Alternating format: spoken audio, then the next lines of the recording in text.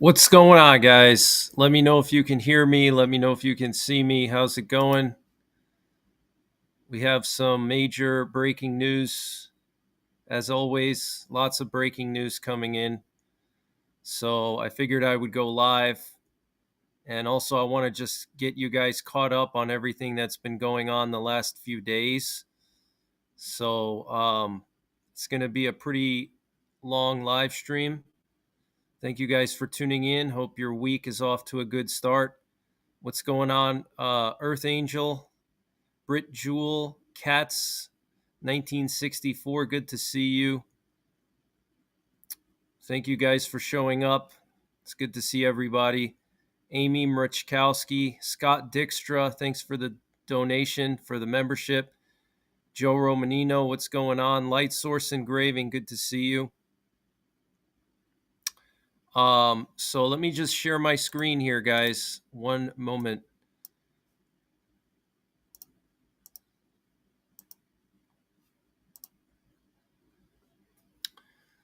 So if you guys have been watching my videos the last few days, you probably saw this, but if you haven't, just want to catch everybody up on what's been going on. So this is huge news. Okay, Poland has set up an air navigation warning for the entire eastern half of their country. Okay, this is extremely unusual, guys. Okay, and it's going to last all the way through May, and it's valid for ground level up to 9,500 feet. And what's very concerning about this is that if it was just like along the Ukrainian border or maybe the Belarus border, I wouldn't really be concerned, because that's where a lot of stray Russian missiles have entered from into Poland. There's already been 3 Russian missiles that have violated Polish airspace since the war in Ukraine started. Okay. There's one that the mainstream media refuses to talk about, but their first one was the one that landed just over the Ukrainian border, and they blamed it on a stray Ukrainian air defense missile that was deployed from Lviv. And that missile ended up killing 2 Polish farmers. Okay, that was a Russian missile. Okay, then a few months after that, there was a stray missile that went into northwestern Poland that had a concrete warhead, which is extremely weird, because why would Russia launch a concrete warhead at Ukraine? So it seems like they were testing Poland's air defenses then. That was over a year ago. And that missile with the concrete warhead landed just a few miles from a major NATO base, okay, where there's actually a lot of American F-35s and various types of high value assets, okay? And then just 2 or 3 months ago, I forget exactly when that was, there was a missile that flew into Poland, and it went for a good 10 or 15 miles into Poland, and then it supposedly turned around and left. So if it was just along the Ukrainian border and the Belarus border, I would not be concerned about it.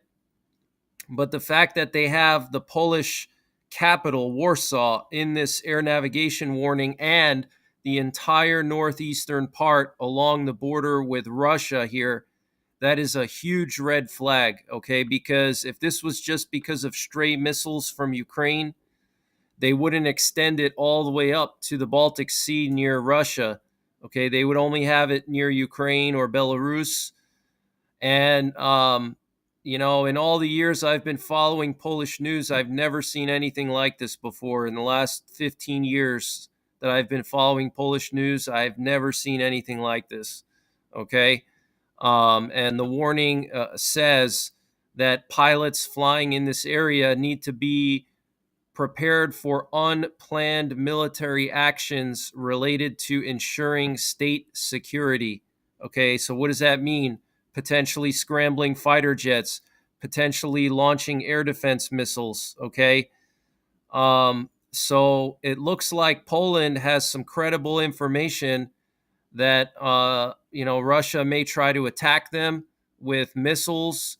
Russia has threatened Polish bases and various airports in Poland that have been used by NATO to move weapons into Ukraine. So this is extremely serious, guys. I cannot emphasize to you how concerning this is. And then considering the timing with this massive NATO exercise with 90,000 troops going into Eastern Europe from various NATO countries, and then what was it, 3 weeks ago, something like that, where the Russian dead hand system was activated. And I'll play a video of that for you in a second in case you forgot. The Russian dead hand system was activated like 3 weeks ago. If you don't know what the Russian dead hand system is, it's basically an auto launch algorithm that Soviet scientists created during the Cold War to auto launch the Russian nuclear arsenal in the event that, let's say, the Russian leadership was taken out by a precision strike. The computer could basically auto launch all of Russia's nuclear weapons at various targets. Okay. So think of it almost like Skynet from Terminator. Okay. Almost like an artificial intelligence. Potentially, it is artificial intelligence. Maybe just a very early version of it. Okay. But they activated their dead hand system a few weeks ago, and it hasn't been activated since the fall of the USSR. Okay, 1991 is the last time that amateur radio enthusiasts have heard the dead hand system being turned on. Okay, so that is a huge red flag. We know that Putin went to Kaliningrad just like 2 weeks ago. Okay, that's another big red flag.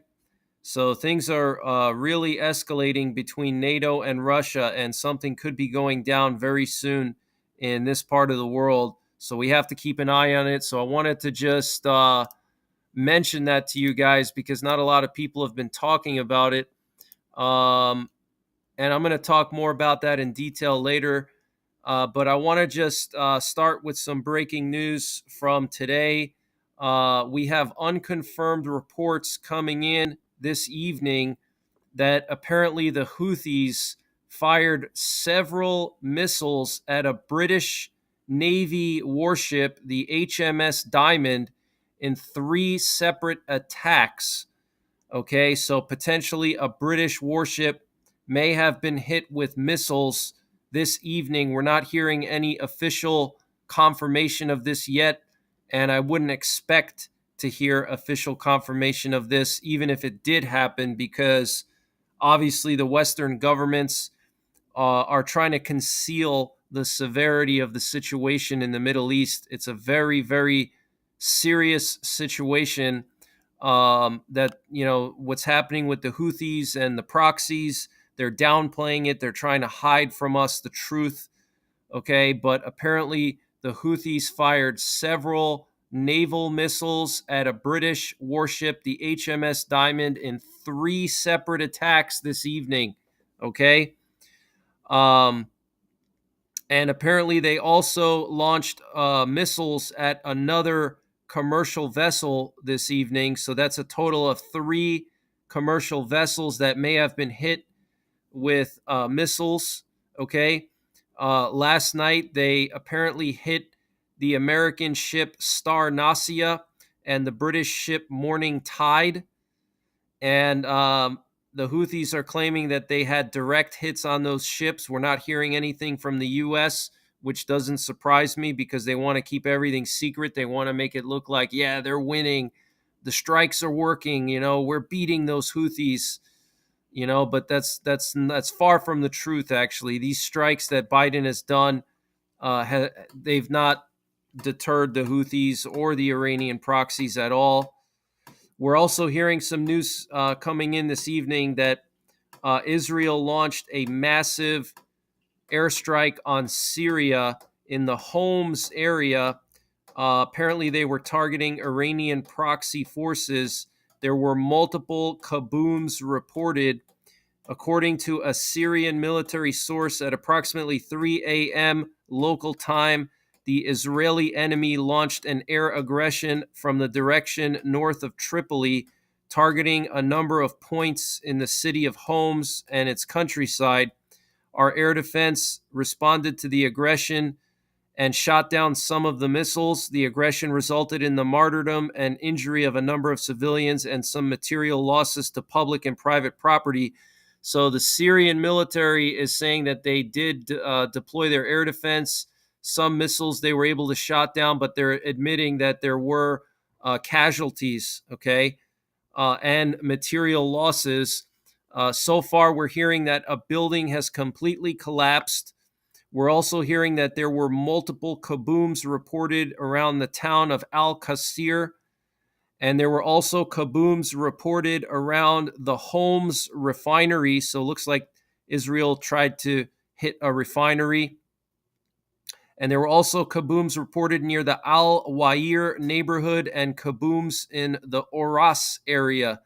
So it looks like they hit multiple different targets, refineries, some buildings, multiple different towns. So this was a pretty extensive airstrike by Israel on Syria. Okay, and this is biblical, guys. These strikes on Syria, we're seeing more and more of them. Okay, and that's coming straight out of the Bible. All right. And the U.S. Department of Defense said this evening that there have been a total of 146 U.S.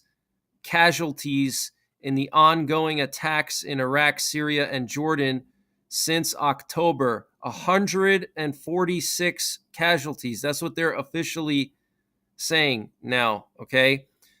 They're saying 3 have been killed in action, 2 with very serious injuries, 9 with serious injuries, and 132 with non-serious injuries. This was reported by a DoD official.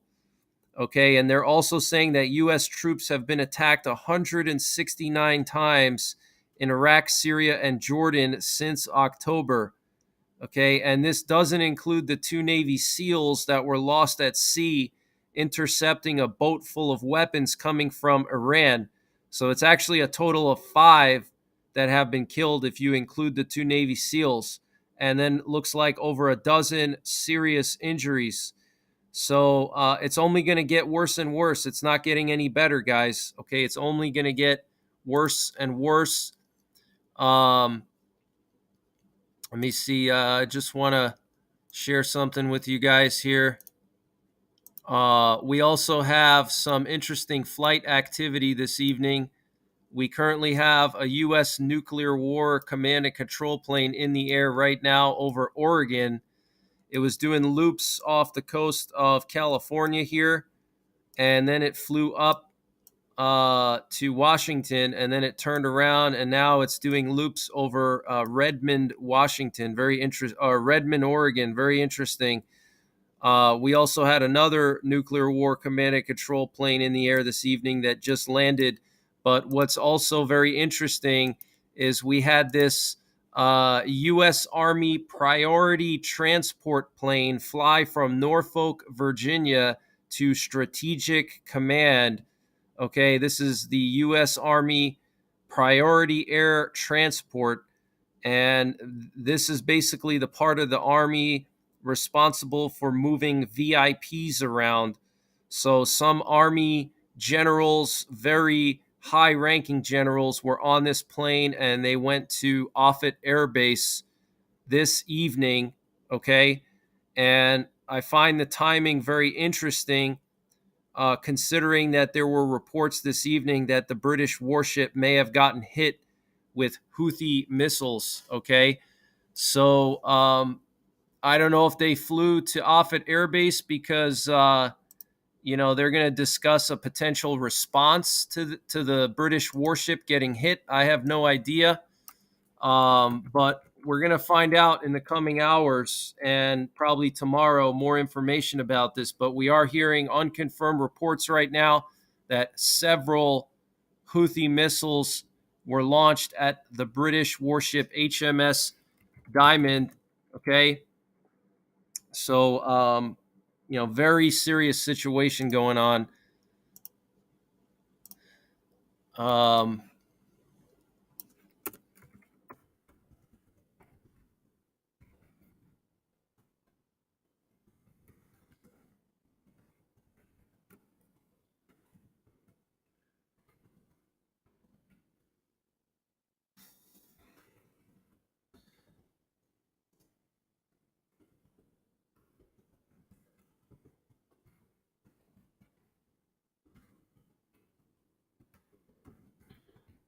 so it's very concerning that we would have U.S. Army VIPs flying this evening to Offutt Air Base, guys. Okay, that's Strategic Command. That's the central nervous system of the U.S. military. Okay, that's where all the generals can command the entire military from Stratcom, from the Stratcom bunker underneath Offutt Air Base. So the timing is just very, very concerning that this VIP plane would be going there this evening. Okay, um, so it's very weird, very weird. Okay, um, and I'm gonna get to the chat in a little bit here. So some of you guys that have donated, I see a bunch of donations and gifted memberships. Thank you guys very much. I'm going to get to that just in a few minutes here. I just want to get through some more headlines first. And the Houthis are now threatening uh, Italy, okay, because the EU is on the verge of deploying their own mission to keep the Red Sea open. And Italy volunteered to lead the mission. And so the Houthis are now threatening to attack Italy. Okay. That is huge news, guys. And they definitely have the missiles to reach Italy. That's for sure. Because in the beginning days of the war in Gaza, I remember there was one missile that they launched at Israel that flew like 5,000 or not 5,000. I can't remember how many miles it flew really high up and basically into space, and the Israelis had to use their space weapons system to shoot it down. So they definitely have missiles that can reach Italy, and I wonder where they're getting them from. Probably Iran. Okay, and speaking of Iran, the Israelis are now saying that they have intelligence that confirms that Iran has been arming the Houthis and Hamas. Okay, they have intelligence confirming that Iran was paying Hamas. Let me just read something to you here. This was from the IDF spokesman, Rear Admiral Daniel Hagari. He says that the Israeli military uncovered documents and other materials from a tunnel in the Gaza Strip indicating Hamas's direct links and coordination with Iran. We found official documents of Hamas from 2020, including the details of the funds transferred from Iran to Hamas and Yahya Sinwar. Sinwar is the leader of Hamas. Between 2014 and 2020, more than $150 million were transferred from Iran to Hamas. This is another example of how Iran exports terror across the Middle East. So they have some evidence that Hamas was given $150 million, okay, by Iran. So the situation is just spiraling out of control. And the Polish defense minister said earlier that he was preparing for a worst case scenario. He said, I think all scenarios are possible, and I take the worst ones very seriously. We have to be prepared for anything, so we're reviewing the situation, drawing conclusions, and filling in gaps, including when it comes to weapons and ammo. All right, so the Polish defense minister is preparing for a worst case scenario. They've been quietly fortifying the Polish border, and maybe we'll see how things go. Maybe I'll try to get out there to Poland this year if there's no war, if there's no invasion or something. I'll try to get out there this summer potentially we'll see. And maybe I can, you know, do some live streams from the border with Russia or Belarus and show you guys the situation over there. Um, the Iranian army on Sunday threatened anyone targeting their spy ship in the Red Sea, and this ship is forwarding targeting information to the Houthis. They wrote on their Telegram channel, those engaging in terrorist activities against the Bashad or similar vessels jeopardize international maritime routes, security, and assume global responsibility for potential future international risks. Okay, so very serious statement there from the Iranian army. Okay, they're threatening anyone that targets their ship. Okay, we actually have some satellite footage of that ship. It's near Djibouti now. Okay, but it's right near the Bab al Mandeb Strait.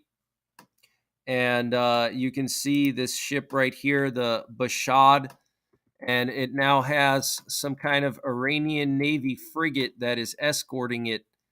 Okay, and this is the ship that America and various countries are saying is forwarding coordinates of all these different commercial ships that are passing through to the Houthis, and basically helping the Houthis target all these ships.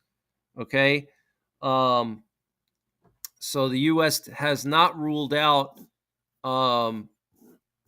taking this ship out, and the U.S. hasn't ruled out directly striking Iran either. Okay, when Jake Sullivan was asked over the weekend on the Sunday morning show, I forget which one it was. I think it was Fox News or ABC. I can't remember, but they asked him, will you rule out striking directly in Iran? And he said, we're not going to rule anything in or out at this time on national TV.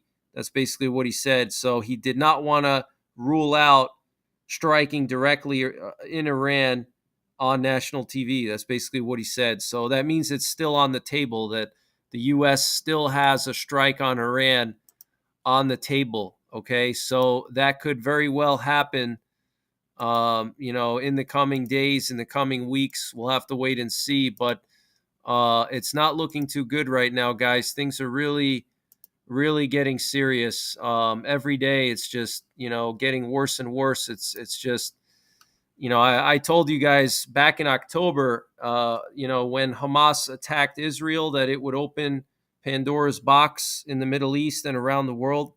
And that's what's happening right now. Okay, we're seeing it right now. So get prepared, guys. Things are going to get really crazy.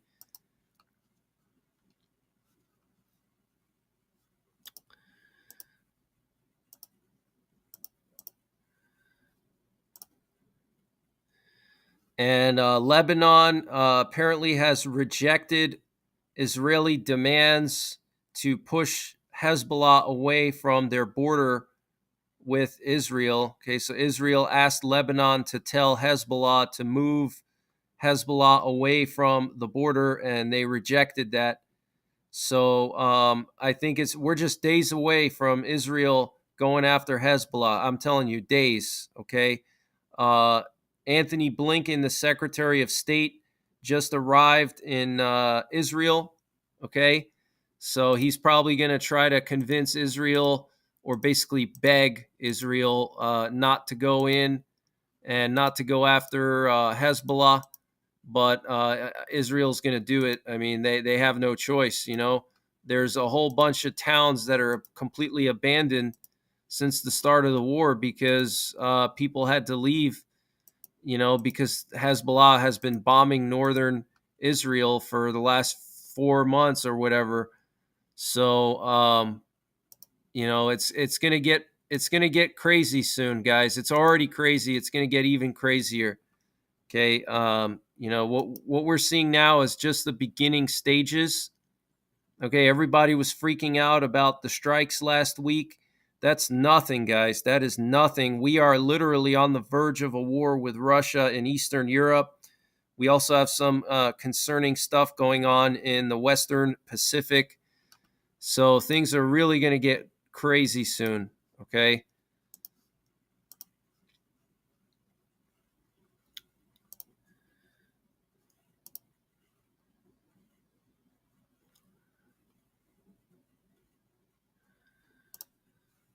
And what's interesting is the mainstream media is really covering this whole Iran situation. Um, look at the headline here: NBC News: Iran goes public with stark warning over suspected spy ship as U.S. refuses to rule out more strikes. So they're really, heavily covering this situation now. So that's a red flag. When the mainstream media starts covering something, it usually means something is about to go down. Okay.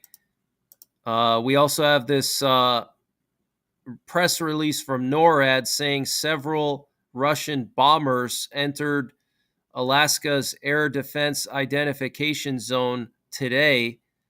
Okay. So let me just read this to you. NORAD detects Russian aircraft operating in the Alaska Air Defense Identification Zone. The NORAD detected and tracked 4 Russian military aircraft operating in the Alaska Air Defense Identification Zone on February 6, 2024. The Russian aircraft remained in international airspace and did not enter American or Canadian sovereign airspace. This Russian activity in the Alaska ADIZ occurs regularly and is not seen as a threat. BS, that is a lie. Okay, it does not occur every day or every week. This is definitely very serious, guys. Okay, so Russia sending several planes, probably bombers, to the Alaskan ADIZ. That's very close to, Alaskan airspace, essentially. Okay.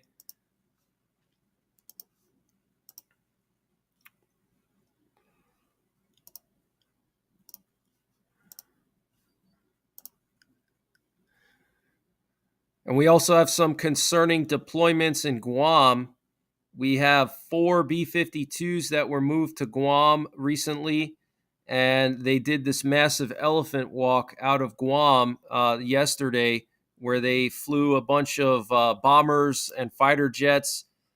And this is obviously a show of force, but look at all these fighter jets here, and you can see the bombers in the back.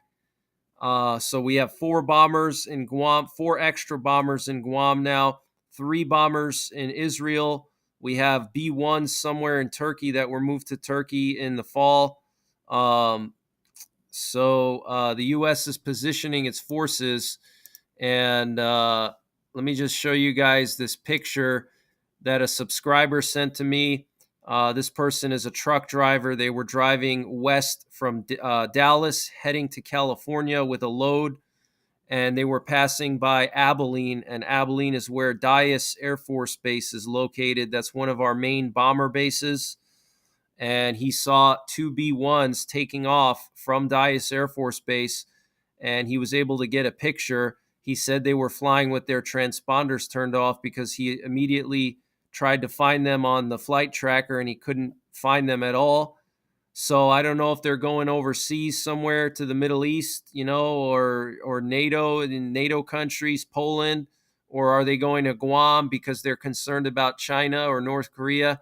But it's very concerning that you got 2 of these flying with no transponder. Okay. Let me just share this video. This was released by the U.S. military, showing some of these B-52s that were moved to Guam recently.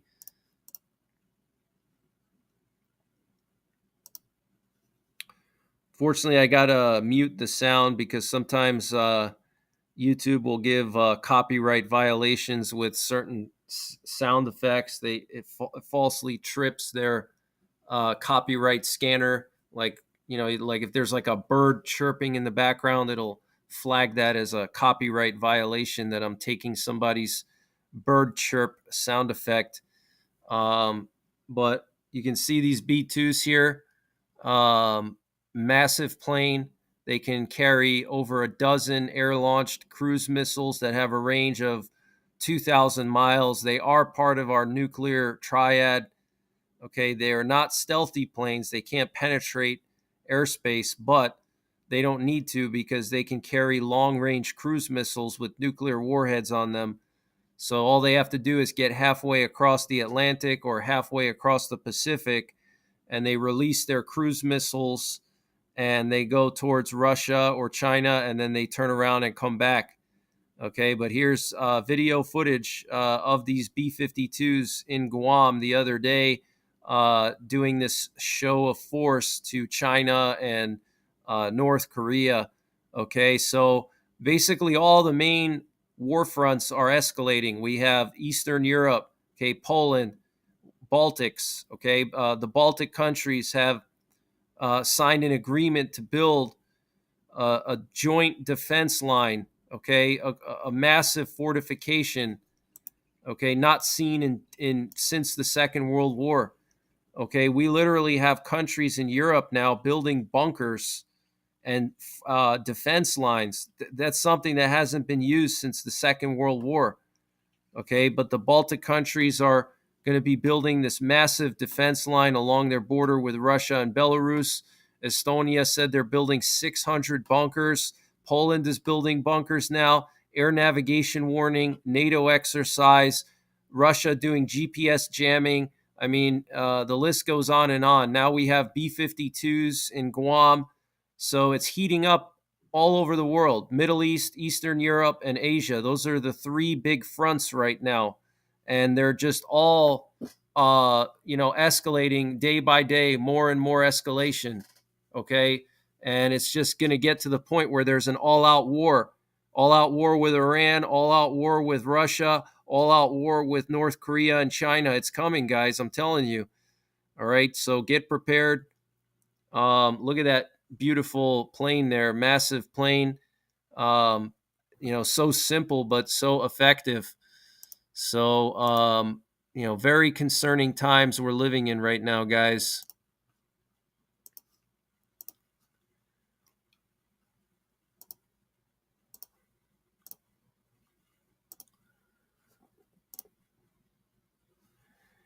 And I forgot to mention, I got so carried away with all the other news, but we currently have uh, 10 Russian bombers or 9 Russian bombers that just took off from the Alenia Air Base in northwest Russia. And they're going to be deploying missiles on Ukraine tonight. So potentially a massive missile attack on Ukraine tonight, any minute now. They're going to be probably releasing their missiles soon. Each one of those bombers probably can carry 10 missiles or more. So if there's 9 of them, you do the math, that's at least 100 missiles. Okay, so it looks like Russia's going to launch a massive missile attack tonight. I haven't been able to check up on the status of it, but if anybody knows if they've already released them or not, just put it in the chat. Thanks to all the moderators. Appreciate you guys. 9 Russian bombers just took off not too long ago this evening. Tu-95s. Okay. So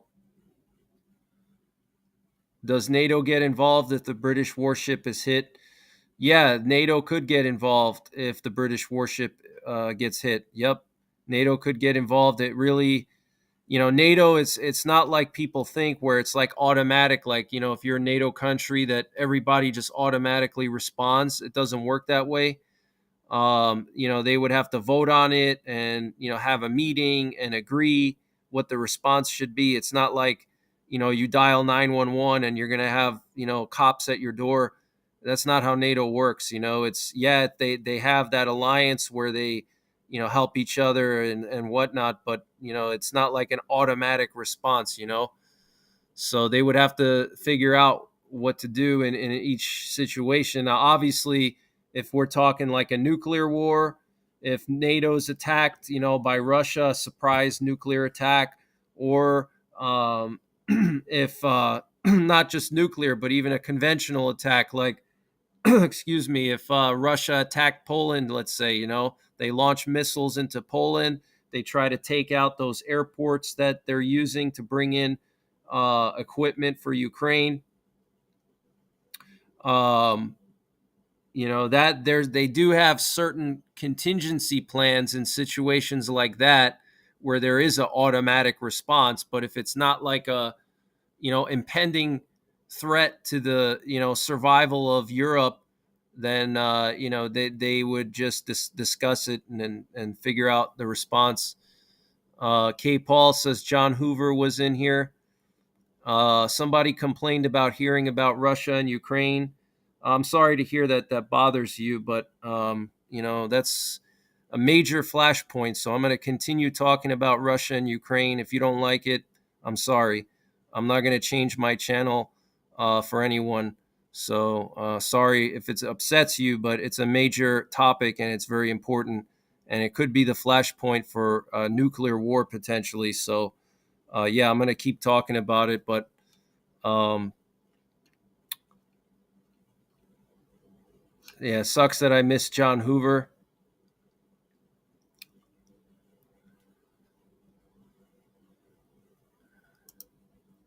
But 4 Russian bombers flying into the Alaskan ADIZ. Okay, very very concerning. Tucker Carlson just interviewed Putin. He said he's going to release the interview on his website for free. So that's going to be an interesting interview. I kind of already know, what's going to be in the interview. I mean, it doesn't take a rocket scientist to figure it out. It's basically going to be just Putin saying it's all the West's fault, it's America's fault, it's Ukraine's fault. I'm innocent. I'm the savior. I'm the hero. I'm here to protect you from the New World Order. Blah blah blah blah blah. Even though Putin went to Klaus Schwab's School of Young Global Leaders, same school that Macron and Trudeau went to. So he's full of crap. But that's pretty much how the interview is going to go. I don't know. I'll probably watch it, obviously, just to see what he says. But to be honest, I don't really care what he has to say. I mean, I'm not really, I can't take someone seriously who, bombs cities like right now tonight. He just sent out 9 bombers with probably 10 missiles on each bomber, and they're probably going to target cities in Ukraine. Okay. And why are they doing that? To break down the will of the Ukrainian people to resist. That's what they're doing. Okay. Um, that's all it is. It's dirty fighting, dirty tactics, but it works, obviously. Okay. They're trying to break down the will of the Ukrainians to fight back. So, um,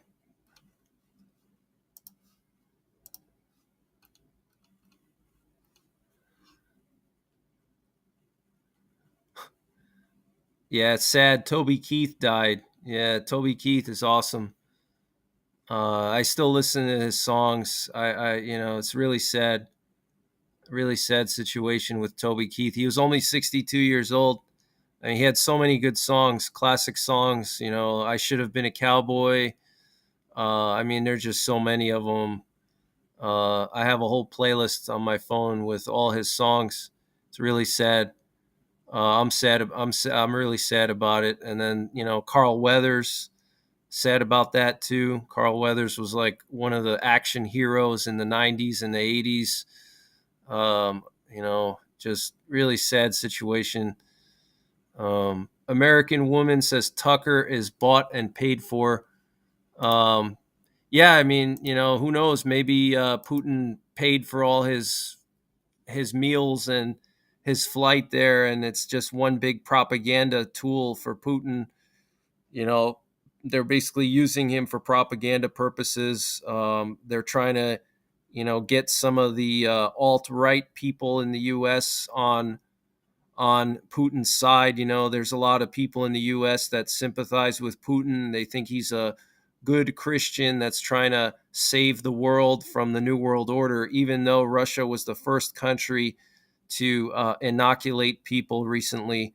Um, and they had very stringent requirements during the whole situation 3 years ago, even more stringent than here in the U.S. Um, I want to just show you guys some stuff that's been going on in Asia. Here we have a combat scent plane. We had two of these go into Korea over the last 48 hours, and one of them last night flew along the border with North Korea along the DMZ. This is a reconnaissance plane, okay? And this plane is for the president and for the Joint Chiefs, the top generals. They get information from this plane on something that's, very important. So we only have two of these in the military. So if they're sending one of these somewhere, it means something serious is going on that the president and the Joint Chiefs need to know about. So this thing was flying back and forth along the DMZ. So who knows, guys? North Korea could launch a surprise attack. I mean, we just don't know. Um, it's anything is possible at this point. Anything can happen. Um, just absolutely crazy times.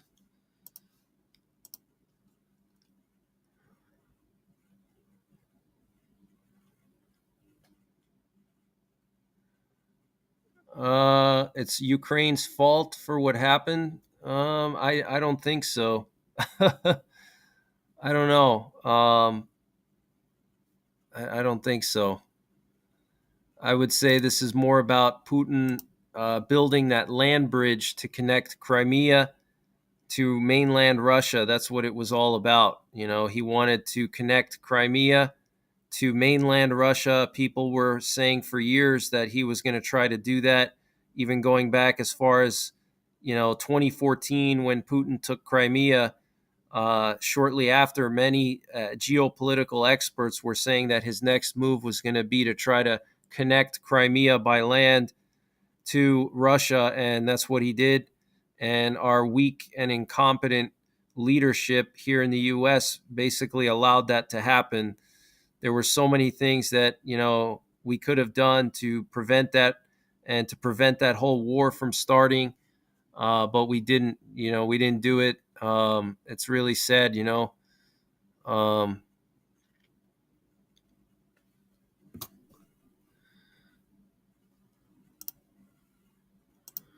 so NATO's fault. Yeah, it is. It is true. NATO kind of tried to push Ukraine.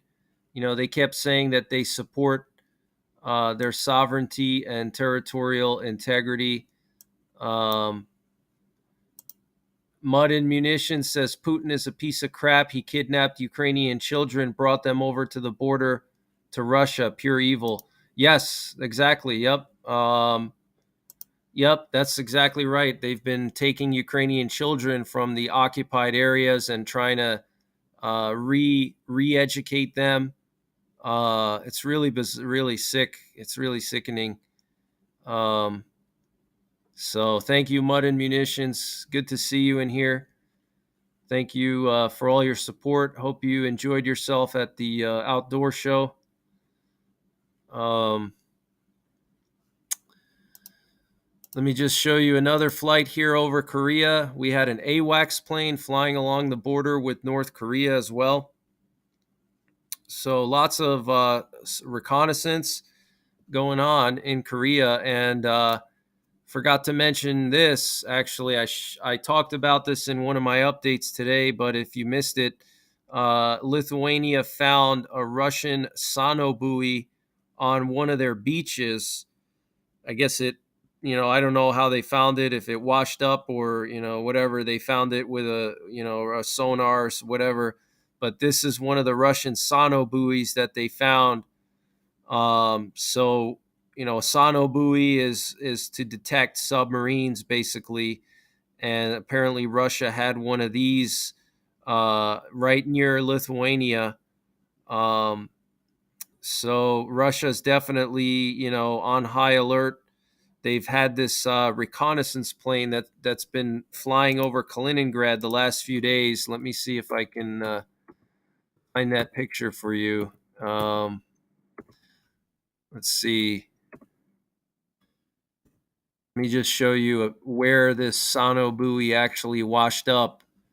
It was right here on the Curonian Spit.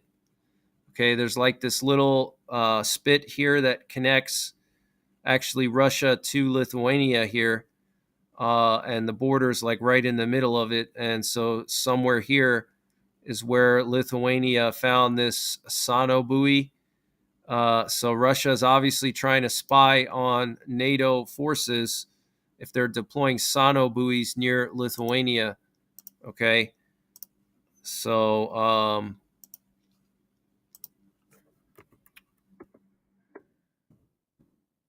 see if I can find this picture here, screenshot of this flight path from the other night of this Russian recon plane that was flying in Kaliningrad.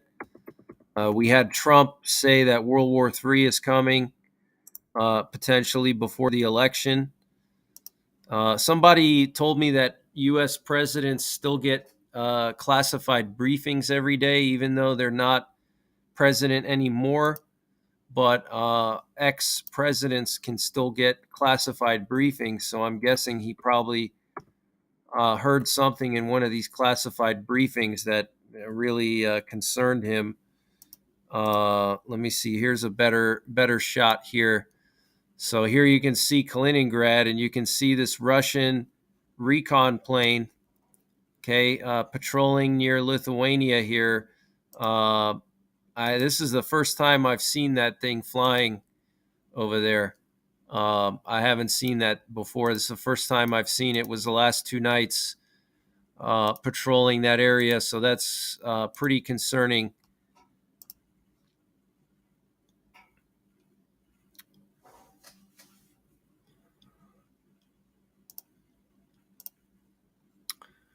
Let me just go through some of the super chats here. Let's see. Jason Casper, thank you for gifting 5 memberships. Scott Dykstra, thanks for gifting a membership. I hope you're doing well.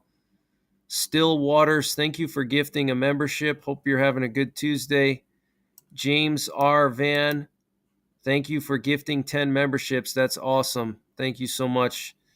American Proud, thank you for gifting 5 memberships. Appreciate it. Kim Cape, thank you for gifting 5 memberships. Hope you're having a good Tuesday. Vanessa Dubois, hope you're doing well. Thanks for gifting 10 memberships.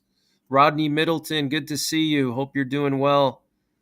This is for coffee as you may need it, LOL. Thank you, Rodney. Yeah, I definitely need coffee, that's for sure. Yeah.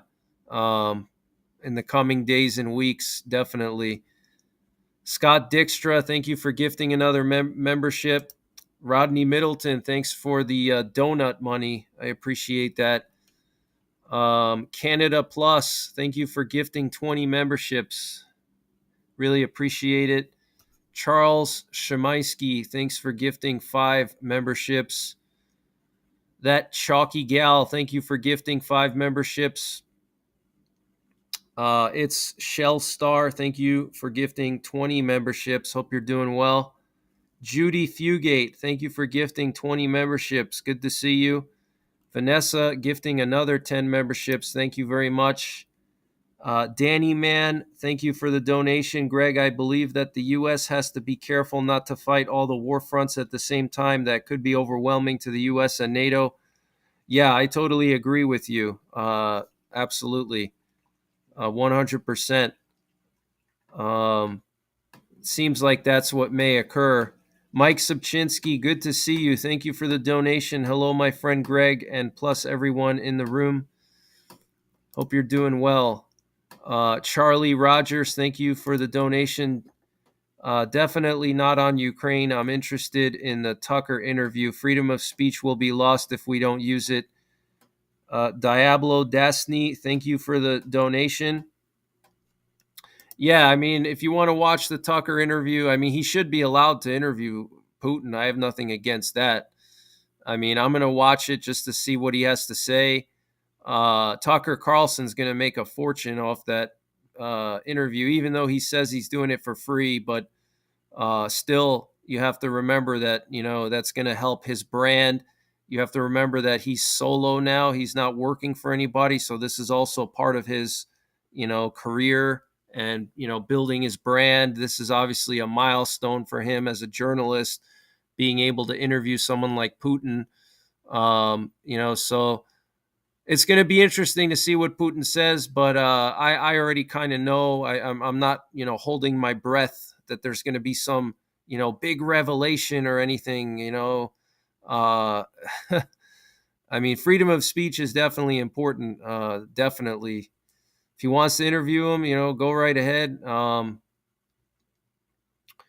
Monkey face tattoos. Thank you for the donation. I appreciate it. Jarbuck River, thank you for the donation. I hope you're doing well. Light Source Engraving, thank you for the donation. 10 memberships, that's incredible. I hope you're doing well, man. I got to catch up with you. John Hoover says Ukraine has been under air alert for over 1 hour now. Okay, so they're still under an air alert. Okay. Light Source Engraving, I'm going to reach out to you. I've been super busy the last week or two, but I'm going to reach out to you. Deborah says, God bless you, Greg. Keep up the great work. Thank you, Deborah. I really appreciate it. Thank you so much. Let me see here. Slow the chat down. Yeah, I can slow it down, definitely. I can slow it down a little.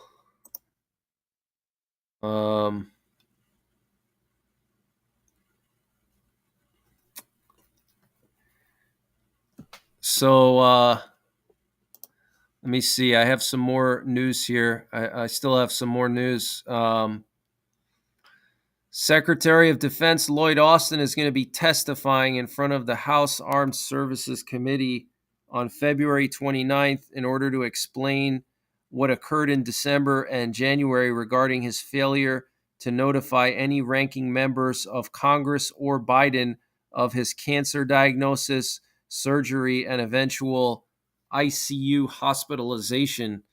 So they're going to grill Lloyd Austin at the end of this month, okay? We also have the former president of Chile, Sebastian Pinera, died in a helicopter crash along with 3 other people. Apparently, his helicopter fell into Lake Ranco. So it looks like a helicopter crash. Seems a little suspicious to me. Random, helicopter crash over a lake. I don't think it's an innocent crash. I think he was taken out. Unfortunately, somebody took him out for whatever reason. I don't know the situation in Chile, but we got Secretary of State Anthony Blinken in Israel. Okay, so I think this is the last chance for any kind of peace or diplomacy, either with Hamas or with Hezbollah. If things don't work out tomorrow, I think Israel's going to go into go into Lebanon. I think they're going to go into Lebanon. It could happen at this coming week, maybe next week. We don't know. But Israel has already been preparing for that for a very long time. The last couple of weeks, they've been making preparations. They had this massive medical drill that they did where they had all the different hospitals, practicing, like dealing with a mass casualty incident. They had the Israeli army did an exercise already, like 2 or 3 weeks ago. Also, they've been moving more divisions to northern Israel from Gaza. They just moved another division to northern Israel. Okay, so they're moving more divisions there. So it's getting pretty crazy, guys. Okay, it's getting pretty crazy. So we're just gonna wait and see what happens here. But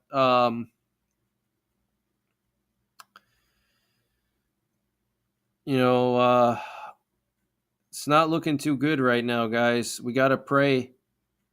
We got to pray for Israel. We got to pray for Ukraine. We got to pray for Taiwan. All these countries that are being attacked by the axis of evil.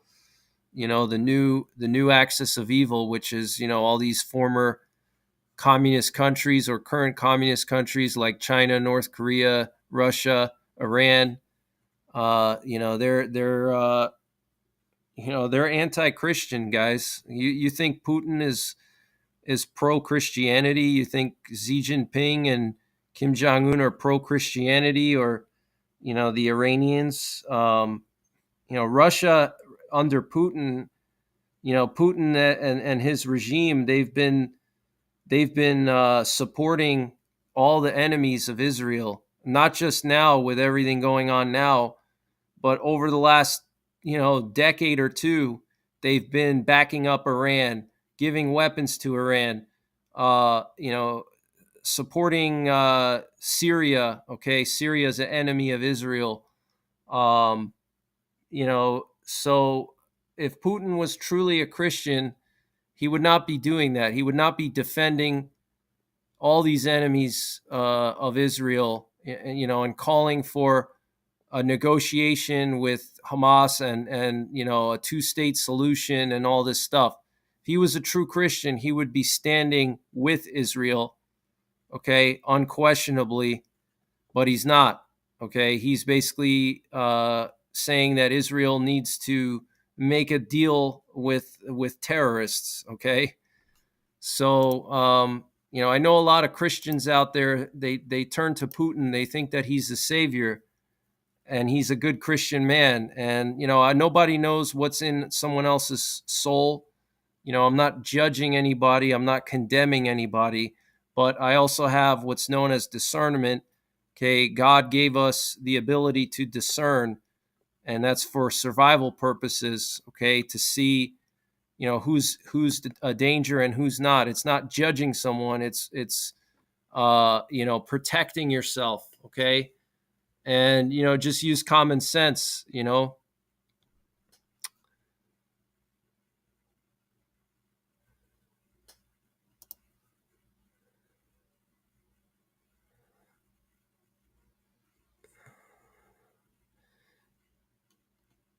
Yeah, I saw Putin was interviewed by Megyn Kelly many years ago. Yeah, she interviewed him. uh I don't think he made her blush. I don't think that's true.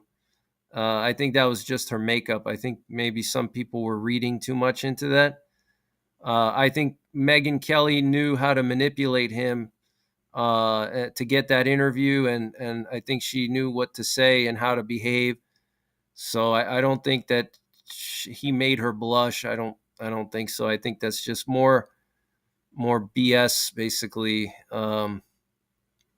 What's going on? Off-grid desert farming.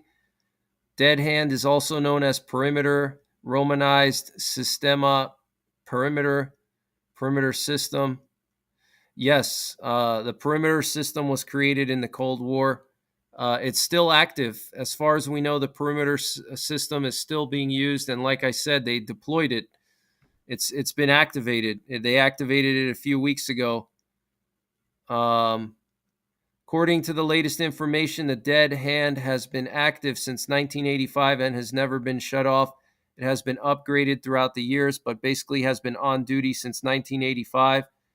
Interesting. I didn't know that. From what I heard is that they can actually activate the system whenever they need to.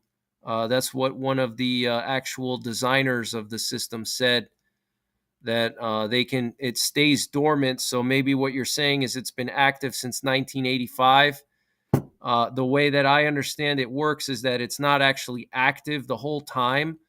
It's in a dormant state until the Russian leadership decides to activate it, and put it on combat duty when, they feel that there's a threat of some kind and they need to, turn it on. So maybe that's what you mean. So it lies in like a semi-dormant state, and then they turn it on when they feel that something, uh, something serious is going on. Someone said Zelensky's a Jewish and not practicing. How do you know that? How do you know he's not practicing Jew? How do you know? Is that your own bias against him, or is that actual fact? I seems like he's a practicing Jew to me. But I don't know.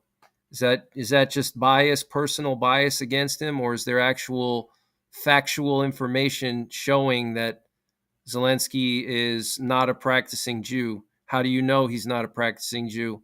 Do you go to temple with him every Saturday?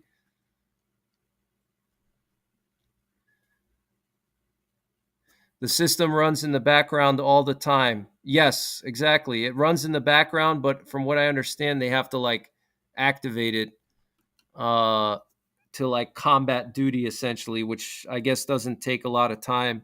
But hey, who knows? Could be wrong. Um,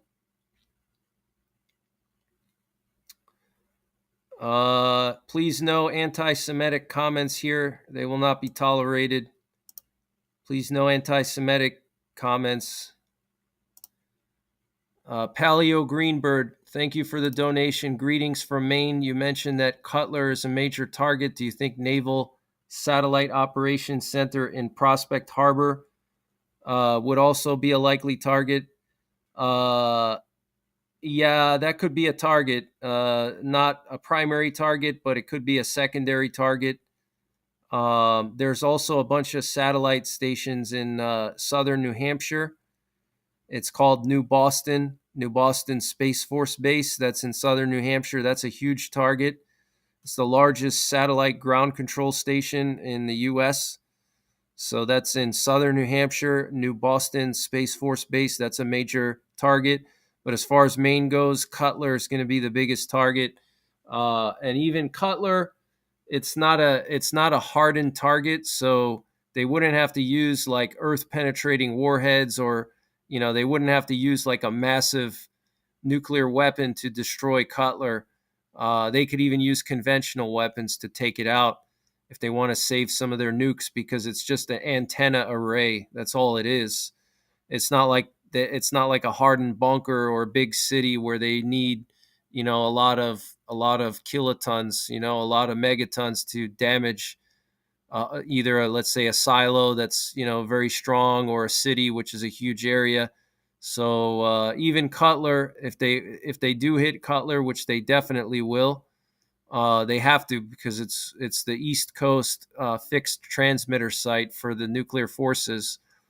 Um, so they would have to take it out, but they wouldn't use like a huge warhead to do it. So the fallout would probably be very minimal. You're not going to get like a massive amount of radiation. But New Boston Space Force Base, they would use probably more firepower for that one, because it's a larger base and they have different facilities there. So they would have to use more firepower for that. But um, I wouldn't really worry too much about it. If you're in Maine or northern New England, you're pretty safe as far as nuclear war goes. Your biggest threat is going to be people after the nuclear war, because to your south, you have all the big cities. You have New York City, you have Boston, that whole strip, from Boston to New York City, there's a lot of people there. So they may try to go up, north to find resources. So you may have, panicking people fleeing the cities going to your direction. That would be more of a threat for you in Maine or northern New Hampshire than nuclear war. Um, then you do have actually one thing I forgot to mention is in Canada, in Nova Scotia. There's a base in Nova Scotia right next to Maine, where they have their Aurora planes, and those Aurora planes are the Canadian sub hunter planes, kind of like our P-8 Poseidons. They're built off of a P-3 Orion frame, so they're very similar to like a P3 Orion, and they're just used for detecting submarines. And so Russia would try to take them out because obviously they don't want the Canadians to fly up and down the eastern U.S. or eastern Canada looking for their missile subs. So they would try to take that base out, and that's right in Nova Scotia, right next to Maine. So that's a target there. Could potentially get some fallout radiation from that. And then you also have, man, what is it? North Bay. You have North Bay in Ontario, but that's a lot further west from Maine. But you have North Bay in Ontario, which is an old bunker from the Cold War days, and it's massive. North Bay in Ontario, and that would potentially bring fallout into the northeastern U.S., especially if it's in the fall, winter, or spring when you have the northwest winds coming down. It would blow all the fallout right into upstate New York and northern New England from North Bay. Okay, that's an old Cold War bunker. It's quite massive. I've done some live streams on it. There's all kinds of videos. I shared a video of, them driving through this bunker. It's basically like Cheyenne Mountain. Okay, it's like Cheyenne Mountain. It's massive. Just look up North Bay, CFB North Bay, Canadian Forces Base, North Bay. That would definitely be hit also. So let me just see if I have any other breaking news. There's so much news, it's hard to keep track of everything. The Argentinian president is in Israel right now. He declared that Argentina is going to be moving their embassy to Jerusalem. China, Russia, and Iran are going to be doing joint drills in the Middle East sometime soon. Okay. So that's very concerning. We don't know the specifics of it, but we know they're doing them.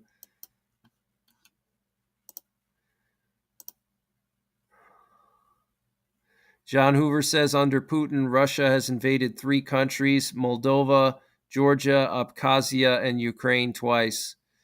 Yeah, Georgia, Ukraine.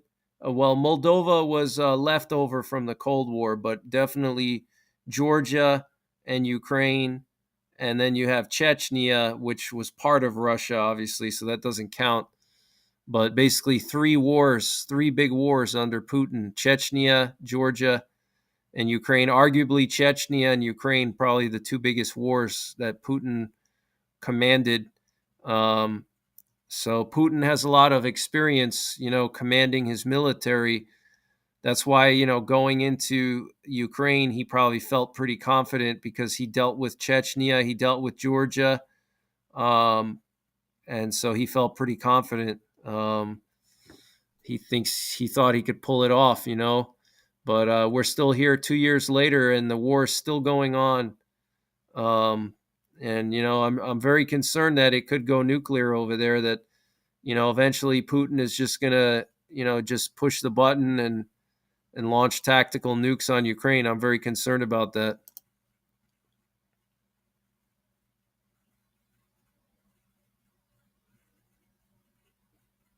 When is the Tucker interview coming out? I don't know. He said, let me see. There's actually a video here. I'll try to get it for you.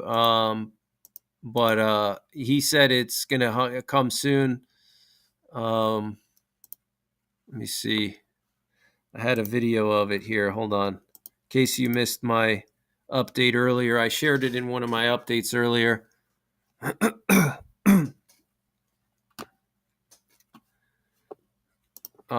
Ukraine is under a massive air raid alert right now.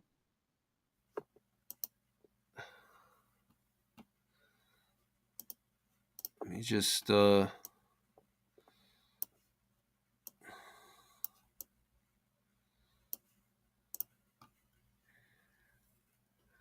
at his face there. It's always funny when you see, like, if you scroll through a video and you see like people's facial expressions while they're while they're talking. Like, it's pretty funny. Look at his face there. He looks pretty hilarious. Sometimes when I edit my own videos, I can, like, the video stops and I make like this weird face when the video's like stopping. It's pretty funny. Greg, in a SHTF scenario, do you think the military would try to round up citizens, moving people into camps, attempting to disarm and control? Yeah, it's possible. Definitely. Very possible. I've done videos on this before, but it's already happened. During Katrina, during Hurricane Katrina, the National Guard and local police were deployed to New Orleans, and they went around and they confiscated everybody's firearms. They actually got into shootouts with people because some people didn't want to give their firearms up, and they got into shootouts. Yeah, that's real. You could look it up. That was in Katrina. Aftermath of Katrina, the National Guard came and they went around and they were confiscating people's weapons for public safety purposes. And they actually got into shootouts. So, yeah, that could happen. It has happened before. And it can certainly happen again. Absolutely. So, definitely have to factor that into your prepping, and I don't advocate any kind of violence by any means in that situation. I don't advocate any violence. There's other things you can do to get yourself out of that situation, like escaping and evading. Because if you're in a situation where the National Guard is coming and you're just a civilian, I mean, they have armored vehicles, they have, machine guns, with armor-piercing rounds. It's going to be difficult to do anything against a force like that. So your best bet is escape and evasion. So you need to have plans. You need to think about, what you would take, how you would take it, where you would go, things like that. You should be thinking about that. Um, you know, some people like to have caches in the woods. A lot of people do that. They put, their supplies in the woods somewhere. There's all different things you can do, but New Brunswick. Sorry, yeah, I got confused. Let me just show you guys on the map what I'm talking about here. Hold on.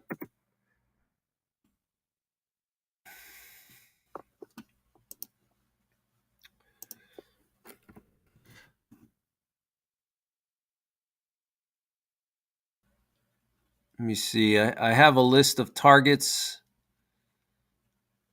No, it's not New Brunswick. I was right. Nova Scotia. Nova Scotia, not New Brunswick. Yeah, I was right. So, see, you fact checkers out there, you like to fact check people, but you can't read my mind. Nova Scotia is next to Maine. It's not, bordering Maine, but it actually is next to Maine. It's like right there. Nova Scotia is like right there.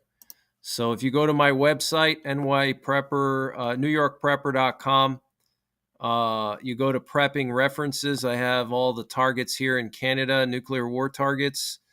And let me just show you what I have here for Canada. It's Greenwood. Okay, Canadian Forces Base Greenwood, 44 degrees north, 64 degrees west. It's one of the two bases in Canada using the CP-140 Aurora and CP-140A Arcturus anti-submarine maritime patrol and surveillance aircraft. Okay, so I'll actually try to get a more detailed map here so you can see where I'm talking about. I have to open up the Google Maps so we could zoom in, and I'll show you what I mean. There's also one near Vancouver on the other side of Canada. There's one near Vancouver. Let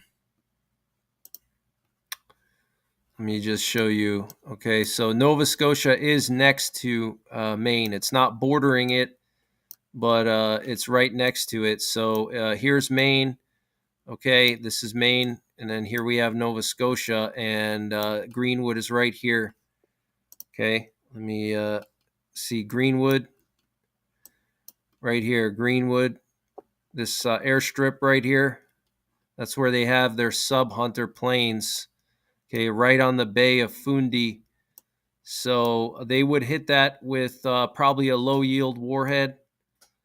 So you're looking at let's see, what's the distance there to Maine? To the border of Maine, only 90 miles. To the furthest border of Maine, almost 300 miles. So depending on which part of Maine you're in, you could potentially get fallout, but unlikely because it's to the east, actually, of Maine, and most of the prevailing winds in this area go from west to east, not east to west. But it is possible that maybe onshore breezes could blow some fallout here. I would say if you're in eastern Maine, along the border with New Brunswick, then your chances of getting radiation from there is pretty very likely from onshore breezes. But Cutler, Maine is also not that far. Where are you, Cutler? Let me see, where is it? Oh yeah, right there, Cutler, Maine. Okay, so you can actually see on the satellite map here. You can see it's just this antenna array. And this is for a VLF transmitter, very, very low frequency. And this transmitter covers the entire eastern U.S., so they transmit nuclear attack options from this site here. Okay, so this would be hit, but as you can see, there's nothing here. It's just antennas. So, I mean, even a large conventional strike would take this out. You don't necessarily need nuclear. But they would probably hit it with a small nuclear weapon, so that's, I wouldn't really worry too much about it unless you're like within 30 miles of it, then I would be very concerned. Um, so,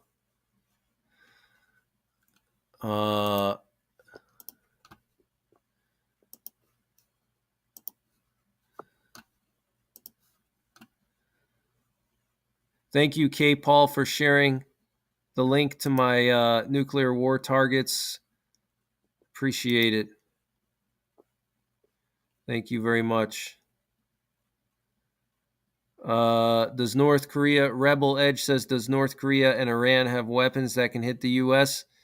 North Korea can hit the U.S. As far as I know, Iran does not have weapons that can hit us. However, they could hit some of our bases in Europe, like Ramstein. They probably could hit our base in Ramstein, potentially. Ramstein is the largest U.S. military base outside of the U.S. There's like 50,000 troops there or some crazy amount. So they could hit Ramstein. What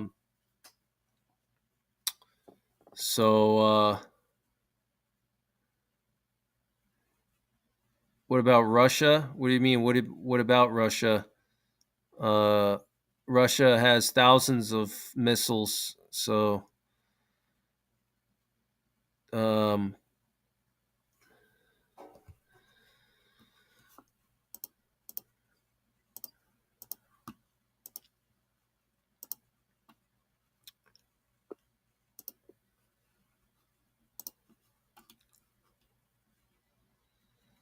we also have some solar flares that have been going on. The sun is very active, and looks like we could see some solar flares soon. We have some breaking news that just came in right now, or actually not right now, but tonight. So U.S. Central Command has officially released a statement about the Houthi attacks. They say here, Iranian-backed Houthi terrorists conduct multiple anti-ship ballistic missile attacks in the southern Red Sea and the Gulf of Aden. So let me read this to you guys.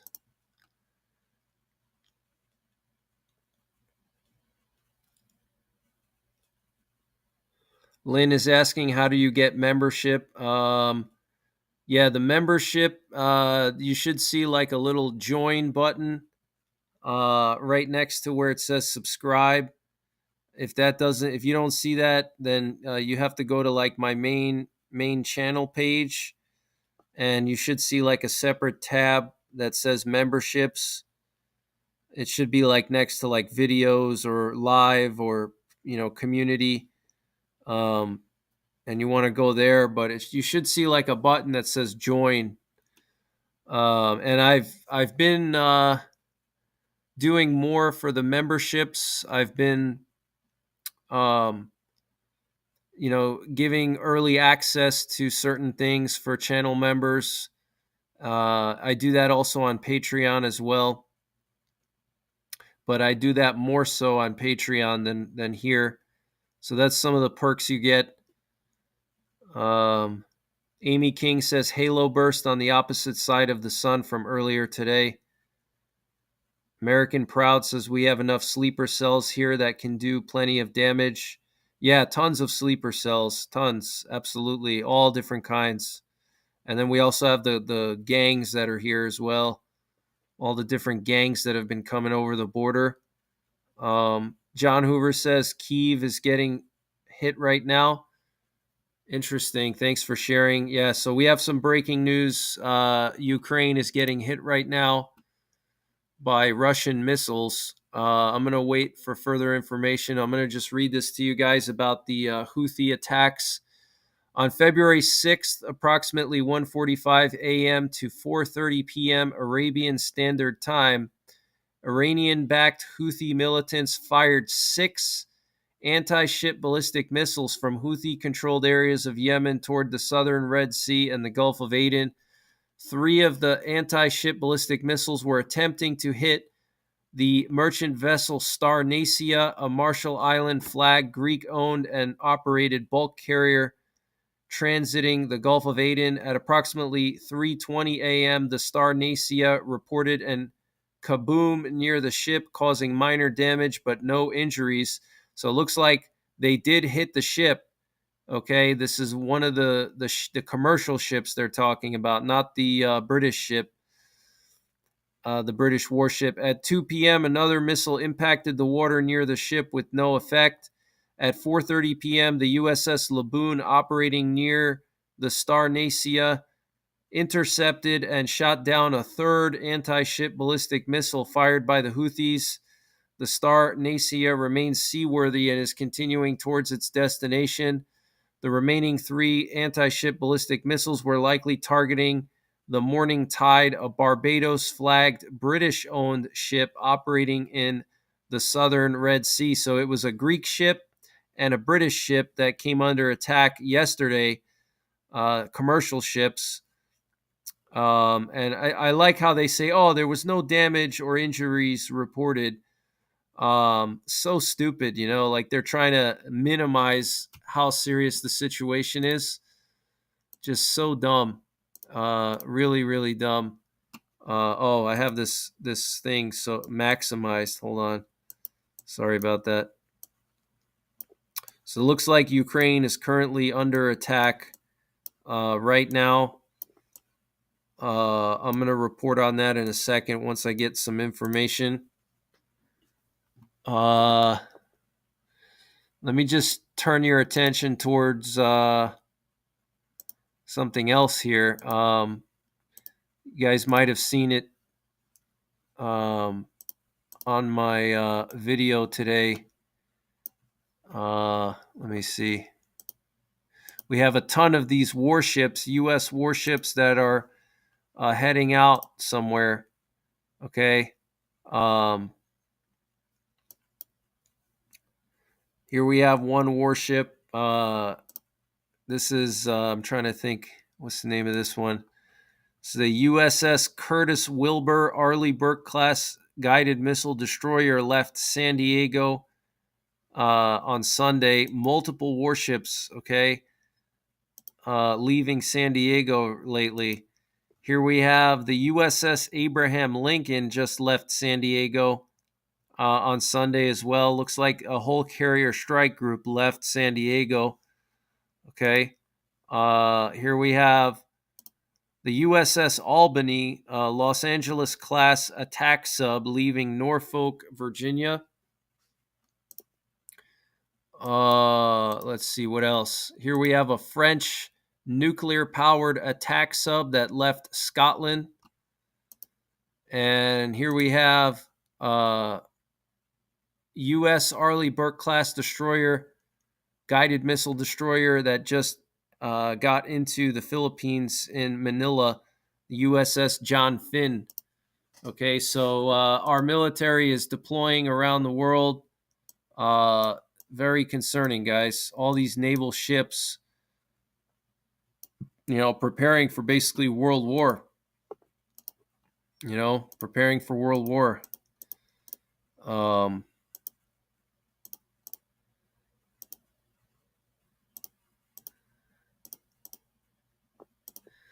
We had that VIP plane earlier.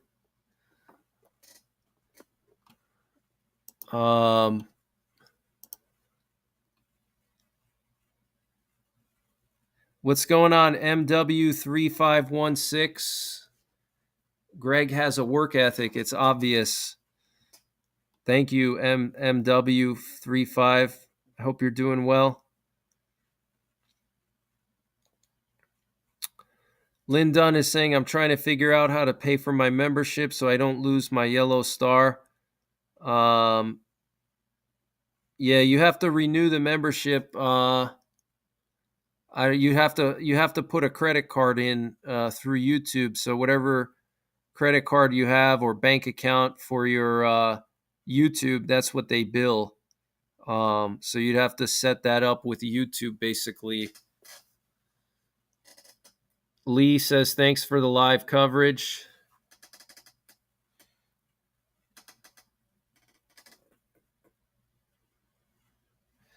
That was in Fastlane, Scotland. Fastlane, Scotland. That's where they have a major naval base there in Fastlane. That's where they have. Let me see. I think that's where. Let me see. Is that where Britain has their nuclear armed subs? Yeah, that's where. Yeah, Fastlane is where the UK has a major naval base there. That's where the UK has all their nuclear armed subs, is in Fastlane. Okay, so it's a very important base. That's where they have their nuclear subs, nuclear armed subs. Okay, right here. That's where the UK has 4 nuclear armed subs. The Vanguard class submarines, they're all kept here in Scotland, southern Scotland, in Fastlane. You can actually see one in this picture. I don't know if that's a nuclear one or if that's an attack sub, but you can even see in this picture. I don't know when they took this. Looks like 2024. So, no, I mean, it's kind of green. Oh, maybe it's kind of brownish. So you can see some subs right here at the port. It's 2 right here. And then another one right there. So, and then this is a dock, like a shipyard. They can bring them in there and work on them if they have to.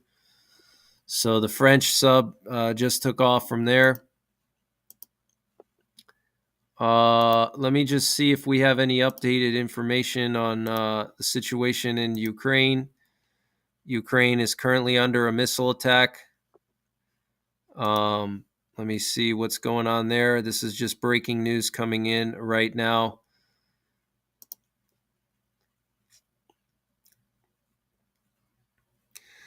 And, it's possible if the U.S. doesn't attack Iran, it's possible Israel will attack Iran.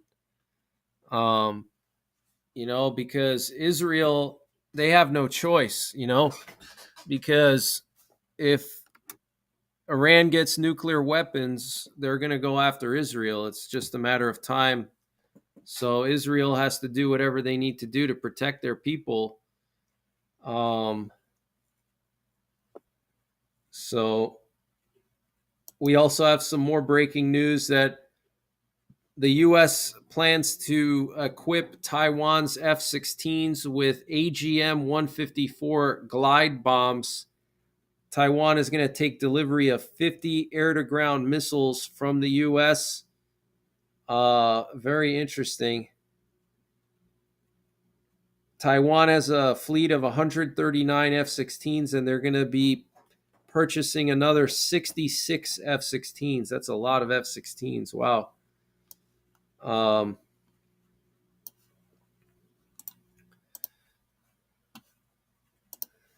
me see. Just checking some information here.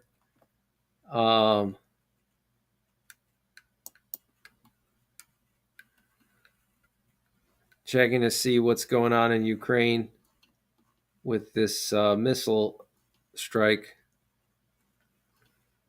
Biden won the Democratic primary in Nevada. No surprise there. Yeah, so we're under a nationwide, or Ukraine is under a nationwide air raid alert right now. We're hearing of explosions reported in Kharkiv. Multiple cruise missiles are now reportedly heading towards Kyiv. Ukraine's Air Force is saying that several cruise missiles are continuing to move in the direction of Kyiv. There's also some flying towards western Ukraine. It looks like Khmelnytsky and Lviv oblasts. People are apparently hiding in the Kyiv metro. Here's a picture. Well, I don't know if I want to show it, but it's not really anything bad. But here's just some picture here of people taking shelter in the metro. This girl has her dog there taking shelter. Is this something that a Christian nation would do? Force people into train stations to hide? Is that something a Christian nation would do? I don't think so. I don't think Jesus Christ would be happy with Vladimir Putin. I really don't.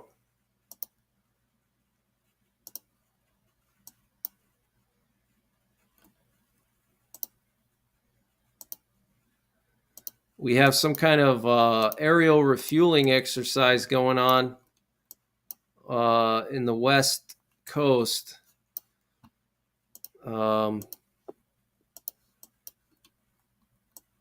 Let me see if I can share my flight tracker with you guys here. We still have that nuclear war command and control plane in the air, probably because of the situation in Kyiv. But multiple aerial refuelers are now up in the air in Northern California, which is pretty interesting. So I don't know if they're going to refuel that,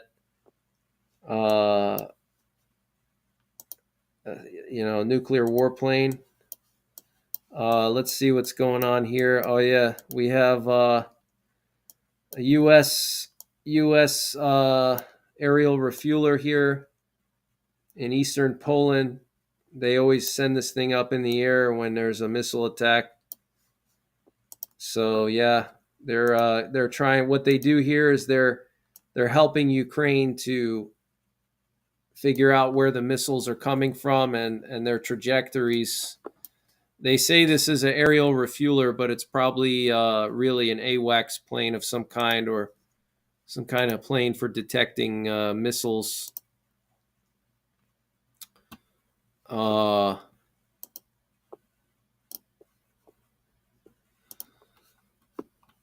So Christian savior Vladimir Putin launching another strike on civilians.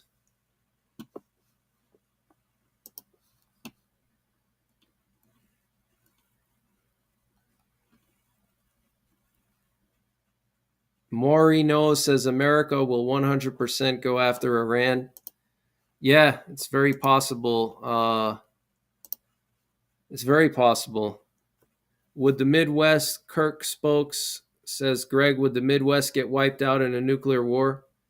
Not the whole Midwest, just North Dakota, northern Montana, if you consider Montana the Midwest, but it would mostly be North Dakota, if that's what you consider the Midwest. Around Minot, the north central part of North Dakota would get hit very hard. There's 150 silos there, and the Russians would need to hit each silo with 2 missiles to ensure complete destruction. So if you do the math, 150 silos, 2 missiles each, that's 300. I'm sorry, not 2 missiles each, 2 warheads each. That's 300 warheads detonating just in North Dakota. 300 warheads. So that's why I don't recommend anybody move to North Dakota, especially if you're a prepper. And if you do have to live in North Dakota, make sure you have a good plan, a good bug out plan, and a good fallout shelter. And don't move next to a silo. Okay, I have actually a map and coordinates of all the different missile silos. So if you're thinking of relocating to those states, Montana, North Dakota, Wyoming, if you plan to move to those places, check my website out. Make sure you don't buy a house right next to a silo, because that would not be good. The price of oil is about to skyrocket. Yeah, definitely. Terry says, I have family in North Dakota. I'm glad you found the information useful. Thank you, K. Paul. Thank you, K. Paul. Yeah, those states are very beautiful. Yep. Well, not all parts of those states are dangerous. Just, like Montana, for example, the western side of Montana is safe. The mountainous section is okay. It's really just the north central part of Montana where all the missile fields are, like in the middle of Montana around Great Falls. Mama of 6 says Putin is the opposite of a Christian. But here's the thing, Jamil, the thing is Putin was a communist. He was serving the communists as a KGB agent. So, you can't serve God. You can't have 2 masters. The Bible says you can't have 2 masters. And Putin was serving, you cannot serve God and serve communism. Putin was a high-ranking KGB officer. Okay, he basically made himself in the KGB in counterintelligence. He was selected to go. He went to the most elite spy school in the USSR. Okay, so this guy dedicated his life to upholding communism, and communism was against the Orthodox Church. Okay, the communist government, the USSR, persecuted Christians and the Orthodox Church. So now all of a sudden he's saying, oh, I'm an Orthodox Christian. BS. That's just to get people like you to sympathize with him. That's all it is. He's just trying to get into your head and think that he's your buddy. That's classic spy tactics. You have to think, this guy went to spy school, okay? He was taught how to read body language, how to manipulate people, what to say in certain situations to manipulate people. And he's using everything he learned in the KGB as a spy, and people are just eating it up, you got to look at his life history. He could say, oh yeah, I'm a Orthodox Christian, but his whole life he dedicated to upholding communism, okay, which by its root is anti-Christian, okay? And look what he's doing now. He's supporting Iran, and Iran is an enemy of Israel. Iran is trying to destroy Israel. They want to nuke Israel. They're building nuclear weapons, and Putin is helping them do that. He's giving them nuclear scientists. He's giving them technology and stuff like that. So how could he be a true Orthodox Christian if he's doing that? And aside from everything else he's done in the past and what he's doing now, yeah, Putin can be saved, of course, but that's between him and God. That's between him and God. Yeah, he can be saved, but you have to call a spade a spade. It has nothing to do with him being saved or not. That's not my job. That's nobody else's job. We're not here to judge anybody. We're here to use our discernment to determine who's a threat and who's not. That's what we're doing here. Okay, and I determine through my God-given discernment that Putin is a threat. Okay, he's a threat to Christianity. He's a threat to Jews. Okay, he's supporting Iran. Yeah, he's a fake Christian, exactly. Just to get people to sympathize with him. Um, you know, Bill Hicks says, I tried to gift you, Greg, but my PayPal is acting up. Stupid password stuff. Yeah, I'm not a huge fan of PayPal. Thank you for trying to gift me, though. I appreciate that. Thanks for the thought. So again, Putin went to spy school. He went to the best spy school in the USSR, and he's using everything he learned in the spy school to manipulate people. He's playing everybody for a fool. He's played all the US presidents for a fool. Okay, he tells them what they want to hear. He sweet talks them. He's playing everybody for a fool. He really is, including a lot of Americans. Unfortunately, he's playing people for a fool.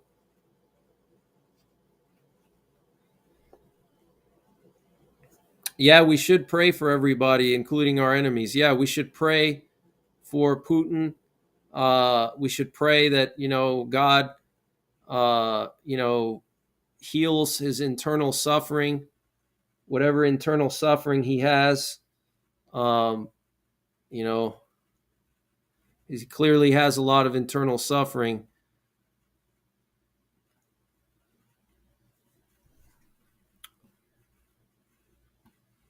You judge a tree by its fruit. A good tree bears good fruit. Exactly. Yeah, that's right. A good tree bears good fruit, and a bad tree bears bad fruit, and a bad tree can never bear good fruit.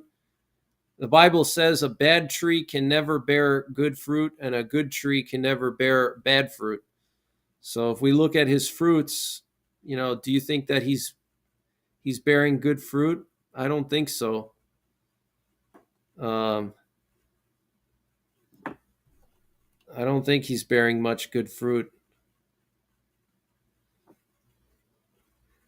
We're hearing some breaking news that Polish F-16s were scrambled as Russian cruise missiles are flying just about 20 kilometers from the Polish border. Yeah, one of the they've already hit Poland a few times already, and NATO just sweeps it under the rug. I'm sure if they hit France, they probably wouldn't sweep it under the rug. That's for sure.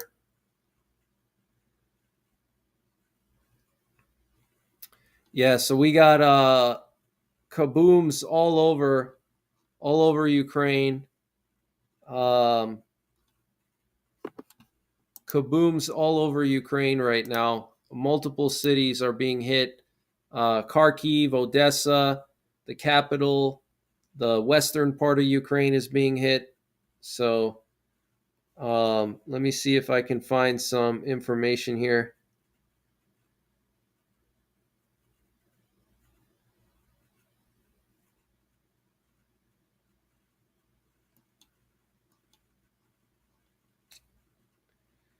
Oh yeah, we have breaking news.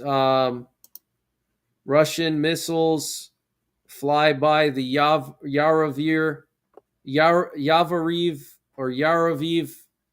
base in western Ukraine. Breaking news. So that's just coming in right now. Ukraine is currently under attack. So that's all the latest breaking news that I have. I'm going to stay on, though, to monitor the situation with this missile strike right now. I'm going to stay on and do continuing coverage, and I'll probably do an overnight stream, possibly. Any update on the convoy in the U.S. at the border? I haven't heard anything about that convoy, so I don't know. I haven't heard anything.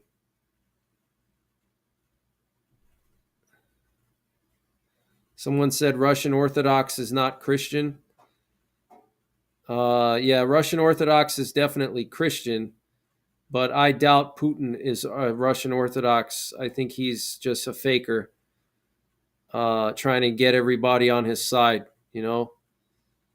K. Paul, thank you for moderating. I really appreciate it. You did a really good job tonight. I owe you. You always do a great job moderating. Thank you, K. Paul. It's always good to see you in here. And have a good night.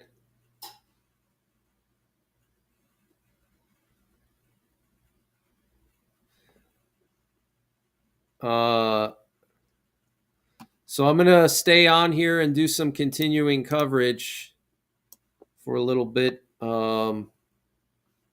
with this situation in Ukraine with these missiles.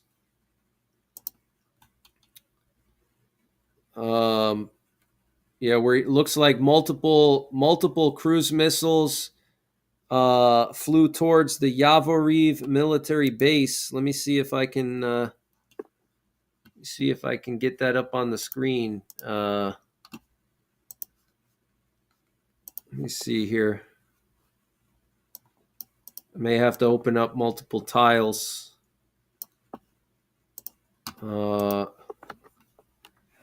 This could be very serious. Could be very serious. Yaraviv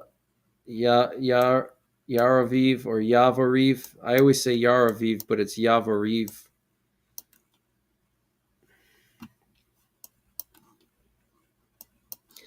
Yeah, so we're hearing some breaking news that multiple Russian cruise missiles passed by this base, which is right on the border with Poland.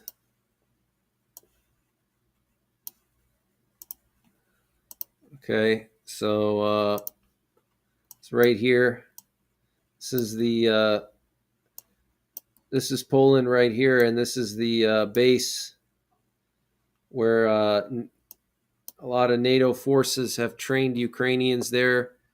Apparently, a bunch of cruise missiles flew by there. You can see it's literally just not even 10 miles from the Polish border. You can actually see if there's any training grounds here. So very interesting. So this is very serious, guys. Multiple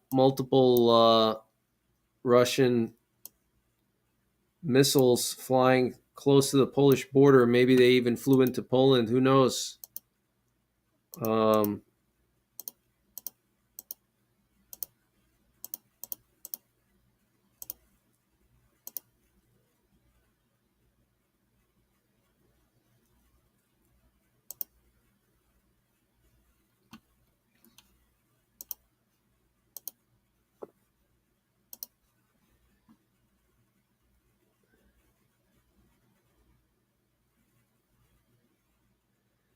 We have breaking news that Russian missiles could be going into Poland now.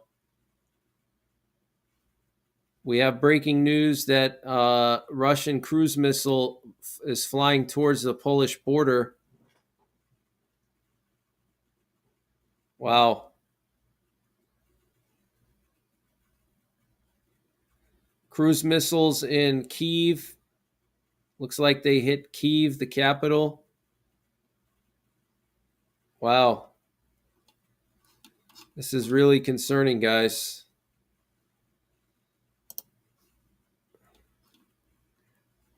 There's so many things going on.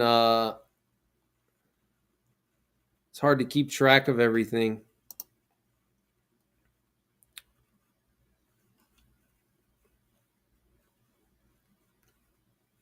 Yeah, we have major breaking news. Polish F-16s scrambled as Russian cruise missiles are flying just about 20 kilometers from the Polish border. Breaking news. So Poland scrambled their F-16s. Now you can see why Poland put up that air navigation warning so they could scramble F-16s to shoot down cruise missiles. Um,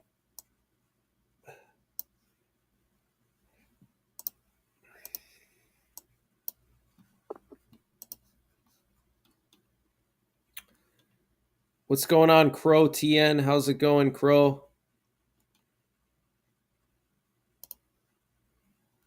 Mama of Six is asking, will NATO react? That's a good question. Smoke and Swamp, it looks like it's hitting right now. Looks like it's hitting right now. Yeah, it looks like some missiles flew towards Poland. We don't know if they actually went into Poland or not. But they flew towards Poland, and Poland scrambled their F-16s to shoot down the missiles. Sapper One says they're attacking Polish logistics for Ukraine. Yeah, if they did that, that would be huge. That would be NATO. That would be World War III if they did that. Because there's also Americans and all different kinds of European troops and stuff in that part of Poland. No, the F-16s are probably not going to be on flight radar. They're probably flying with their transponders off. The only thing we do have here is we just have that one AWACS plane in Poland, and we have a nuclear war command and control plane up in the air. But that's everything right now. Just this one here. So wow, very serious situation. Very serious situation here.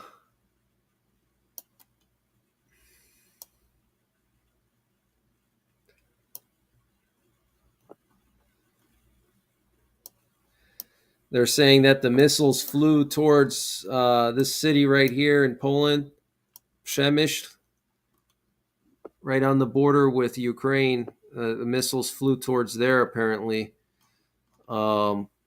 So they deployed F-16s. Yeah, NATO is showing extreme weakness right now. So yeah, you see, looks like we're hearing that the Russian missiles flew towards this city right here, Przemyśl. That's the city there on the border with Ukraine. Very small. And then this city here, Rzeszów, that's where all the NATO weapons come in.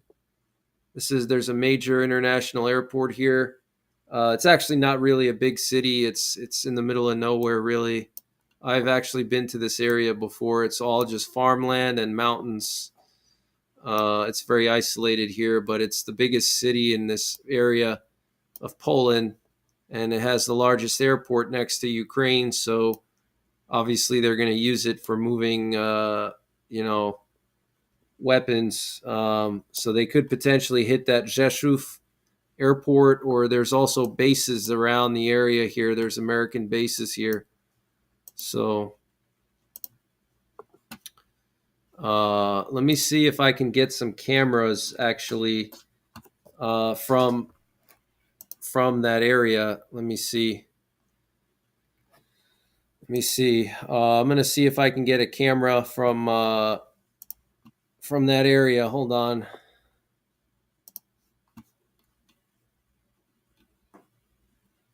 I don't know if the missiles landed in Poland yet. We don't know yet. We just know that they were flying towards Poland. So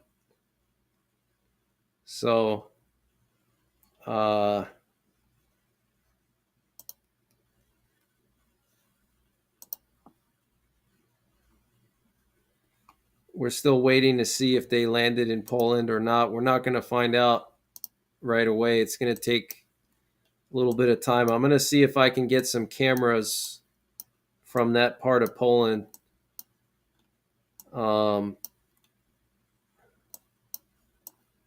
Should be able to get a bunch of cameras. Let's see.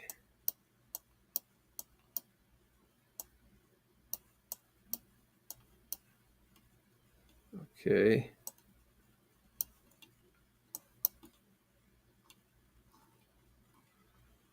Yeah, we don't know yet if they landed in Poland or not. We just know that they were heading towards Poland and F-16s were scrambled. Polish F-16s.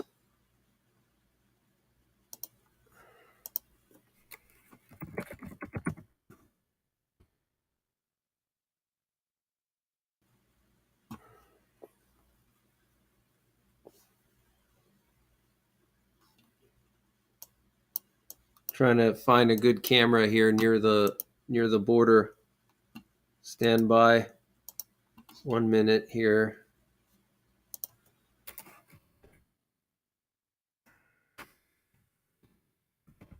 Looks like a massive missile attack all across Ukraine tonight. Massive missile attack.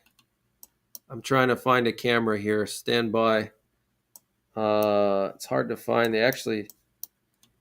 There's actually limited cameras there. I wonder if that's because of security reasons. They don't want the Russians spying on. There's actually, wow, that's really weird. No webcams in that area. Huh. That's very unusual.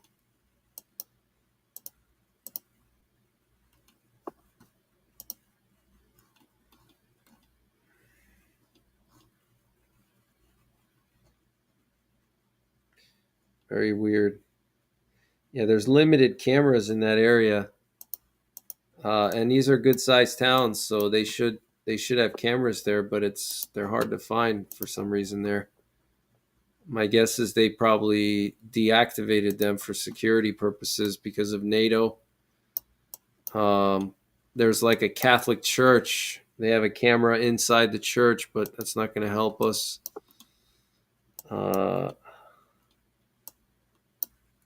Let me see. I'll try to get one nearby.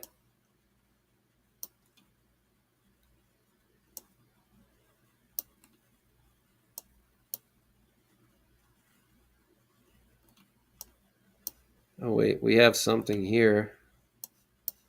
Let's see. Oh, yeah. We do have one from Rzeszów. The city skyline, it looks like.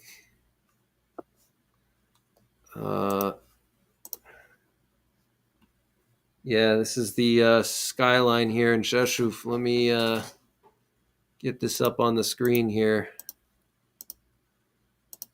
Looks pretty quiet there now. That's just downtown. I don't know if they probably wouldn't hit downtown. They would try to hit the NATO base.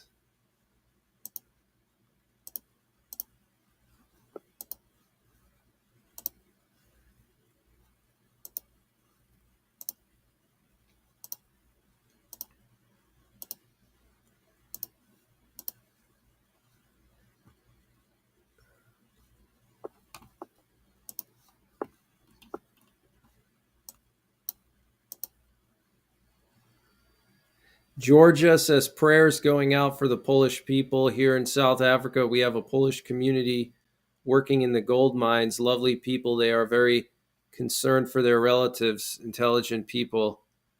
Thank you, Georgia. I appreciate that.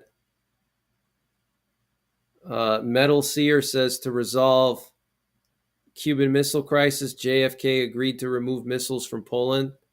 That's actually really false because Poland was part of the USSR at that time. They were part of the Warsaw Pact. So you got to check your facts, bub. Poland was part of the Warsaw Pact, so I don't think JFK asked Poland to remove their missiles. That makes absolutely no sense.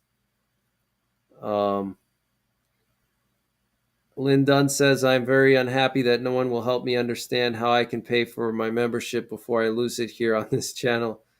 I'll see if I can. Are you using a phone or are you using a computer, like a laptop, or where are you watching this from, Lynn? Um,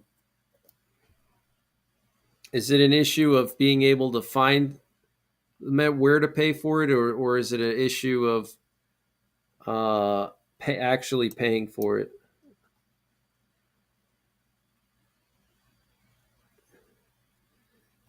JFK removed missiles from Turkey, not Poland. Exactly. Yep. That's right. What's going on? Becca Linnington. Is the Polish military strong? Yeah, for a European country, they're pretty good. They're nowhere. They're comparable to Ukraine as far as like, well, Ukraine has more manpower because they drafted everybody. But as far as like military equipment goes, they can hold their own for a little while. Um, the biggest issue with Poland is they don't have a lot of air defense because the U.S. they purchased a lot of U.S. air defenses, and it's taking a long time for the U.S. to deliver them because they have to custom build them. Um, they do have a Patriot missile battery. They also have their own short to medium range air defenses, but really they need like several Patriot batteries, which they're still waiting for. They have like 1,000 tanks of all different kinds. They have a couple hundred Leopard tanks. They have a bunch of armored vehicles, all different kinds. They have a lot of howitzers. So they have a lot of ground forces. Their artillery and tanks are good. They have a bunch of F-16s, a few dozen F-16s. They're a European country. They're not America. So, they're not going to have like, 500 F-16s and 10,000 tanks or something. But for a European country, they're definitely up there. So we do have a camera from southeastern Poland there. That's the square in Rzeszów. That's the city where all the equipment for Ukraine has been coming in.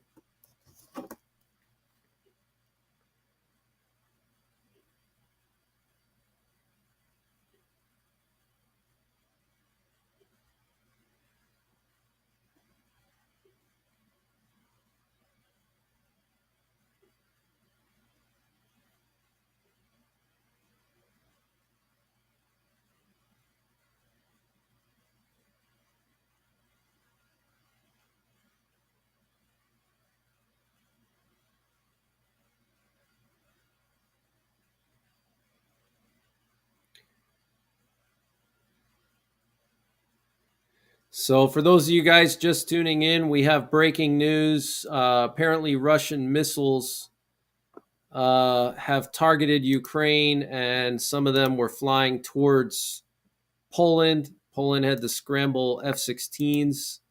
We're hearing of a lot of damage done so far in Ukraine by these missiles. Multiple missiles targeting Western Ukraine. Wow, breaking news. Emergency alert, guys. Emergency alert. This is huge. If this is true, this is huge. Ukrainian news channels are claiming that Polish F-16s have intercepted 2 cruise missiles. I repeat, Ukrainian news channels are claiming that Polish F-16s have intercepted 2 Russian cruise missiles. This is an emergency alert, guys. Wow. This is huge. Absolutely huge. Wow.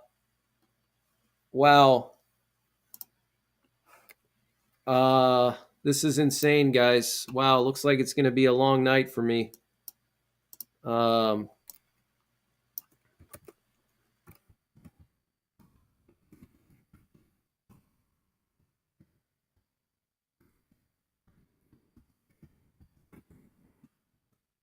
Emergency alert. Poland has shot down 2 Russian cruise missiles heading towards their country. This is initial reports coming in. Poland has shot down 2 Russian cruise missiles with their F-16s. Wow. This is the first time that Poland has ever done that. We don't know yet if this was because the missiles were getting close to Polish territory. They obviously were. If Poland decided to shoot down these cruise missiles, they were obviously a threat to Poland, so they shot them down.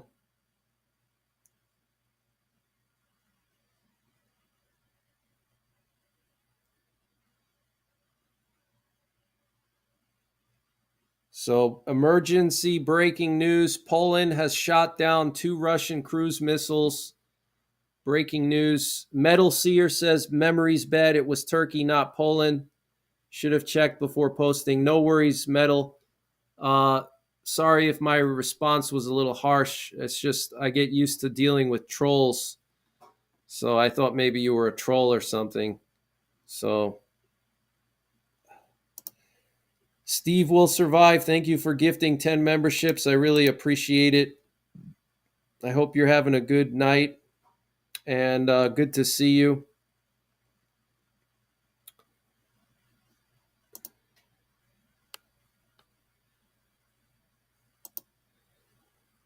Wow, this is huge news, guys. This is very, very serious. Very serious. We don't know much about where these missiles were going.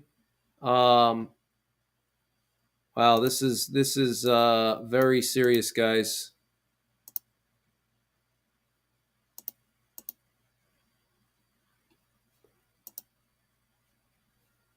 Let me see here.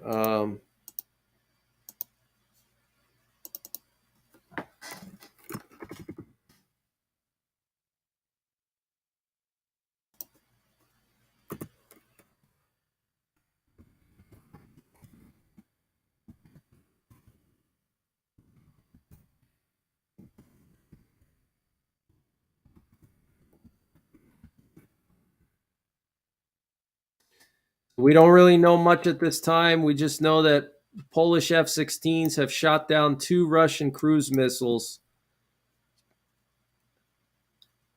It is just coming in the last few minutes. Yeah, Polish people have been through hell and back. They were invaded. Poland was actually the first country that Hitler occupied was Poland. Okay, Poland had to fight the Russians and the Germans at the same time. Okay, so yeah, they've been through hell and back in the last 100 years. Rodney Middleton, thank you for the donation. I really appreciate it. Thank you for the coffee money. I appreciate that. What's going on, Diva's mom? This can go south quick now. Yeah, it can. Yeah, we don't know much information about where these missiles were heading, but obviously Poland was, serious enough that they decided to shoot them down. So they were probably getting really close to Poland's borders, or maybe they even flew into Poland. Who knows? Because last time, a lot of Polish people were complaining that the Polish government didn't shoot down these missiles because there was one. I don't know if you guys remember, but there was a missile that flew into Poland, like 2 months ago or whatever. It flew in and then it turned around and left supposedly, and a lot of people were annoyed that the Polish government didn't shoot that missile down. So now it looks like Poland is using their F-16s to intercept cruise missiles. That's why they put up that air navigation warning. Tomasz, what's going on? 6:53 in the morning in Poland. Yeah, it's very early over there still. Yep. Let me see if I can get another camera here. Let me see, what else can I get? Let's see here. See if I can get another another camera in the area. But this is very serious, guys. Very serious stuff. It's happening right now.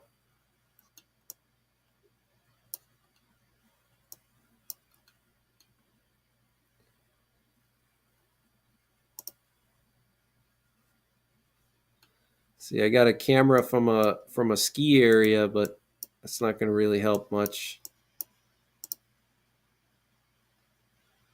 Oh, this is a good one.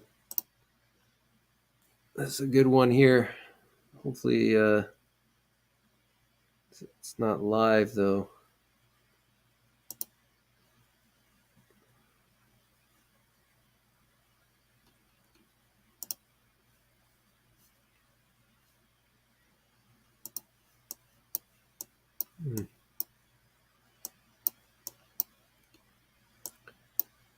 It's not a very populated area, so it's hard to get a good camera.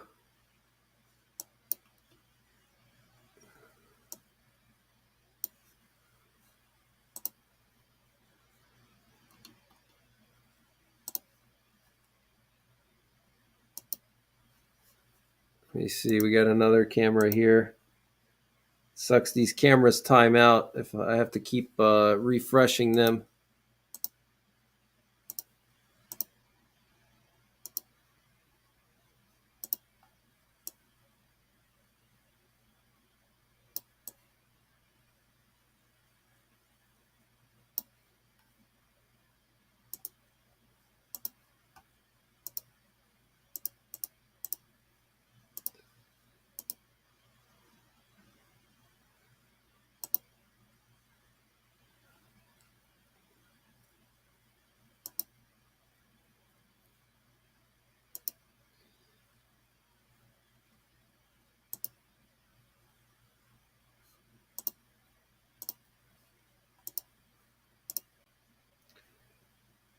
So we got some more cameras here.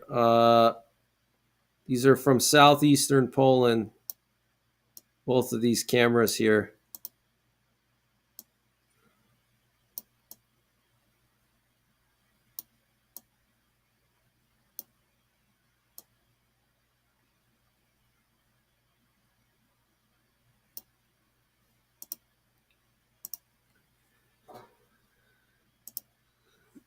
We still have this AWACS plane flying over eastern Poland and Zamość. I've actually been to this area when I was a kid.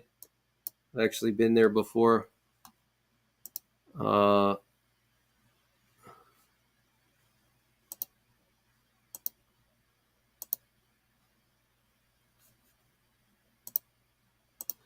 see if there's anything new coming in.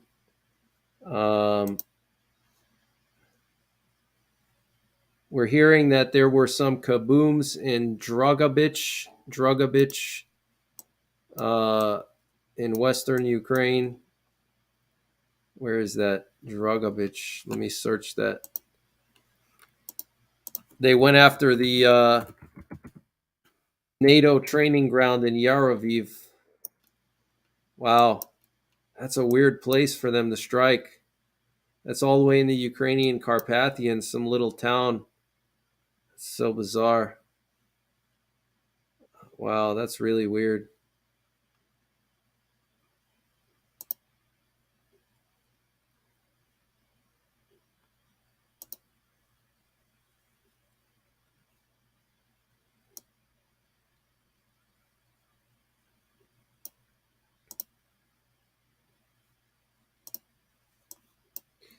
Let me see here. Drogobich. Really weird place for them to strike. Let me get the map up. So bottom two screens are in southeastern Poland. Bottom left is Rzeszów, and bottom right is Zamość. Both of these cities are in southeastern Poland. Looks pretty quiet right now. This is very serious, guys. This would be the first time that Poland has shot down, or any NATO country has shot down an F-16, what's it called? A Russian cruise missile. Let me see if I can share that.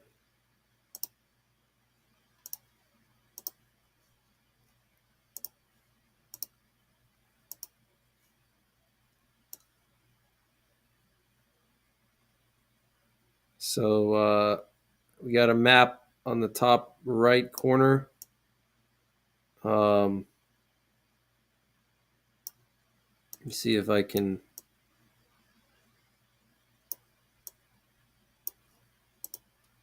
Let me see if I can update this. So hopefully you guys can see. Looks like there was a kaboom here, all the way down in the Ukrainian, near the Ukrainian Carpathians, in the foothills to the Ukrainian Carpathians down there. It's a pretty weird place to hit. It's just this tiny town in the middle of nowhere. Not sure what was over there, but I don't know why they would hit that. Very strange. Drobovich is the name of that place.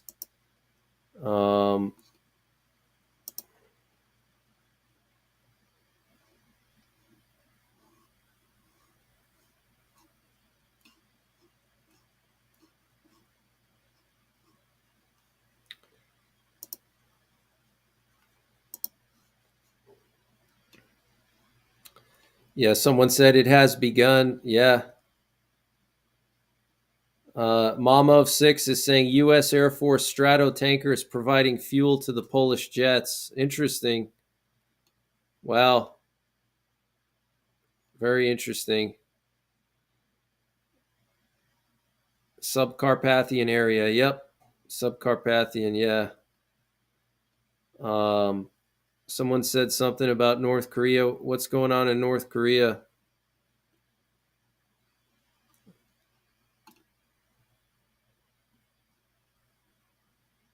A lot of Allied warplanes up, and they said it will result in elevated noise levels. Where's that elevated noise levels? Where? Thank you, Earth Angel Anna. You're really doing a great job. Thank you so much. You're the best. Kinkoi, what's going on, Kinkoi? Better late than never. Becca is showing a sad face. Smoking Swamp, good to see you in here. Yeah, Smoking Swamp has a surgery for his, I think, kidney stone. Big kidney stone, like 2 centimeters. Supposed to be any day now, right? Smoking. Conspiracy says, thinking of your family in Poland. Thank you, Conspiracy. Luckily, most of my family is like in this kind of west of, they're kind of in the middle. They're in the middle area of Poland around Krakow. That's where my family's mostly from, the Krakow area. So that's pretty far from the front lines. Still, it could be hit. I mean, if there's a war with Russia, they could hit anything. Bill Hicks says, I went live on the right night. Yeah, isn't it funny how things work out? Good morning, Jack. Jack from the UK.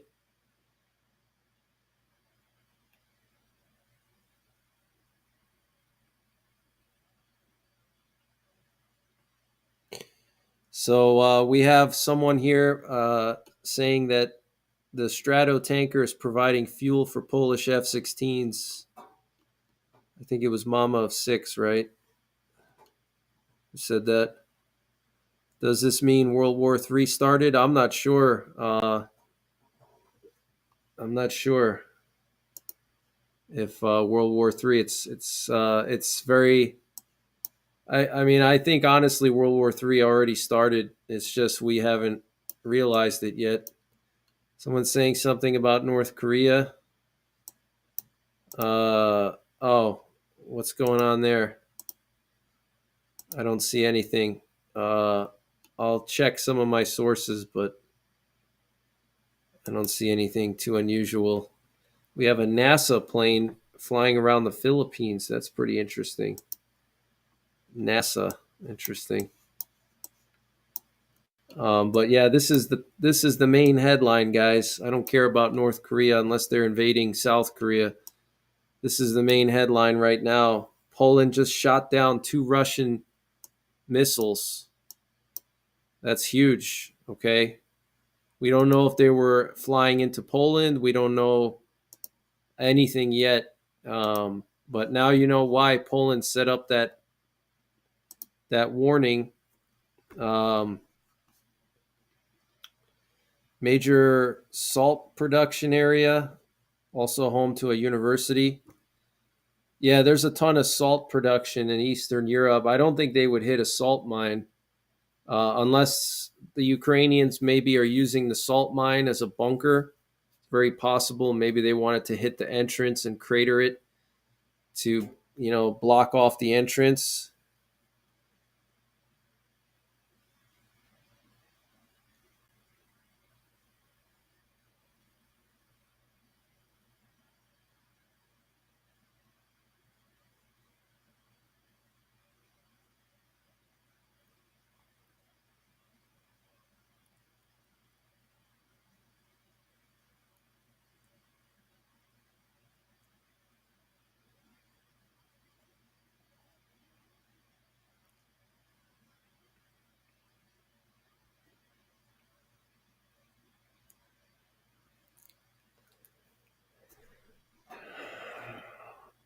Yeah, Toby Keith was one of the best country singers. He's awesome, Toby Keith. Tucker's screwed. Tucker's going to be stuck in Russia. He may like that, though. Rivet Joint was flying in North Korea. Someone said China moved on Taiwan.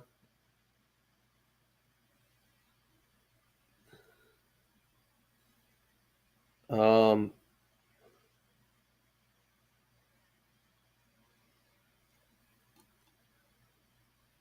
Toby Keith died. He died yesterday.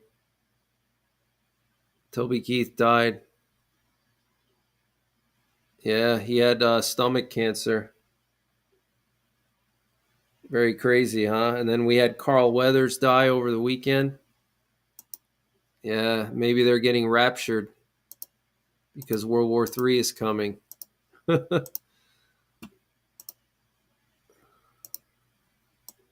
So let me just check some new headlines here. So I'm not getting. Polish military has confirmed that 2 of their F-16s have shot down Russian missiles. Wow. Wow.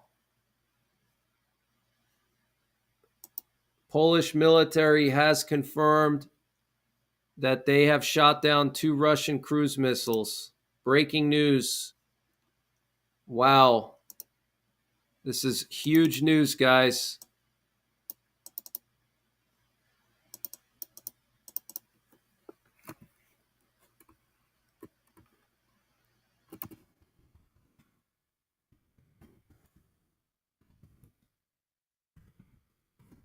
Wow.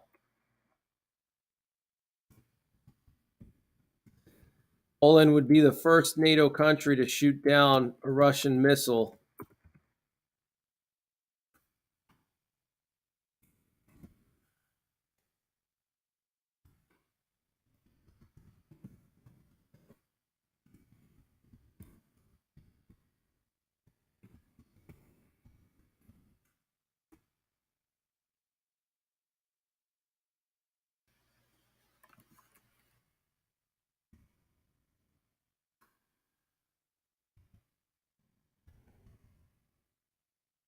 Major breaking news, guys. Wow.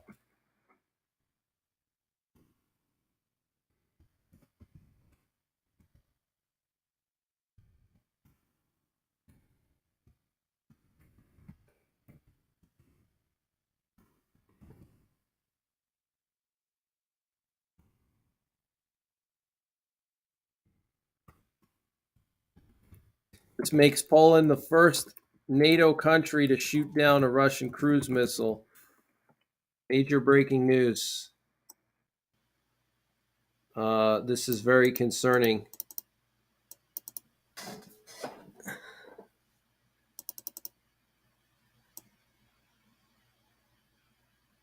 Very, very serious news, guys.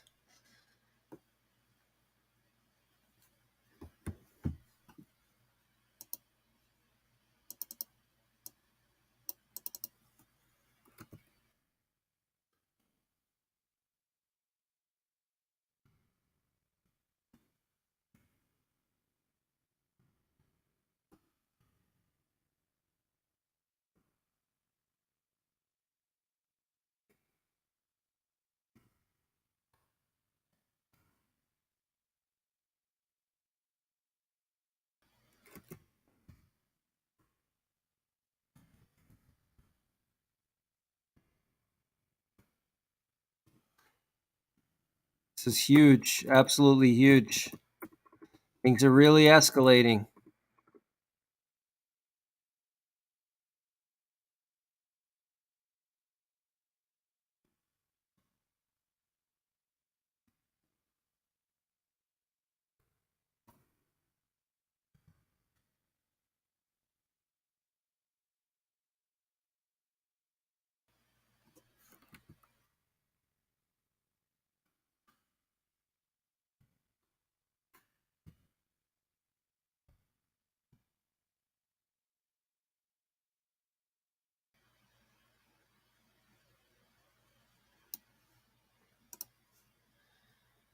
Massive breaking news, guys.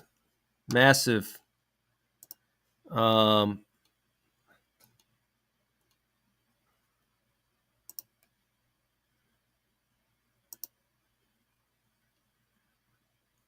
so it looks like the missile strike on Ukraine is over.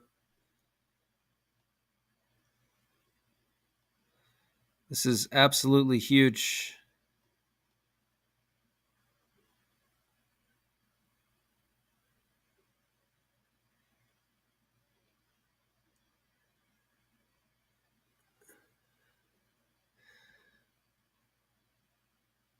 We're hearing that 3 Polish F-16s were dispatched to intercept these missiles because of the proximity to Polish territory. 3 Polish F-16s were dispatched.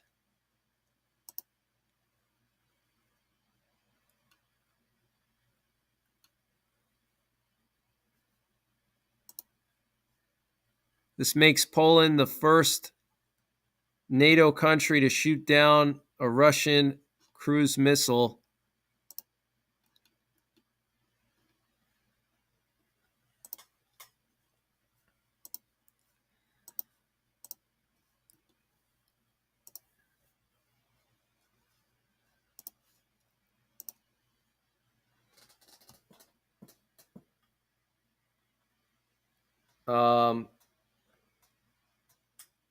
Polish military is confirming that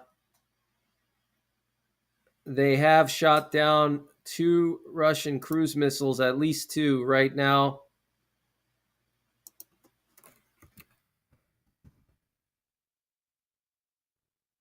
At least 2 Russian cruise missiles with 3 F-16s. Breaking news, emergency alert. Okay. This is very serious, guys. Very serious. Things just got really serious.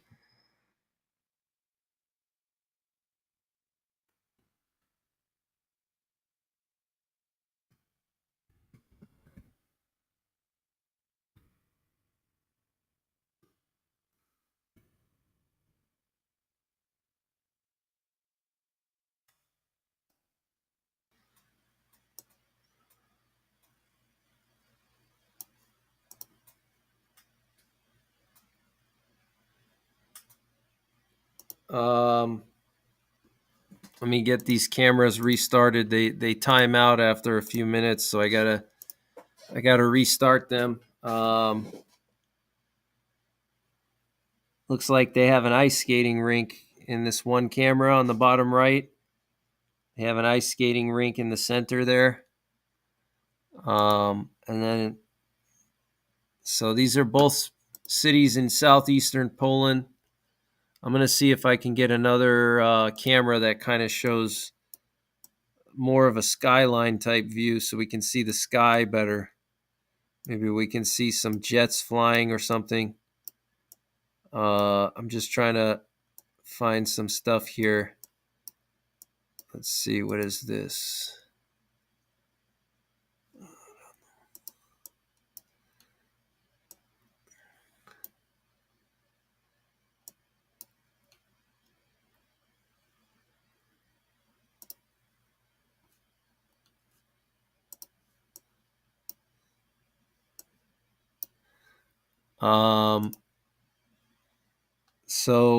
Major breaking news, guys. Major breaking news. I'm going to be right back. I have to go take care of biological processes. I'll be right back.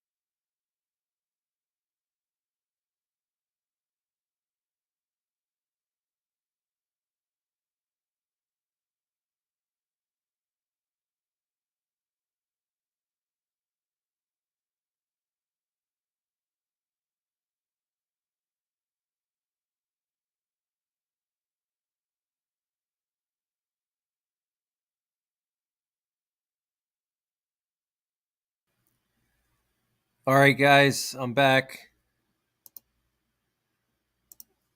Just going to wait and see what kind of news comes out.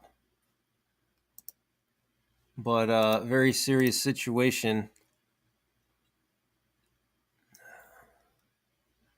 Very serious situation. It's pretty overcast in Poland, in that part of Poland.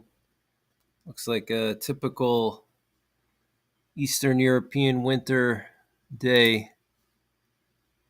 Um,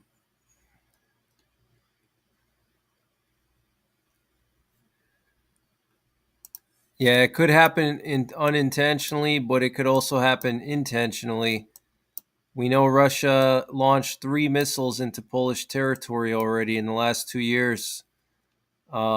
Russia could try to test Poland, or they could try to launch a surprise attack to take out some of the NATO bases. Let me just see here. See some of the latest info here.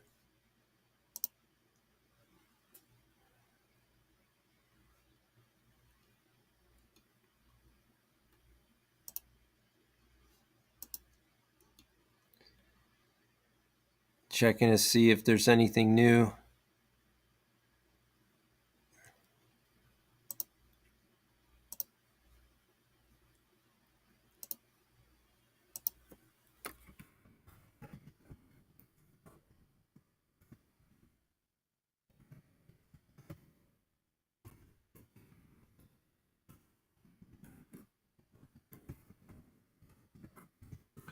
This is huge news, guys. Absolutely huge.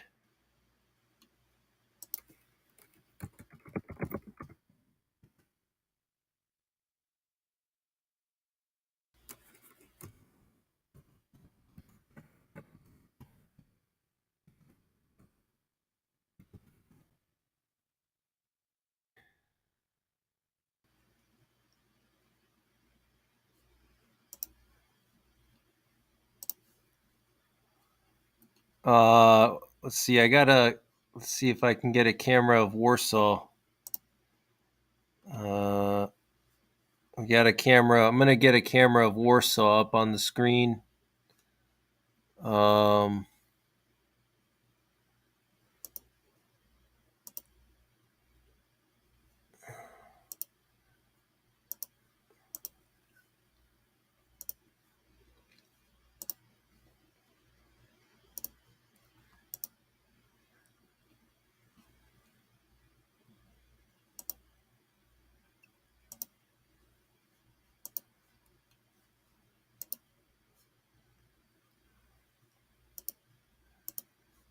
let's see here. Oh, we got one camera here from the border, but it's a time lapse. I don't want a time lapse.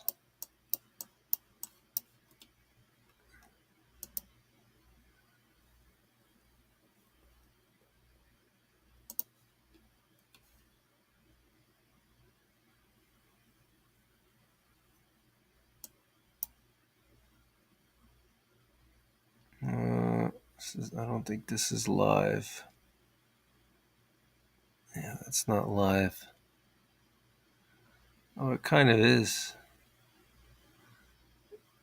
It just updates every few seconds. Oh, yeah, it's live. Okay. We got Warsaw on the top right. Let me see.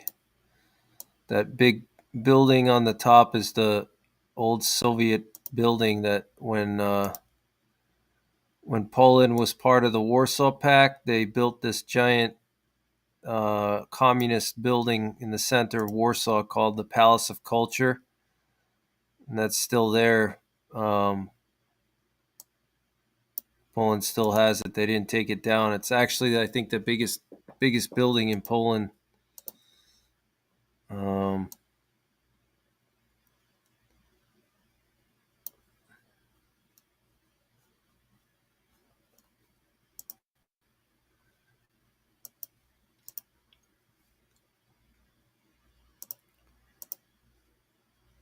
so let's see. We currently have this Strato tanker in Poland. No other planes airborne though, which is pretty weird. That probably means they're flying with transponders off. Um, and then here in the U.S., we still have. Let's see, where did that? Oh yeah, the nuclear warplane looks like it just landed. Nuclear warplane just landed, but they could be flying with transponders off right now. So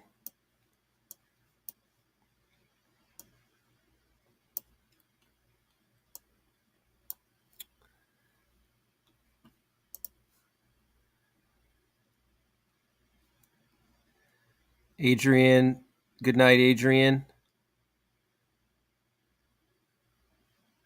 Aguila showed a picture of Kiev this morning. It's so smoky that you can't see anything. I can't get any cameras of in Ukraine. They took all the cameras down because they don't want Russia. Adam, Adam, you can go and leave.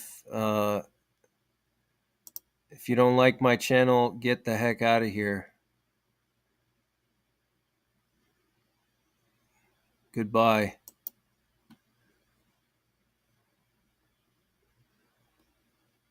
The Palace of Culture Degeneration. Yeah, exactly. Yes, this is still live. Yep, it's still live. Um, yep, it's still live. Yeah, unfortunately, I cannot get a camera of Ukraine because Ukraine they took down after the war started. They took down all their cameras for security purposes. They don't want free battle damage assessment. So they eliminated all their cameras. Yeah, breaking news coming in. Um,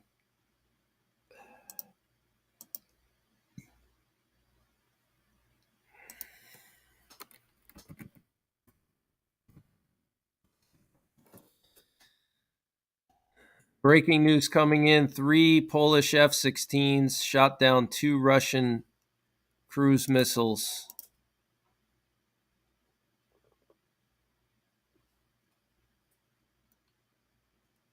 I'm still waiting to hear for any new news. Um, we actually have a picture of Ukrainians hiding in the train station in Kyiv.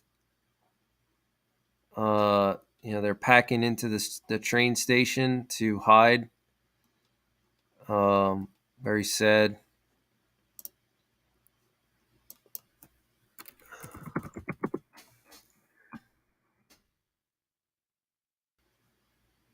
Let's see.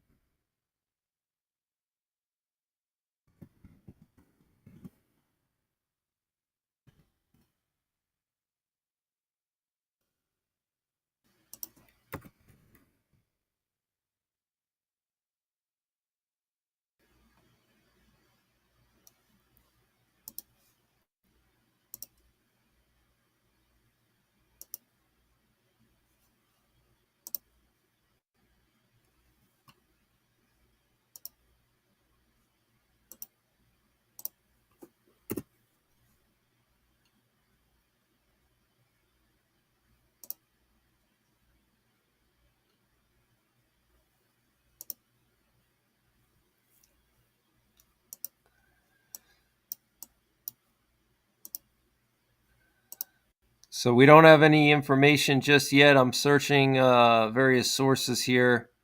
I'm trying to find Polish sources. So stand by. I can read Polish, so that gives me an advantage over other people.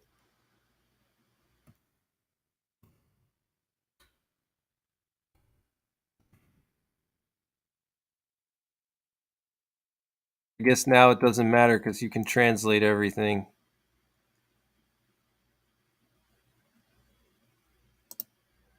Let's see. We have a post here from the Polish Ministry of Defense.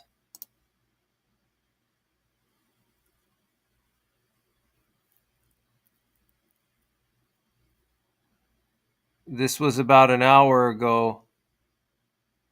The Polish Ministry of Defense said that they want to inform that there's been intensive long range aviation activity of the Russian Federation related to missile strikes on the territory of Ukraine. All necessary procedures to ensure the safety of Polish airspace have been launched. We warn that Polish and Allied aircraft have been activated, which may result in increased noise levels, especially in the southeastern part of the country. So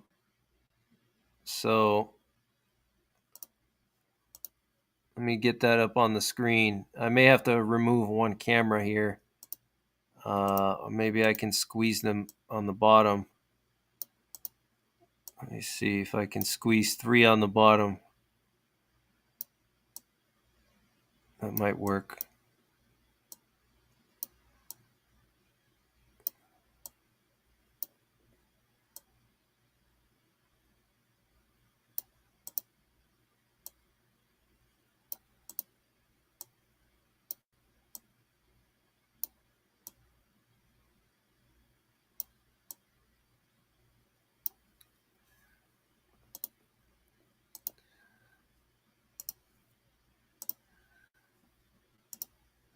Yeah. So Poland, they're saying here that they basically are admitting that they deployed aircraft,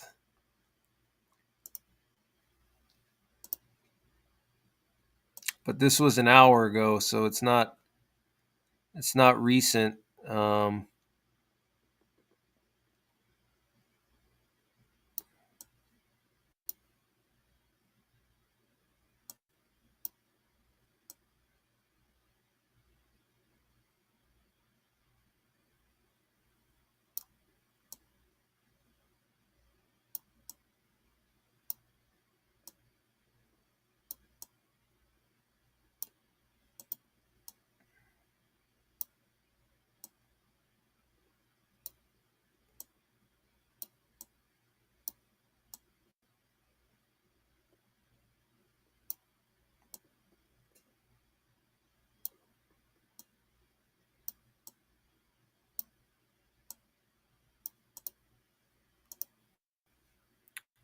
See if I can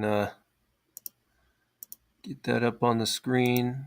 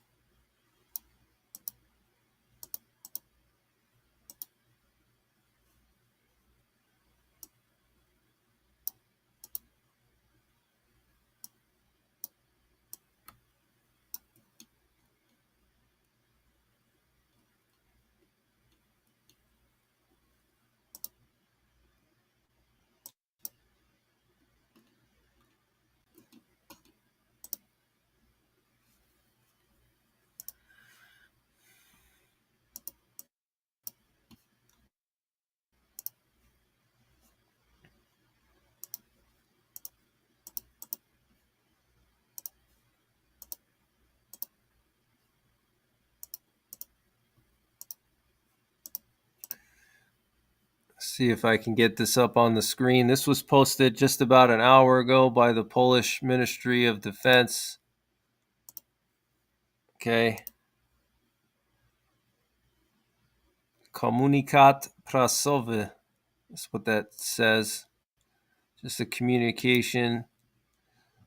We would like to inform you that intensive long-range aviation activity of the Russian Federation is being observed related to missile strikes on the territory of Ukraine. All necessary procedures to ensure the safety of Polish airspace have been launched, and DORSC is monitoring the situation on an ongoing basis. We warn that Polish and Allied aircraft have been activated, which may result in increased noise levels, especially in the southeastern part of the country. All right, so there you have it. That was just about an hour ago. I'm going to see if there's any updates from Polish media.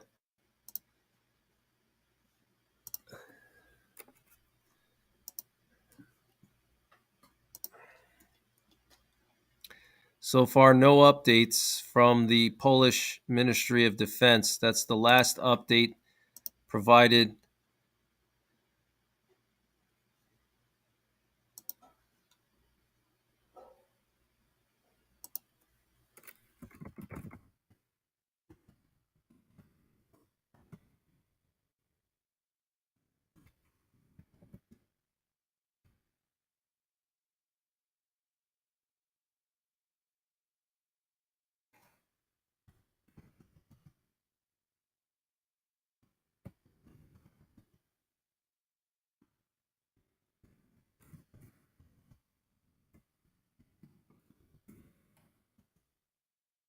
So this is actually historic. This is a historic moment. Um, no NATO country has shot down Russian cruise missiles before. Poland's the first NATO country to shoot down a Russian cruise missile. A lot of other people are kind of minimizing the situation or trying to. This is very serious, though. Very serious. Tanya Womack, thank you for the donation. I really appreciate it. Thank you so much.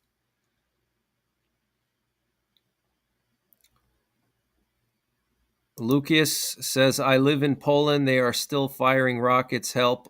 I don't know if that's true or not, but thank you for the donation. Mama of 6, thank you for gifting 20 memberships. Appreciate it. I hope you're doing well. Thanks again for all your support and for moderating. Thank you. Sugar Mama. Yeah, that's funny. Yep. That's funny. Polish Grom are some of the best warriors in the world. Yeah, the Polish Grom, that's the Polish Black Ops. Yeah, they're definitely one of the best for sure. They were trained by U.S. Special Forces and Special Operations. They're up there with all the others. Um,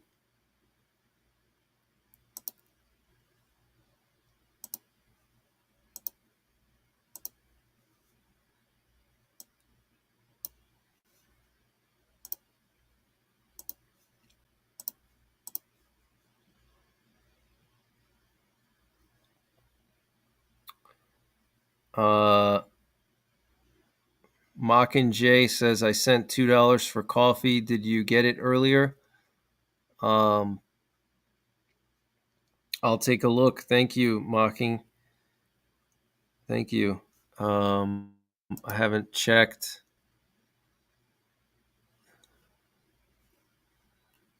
So yeah, it looks like this is pretty serious situation.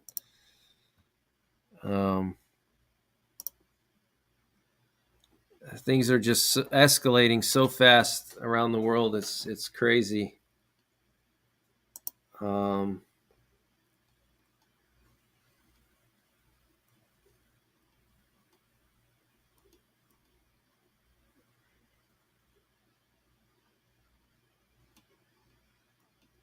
Thank you, Mockingjay. Yes, I got your coffee money. Thank you very much. I appreciate it.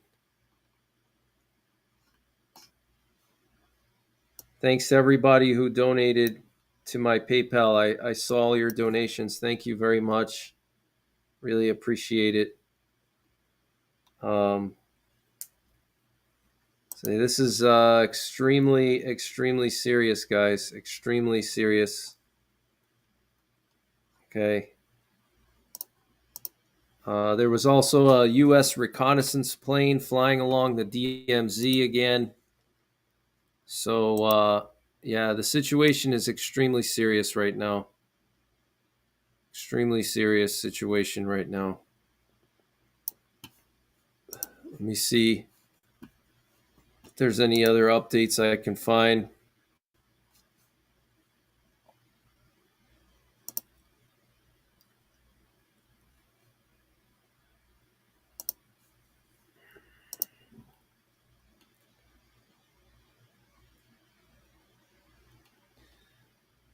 Um, see what kind of damage was done to Ukraine from this strike. It's not much news coming out about it. It's the middle of the night, so wouldn't really expect it, I guess.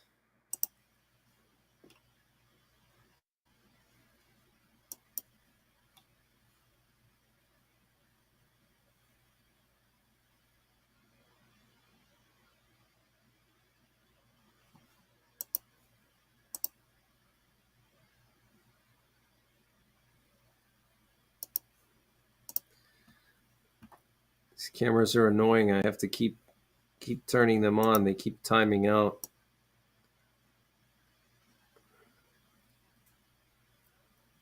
Um,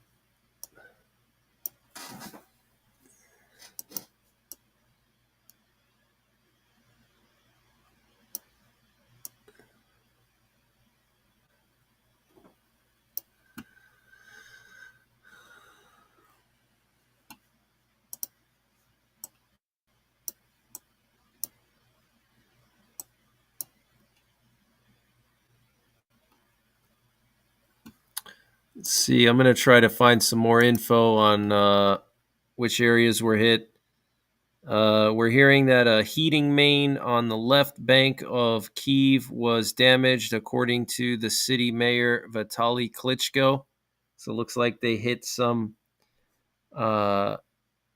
heat pipes in Kyiv. Klitschko says cars and service station premises are on fire in the Holosivsky district. Klitschko's the mayor of Kiev or Kyiv. Hearing of 2 victims so far in the Dniprovsky district.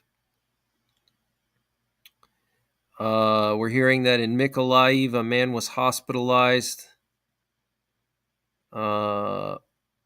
due to traumatic brain injury.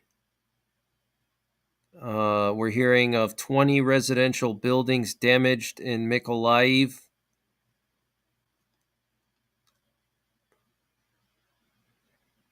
Let's see what else.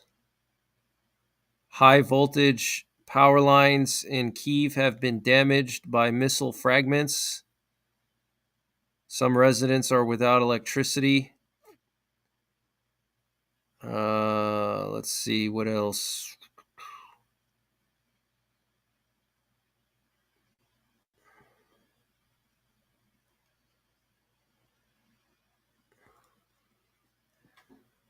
We're hearing about kabooms in Ivano-Frankivsk and Lviv.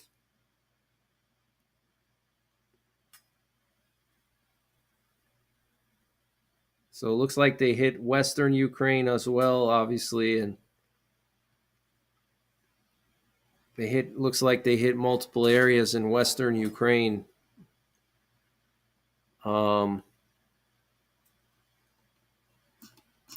So far, still waiting for more info to come in, but it looks like the capital was hit.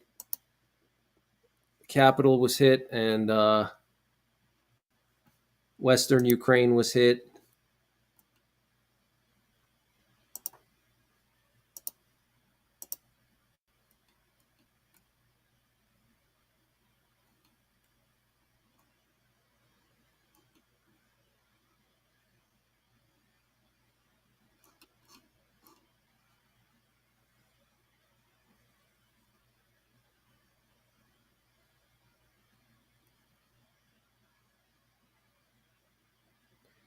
Wow, there's some huge fires at an apartment building in downtown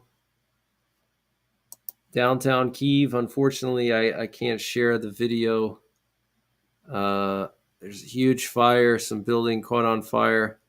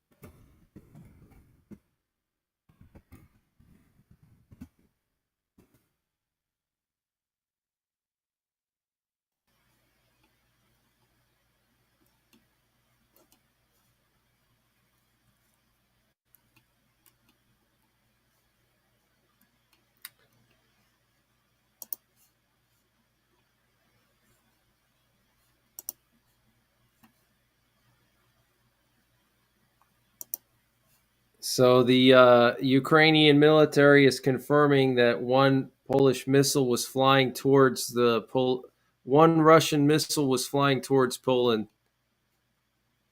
So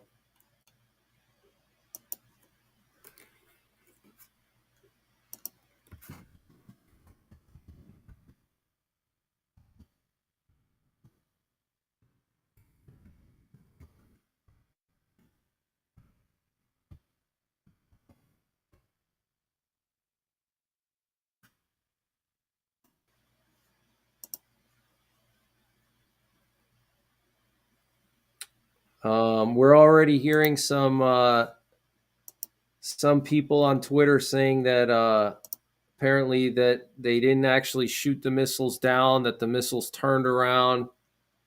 Guys, these are disinformation agents. Okay, don't believe that.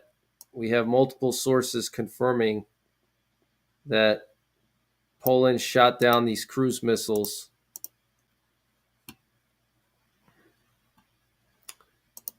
We're hearing from the Polish military confirming that. Happy birthday, Mockingjay! Happy birthday! Wow, you donated on your birthday. That's really nice of you to do. On your birthday, you give a gift to someone else. That's really nice. Hope you do something fun for your birthday.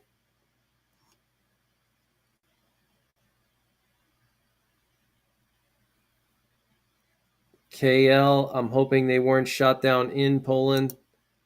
Yeah, that's what we're waiting to see. We're waiting to find out. We're waiting to find out. Yeah, we don't know yet. The story is that the missiles were heading towards the Polish border, so Poland went ahead and shot them down out of caution, basically, because they were afraid that they would get hit. Um, and what's interesting is there were some the Ukrainian air defense was warning that there were Russian missiles heading towards southeastern Poland. Um, so looks like the Ukrainians, and I'm sure probably the you know U.S. They probably told Poland that the missiles are coming, and Poland has their own radars anyway, but still. Um, so yeah, there's already people out there trying to say that the missile turned around.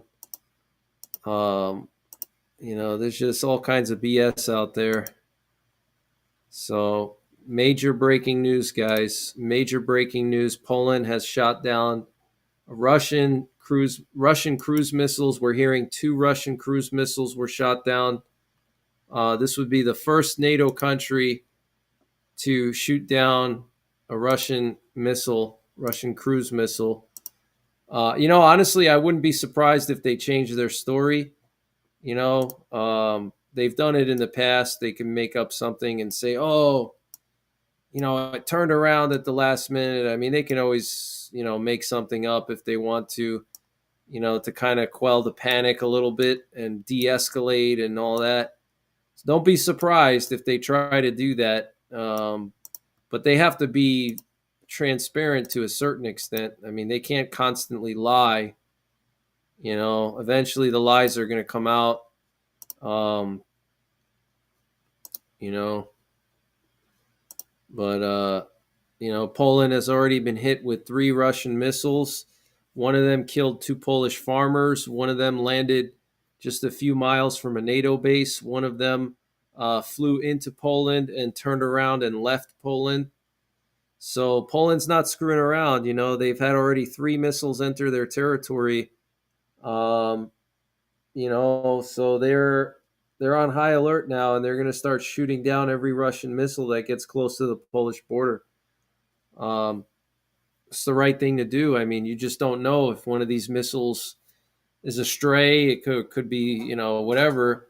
Poland has to protect their people. There's a lot of people in southeastern Poland You have a few million people in Poland in the southeastern part. If what happens if Poland decides not to shoot the missile down and the missile ends up hitting a Polish city or kills more farmers again or something. So Poland has the responsibility to their people to shoot down these missiles. And yeah, there was some disinformation agent on the internet saying, "Oh, they scrambled the fighter jets, but the missiles turned around at the last minute," which just totally contradicts like multiple sources. Okay, we have multiple sources confirming that the Ukrainian or that the Polish Air Force shot down, uh, these two missiles. And again, Poland has already been had three missiles go into their territory. Two of them landed, and one of them flew in and flew out, supposedly. So Poland, they're not waiting until one of these missiles accidentally hits a city or purposely hits a city. They're not going to wait. Okay, they have to defend their airspace. I'm not that exhausted. I've been on for only 3 hours. That's not too bad. Where can you get my email?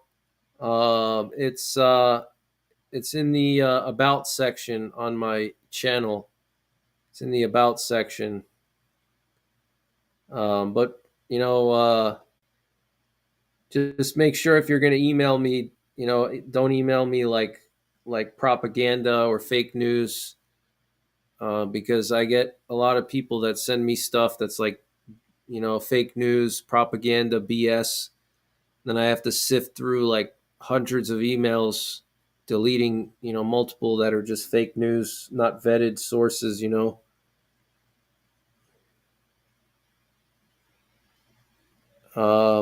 What's the deal with this guy USMC? What's the deal? Um, are you questioning my sources or something?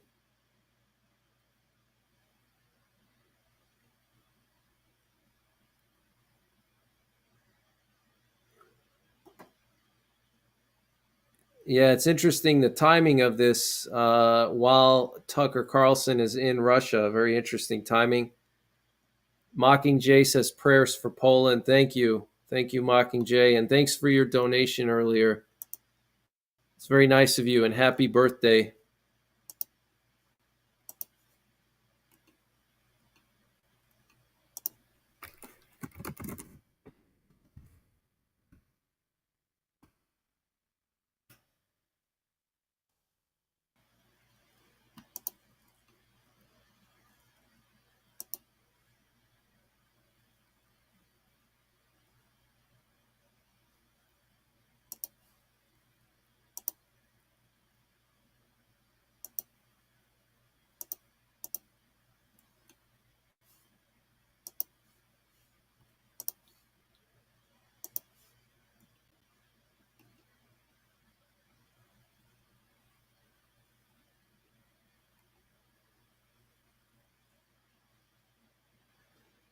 Yeah, still waiting for some more info to come in. There's some video footage coming in from Ukraine.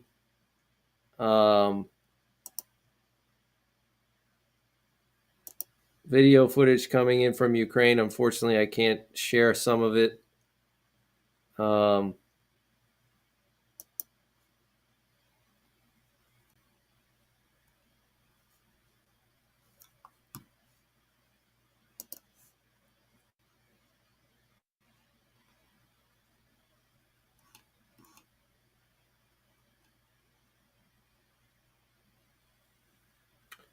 uh, USMC Devil, can you guys just ban him? Get him out of here.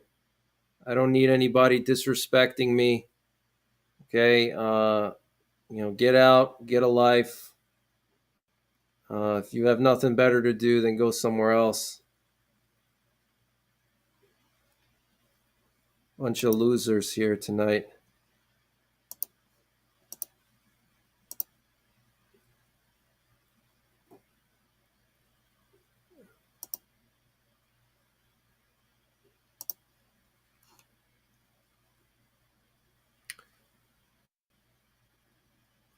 How's it going, Jackie M? Good to see you. Mama of Six says I need some Vicks Vapor Rub. Lee Walker says thanks, Greg, for all your efforts. The only source I listen to these days. Donald says if Greg reports it, it's gospel. Thank you, Donald. Appreciate you trusting me. Saw someone on another channel hating on the donations I get. Which channel was that? I'd like to know which channel was that, because I don't want to make sure I don't associate myself with that person. S Moon. Bila Beyond for the says praying for the innocents and military in Poland.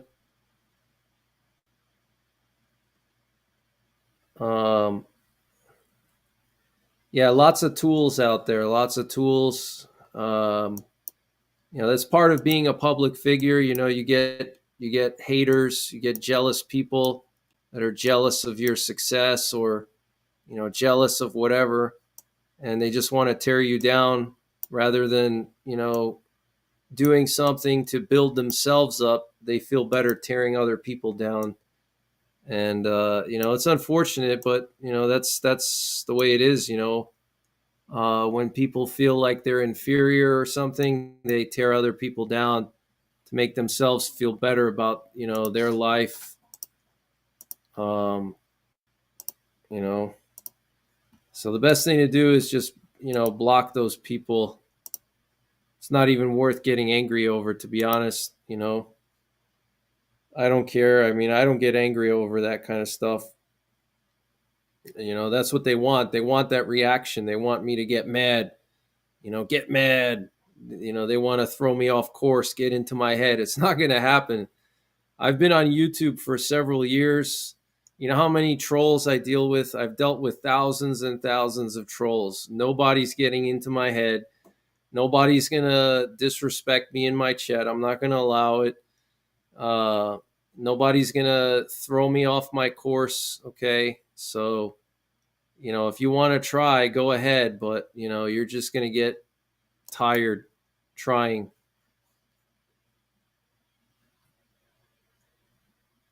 What's going on, Colby Widener?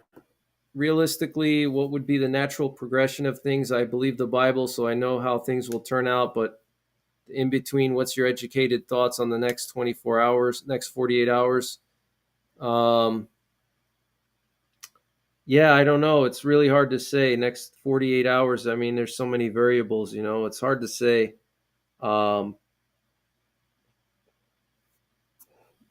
It's really hard to say how things could play out.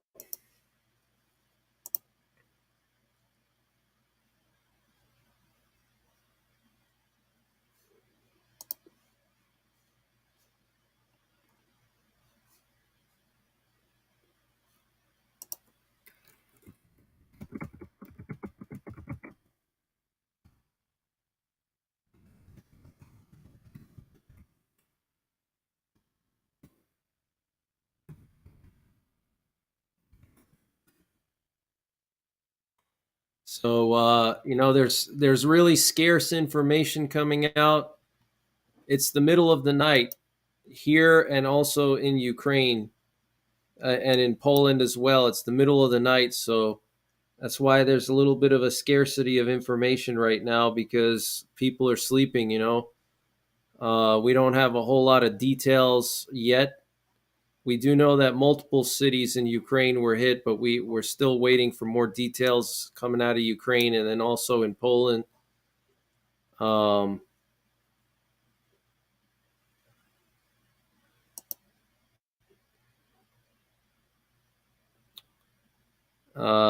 It's a pretty interesting comment that a friend of mine wrote on Twitter about Tucker Carlson interviewing Putin, and how Tucker Carlson was saying that he's doing it because of journalism, and that it's his job as a journalist to inform people.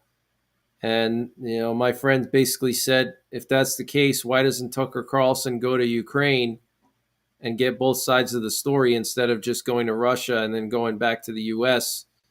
He could go to Ukraine, he could visit, all the different cities in Ukraine that got attacked, Bucha, for example. So Tucker Carlson, I don't know. I don't trust him.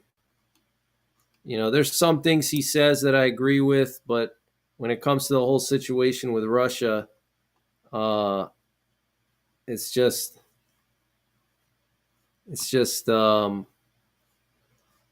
he has no idea what he's talking about. No idea. So there was somebody saying in here that another channel was talking negatively that I get donations. Can you tell me what channel that was, or maybe you can email that to me? I'd really like to know. S Moon, if you can. It's 9:03 in Ukraine. Yeah, in Ukraine. Yep. 7-hour difference in Ukraine. Yes, that's right. Did I hear anything lately about the new X thing? No, the new X virus. I have not. I guess we're going to hear more about it when it starts to affect everyone. Colby Widener, I'm glad you respect me. Janusz says it's 8 a.m. in Poland. Yes, it is.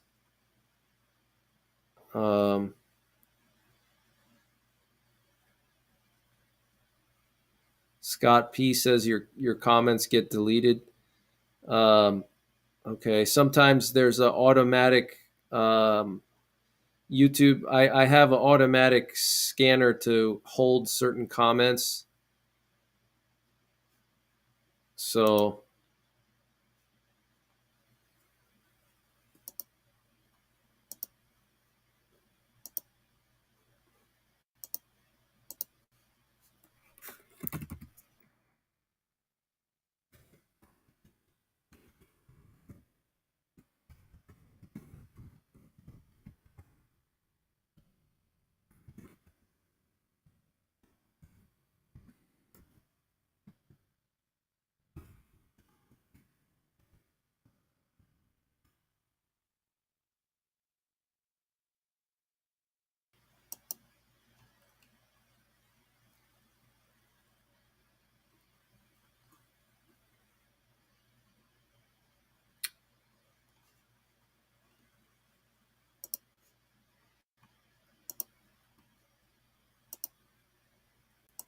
we have a U.S. reconnaissance plane that just took off from Great Britain, and looks like it's heading east towards the Baltics and Poland.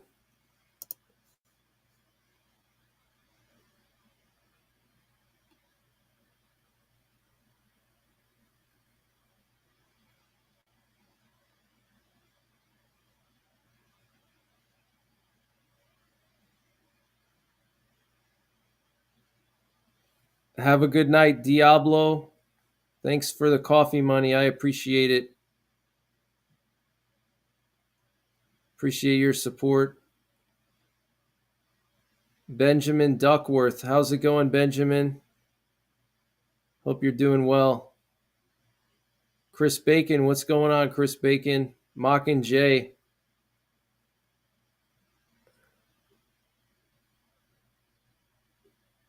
Thank you for listening. And I appreciate your support, and happy birthday once again.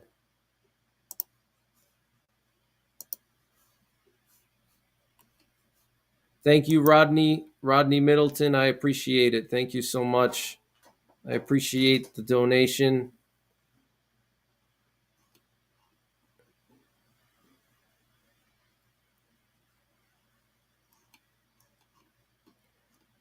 Thank you so much.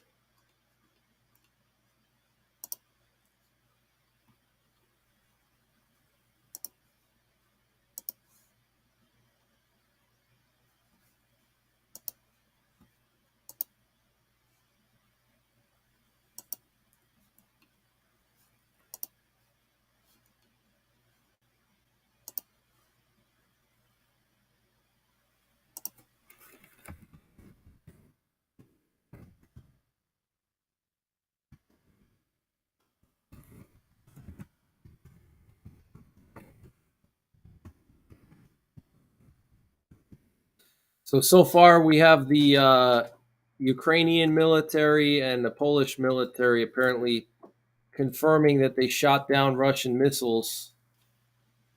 Um, I want to remind you guys that these countries, especially NATO, they have a tendency of changing their story to prevent panic. Okay, they've done it multiple times before. They're going to keep doing that again. So don't be surprised if tomorrow morning, or actually this morning, you hear, oh, the cruise missiles turned around at the last minute. You know, um, don't be surprised. If they change their story. But multiple sources are reporting that they shot down these cruise missiles. Hector says, "Can I look in the Lublin, the U.S. doing a circle?" Yeah, I have it up on the top left corner. I have that plane up in the top left. Yep, it's right here. It's flying over Zamość right now. That's a historic Polish city. Polish city.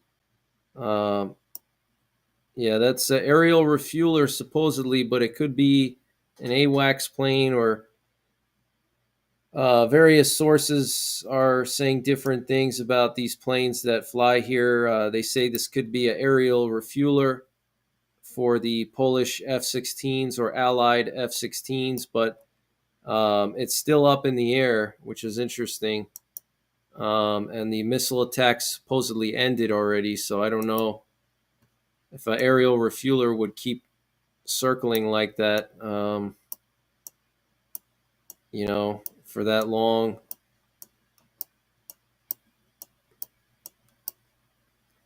I'm trying to just check some more cameras out, see if we could find more cameras. Um,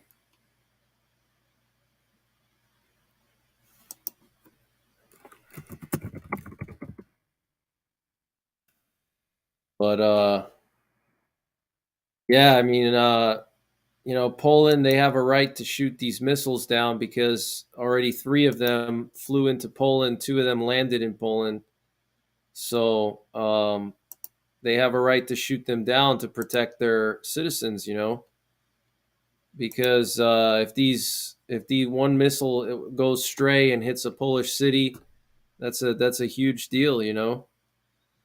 Bradley Moore says, "Here we go again." Thanks for the donation. Appreciate it. Tony T, thank you so much for the donation. Greg, you're an ace reporter, and I've noticed you won't report unless you can verify. There are very few who do this and is a testament to your character. Anyone with a problem is just jealous. LOL. Cheers, mate. Thank you, Tony. I appreciate it. Thank you for the donation and the kind words. Appreciate that. Yeah, that's part of being a public person is, there's always going to be your critics, there's always going to be your critics out there. It's impossible to make everybody happy. That's just the way it is. If you try to make everyone happy, you're never gonna. It's just you're gonna go crazy. Because there's always some person that's gonna find something nasty to say, and some people just hate you for whatever reason. They just don't like the way you look, or where you're from, or the way you sound, or whatever it is. It's so.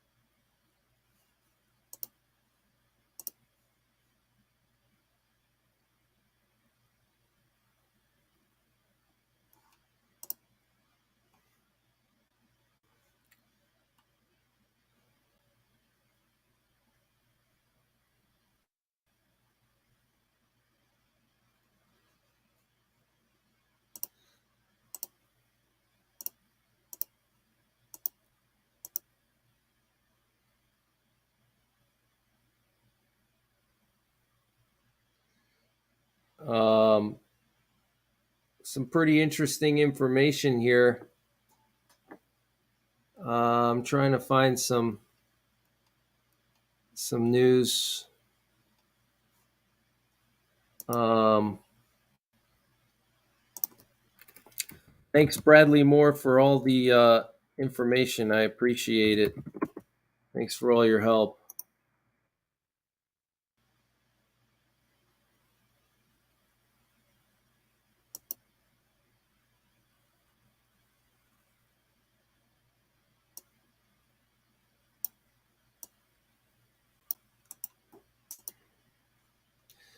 We're hearing from Danish intelligence that Russia might attack NATO in the Baltic Sea below the threshold of triggering Article 5. That's what Danish intelligence is warning right now, that um,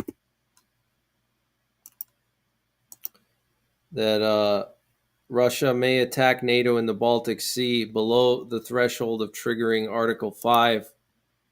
So the Danish intelligence has been saying a lot of stuff, which is pretty concerning.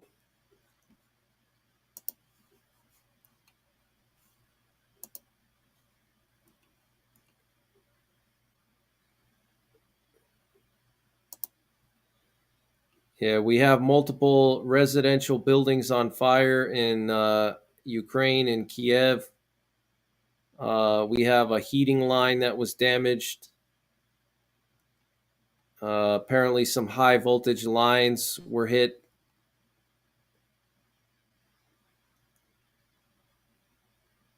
Looks like we have a second round of missiles, potentially a second round of missiles coming in. We're hearing enemy tactical aviation over the Black Sea. Emergency alert. Looks like another round of missiles is coming in from the Black Sea.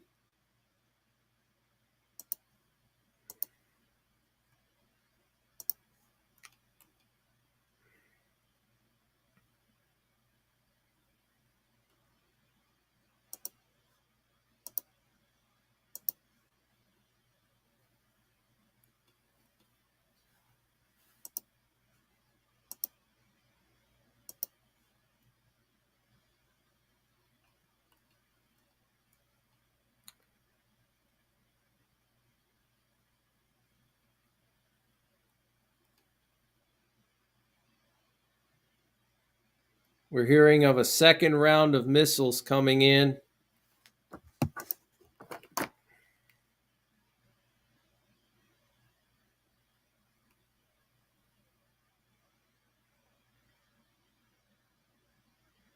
Coming from the Black Sea.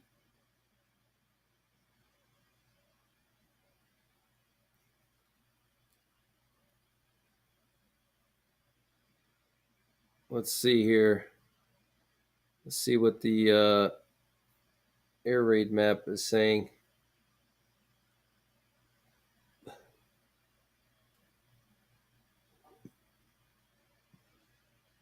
See if there's any air raids up. Yeah, we do have some air raid alerts up in southern Ukraine, in the Odessa region.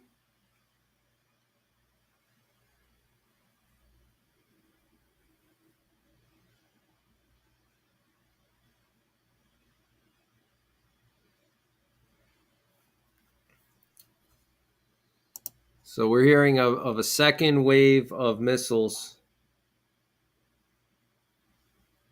Second wave of missiles coming in.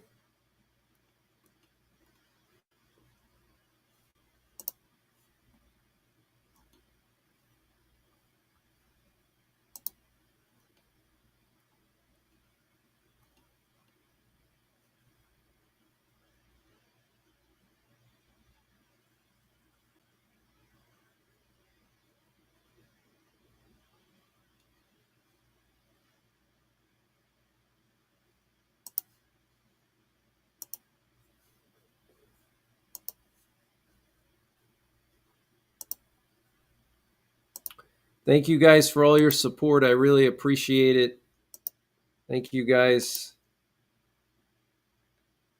Rodney Middleton says, Greg, it was someone on the channel and not the actual channel. Okay. Thank you. I appreciate it.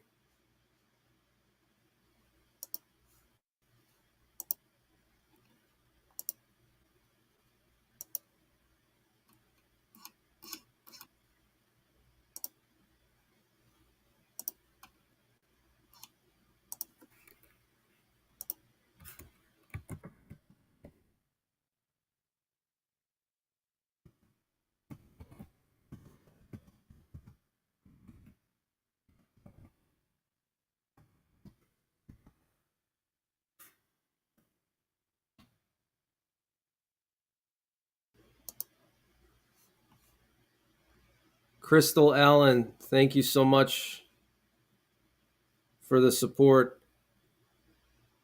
Did they invoke Article 5? I haven't heard anything yet about Article 5. I had to go downstairs and get a drink. No problem, Aspen. American Proud says, I like Tucker and no, I'm not a troll. Yeah, I know you're not a troll.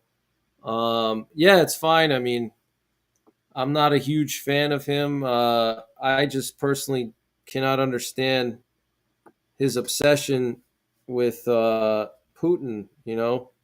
Everything besides Putin, I have no issues with. I mean, he's a solid conservative. I just cannot understand. Um, I just cannot understand why he just defends Putin so much. I don't understand why. He just loves Putin. Everything else I agree with him, like, conservatism, he's great when it comes to like domestic stuff here in the US. 100% agree with almost everything he says. But when it comes to Russia and Ukraine, he's like totally like, out there with, he just has this obsession with Putin, and just he thinks Putin is like a hero, you know. Sully says, I think Tucker's video on why he went to Russia makes sense. Yeah, it does. It does make sense the way that he says it. He tries to make it sound like he's the hero, but it would, if he was a true journalist, he would go to Ukraine also. I see what he's trying to do. He's trying to give a different perspective. He wants to give the Russian perspective and not just the Ukrainian perspective. I get it, totally. But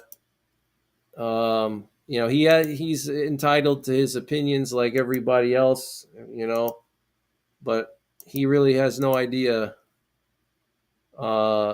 what he tries to make it seem like Putin is like a good guy, and like Putin is like this hero. He puts Putin up on a pedestal. That's the biggest issue I have. He puts Putin up on a pedestal. That's the problem. And there's no reason to. There's nothing about Putin that makes him special or great or anything. I just know it just doesn't make any sense, but whatever. What if he's a spy? He could be. He could be a spy. You never know. I always wondered that, simply because he's just so loyal to Russia. It's almost like he's more loyal to Russia than the U.S. He's like more loyal to Putin in Russia than here. Um, it's really it makes me wonder sometimes.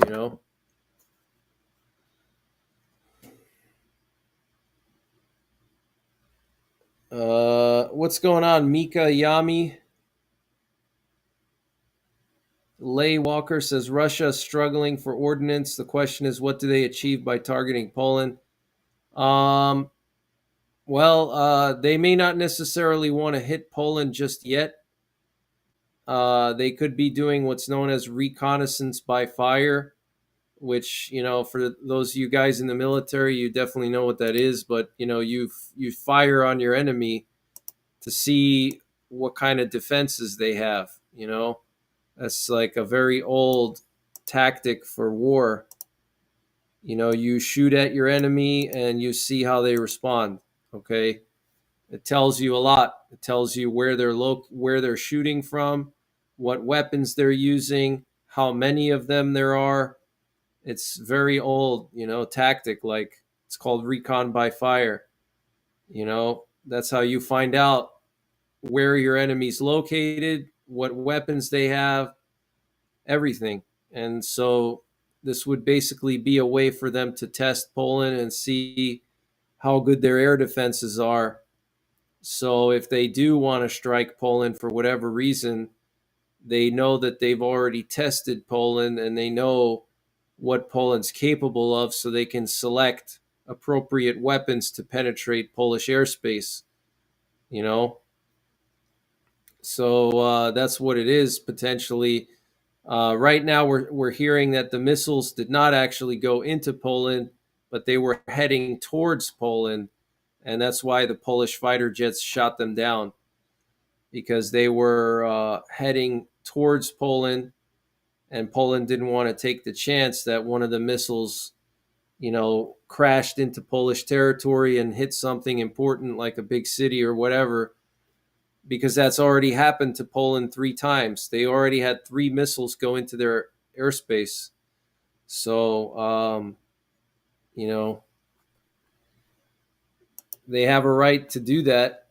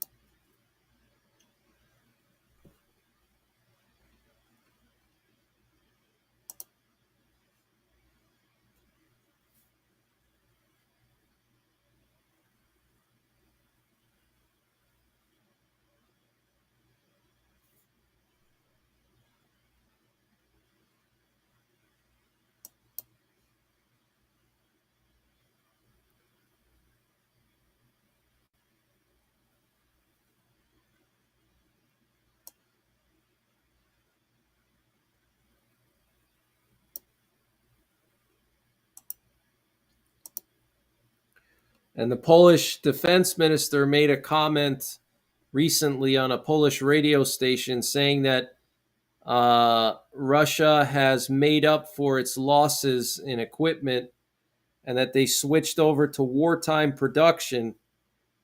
So they've produced all kinds of,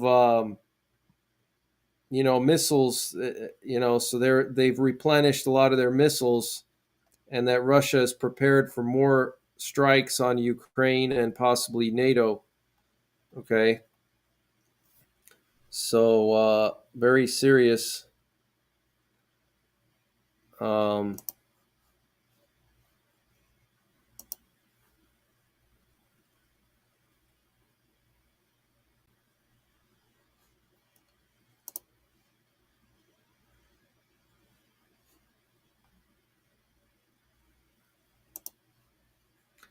so we'll have to wait and see what the official statement is tomorrow. Um, we haven't heard anything from the Polish military just yet. Okay, or the Polish defense minister. Polish defense minister has not said anything, um, which is a little bit strange, because let's think about it logically, right? If the Polish government or NATO had nothing to hide, they would just immediately come out and say, "Yeah, we just scrambled F-16s to, stop these missiles." But obviously, something sketchy happened, so that's why they're taking their time to decide what to say. Um, you know,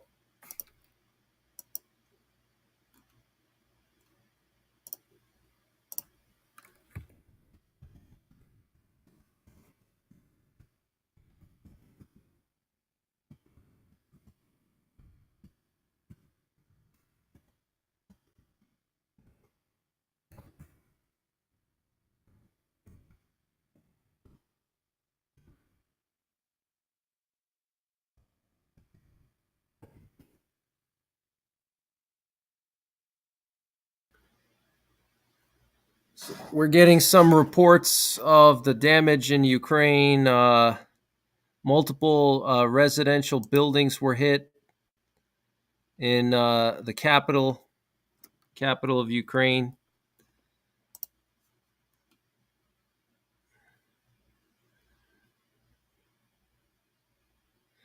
We're hearing some breaking news that Britain has apparently withdrawn its destroyer after one of its destroyers, the HMS Diamond, which was subjected to 3 attacks. I reported on this earlier. I reported on this in the beginning of the stream.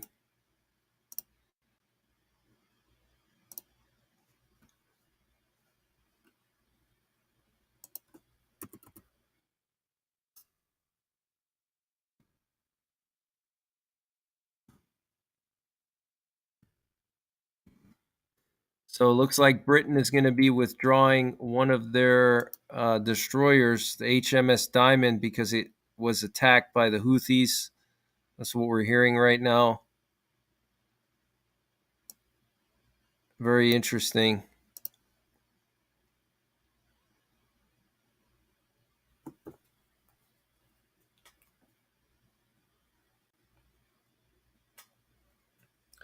We're hearing about a second round of missiles heading towards Ukraine right now. We have air raid alerts up.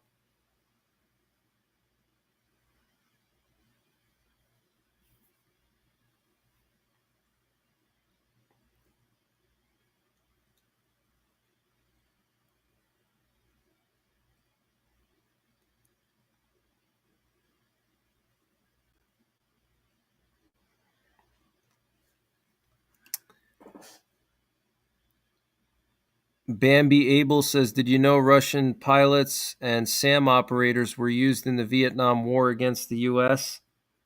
Oh, that doesn't surprise me. That doesn't surprise me at all.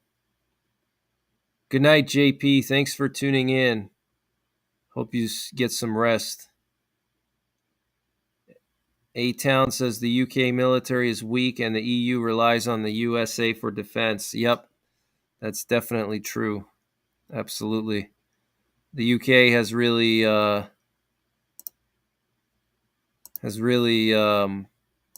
reduced their military. Earth Angel Anna is giving Princess Gold a gold star. Or Princess Kicking Butt is getting a gold star. That's funny. It's good to see the moderators are still here. Deb Brown, how's it going, Deb Brown? Thank you for all you do. Best wishes from the Scottish borders. Thank you for watching. Wow, Scotland, such a beautiful country. Always wanted to go to the Scottish Highlands. A-Town says if Russia invades the Suwalki Gap, World War III is on. Yeah, definitely. They might just do that very soon. It's looking very likely, or very soon. Diva's mom, thank you for tuning in. I hope you're doing well, and thanks for hanging out, and hope you have a good night, and I'll see you soon. Do I have a camera of Bakhmut? That's funny. That's funny. Yeah, so Britain is withdrawing one of their warships from the Red Sea after coming under attack yesterday by the Houthis. That's really interesting. Doesn't really surprise me because they know that the U.S. is messing around and they're not, the U.S. is not doing what needs to be done, so they're going to pull their forces out so they're not in harm's way, I'm actually going to put up some cameras of the Suwalki Gap. Let me get one camera up of the Suwalki Gap here.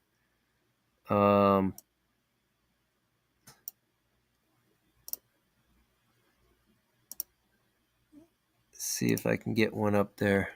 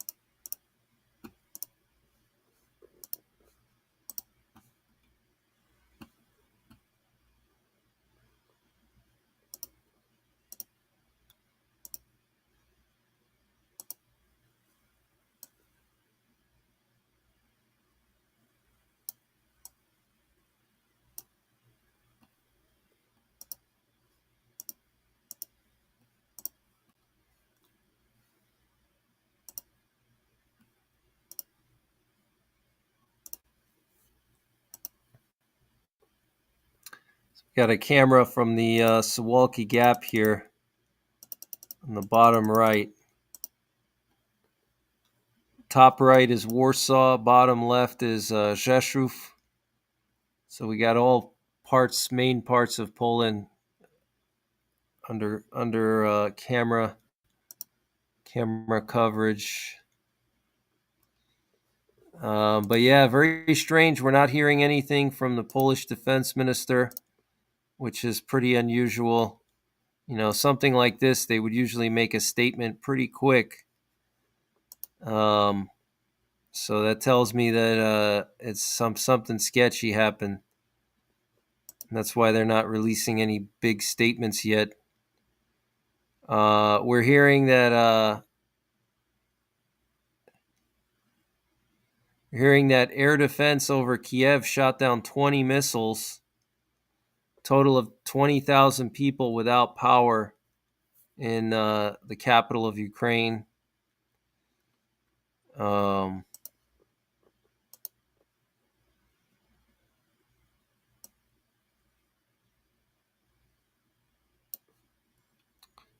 And the EU is getting ready to launch a mission into the Red Sea to deal with the Houthis.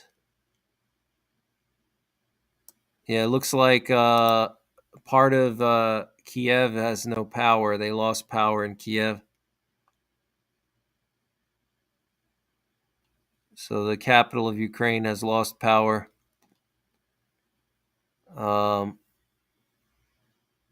So we're hearing from Klitschko. Let me see if I can find Klitschko on Telegram. Probably posting updates there. Just sucks because I can't really post any footage here because they're so strict, Yeah, I don't know Klitschko's Twitter or Telegram because he's the mayor, so he would have any information there.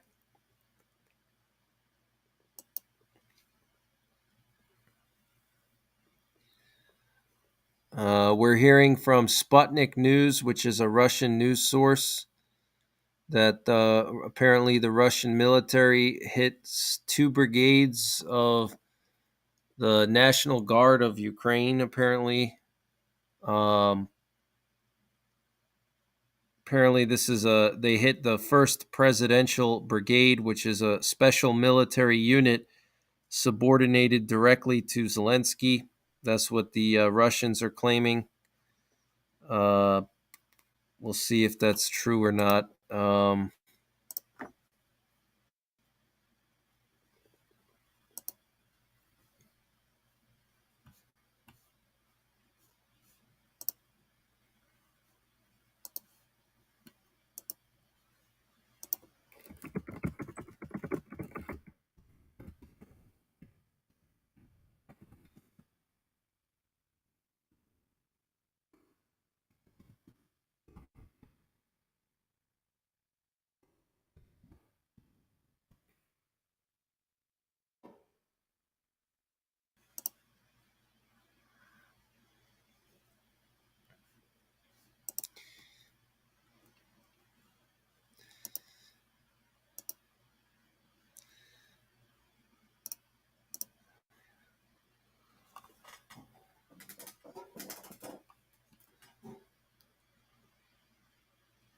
Looks like it's very windy over there today. You can see the camera shaking.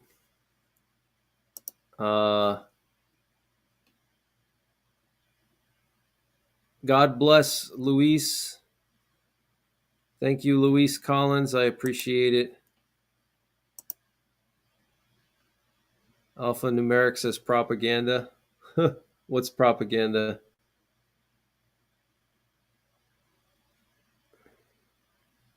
What's going on, Harry Potter? Good morning from Finland, Lapland, only 4 kilometers from the Russian border. Wow.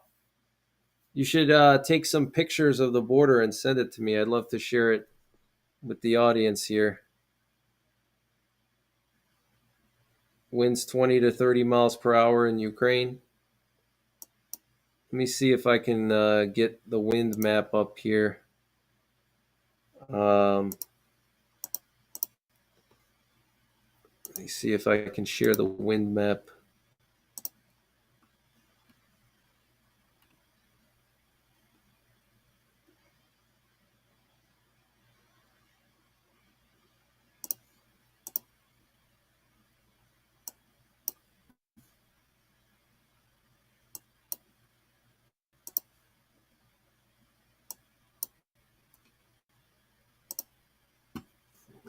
Yeah, we got southwest winds coming in, so it's actually warm there. In East Europe, there's a southwest breeze coming. Interesting.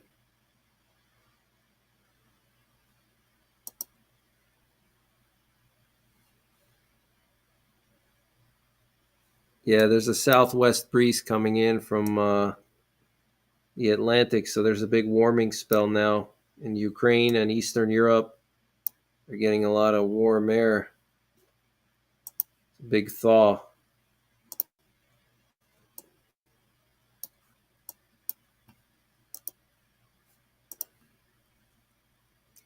I just put the map up on the screen here showing the wind. And you can see 15 knots in southeastern Poland, 15 knots. 14 knots in northeast Poland. Around Kyiv, it's the same thing, 13 knots. So yeah, pretty strong winds.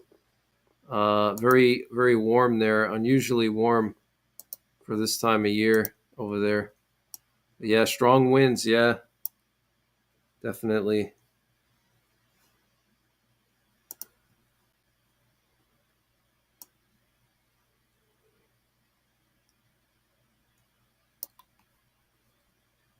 Looks like Russia's planning a spring offensive also. Russia's planning a spring offensive. So, pretty interesting.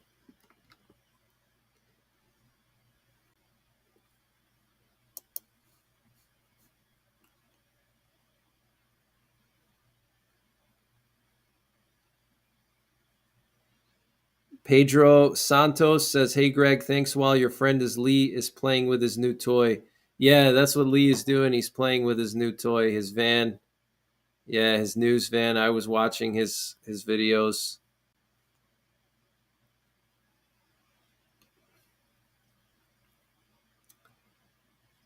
Someone said something about Russian wind. What's going on, Laura Miller? Good to see you. Still hanging with you from Currituck, New Hampshire, or North Carolina. Thanks for doing this for us. You're my number one news source. Thank you, Laura. Thanks for tuning in. Shaza UK says, good morning from Bristol, UK. Jake 17 is flying over northern Germany. Yeah, it looks like they're heading towards the Baltic countries. That's where they always fly with the Jake 17. Let me let's take a look and see. Yeah, it looks like the aerial refueler is heading back now. This is interesting. Wow. This is actually very unusual. Look at this, guys. This is actually Jake 17 is actually heading towards, looks like it's heading towards the Ukrainian border. Check that out. We have this aerial refueler that was flying over southeastern Poland. It's heading back now, and then it looks like we have another aerial refueler plus a recon plane heading to the same area where it was. So that is a red flag, guys. I have not seen that actually. That's pretty unusual. Usually Jake 17 and Hobo 11 go up here into northeast Poland near Kaliningrad and Lithuania and the Baltic countries.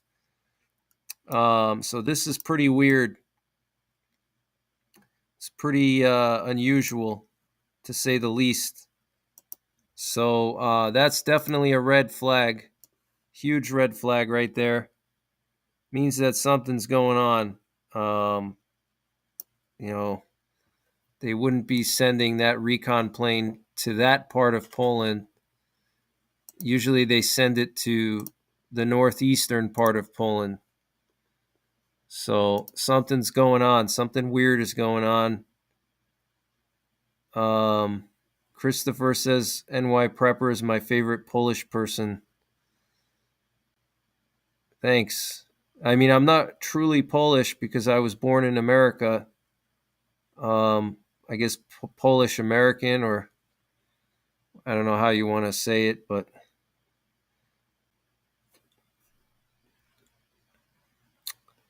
what's going on, Tartan Granny? Mika says, why is my comments not showing? I'm not sure. Mockingjay says EMP is more likely than a nuke. Viper Optics says I sent an email with a blocked flight on the Polish border.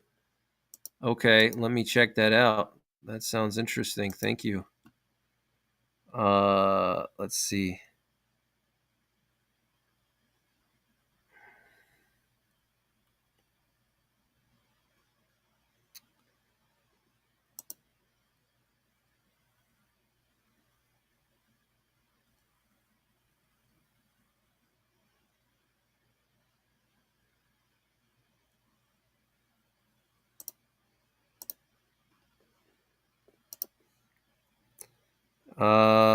I don't see an email. Let me try to find that. I don't see anything about a blocked flight here.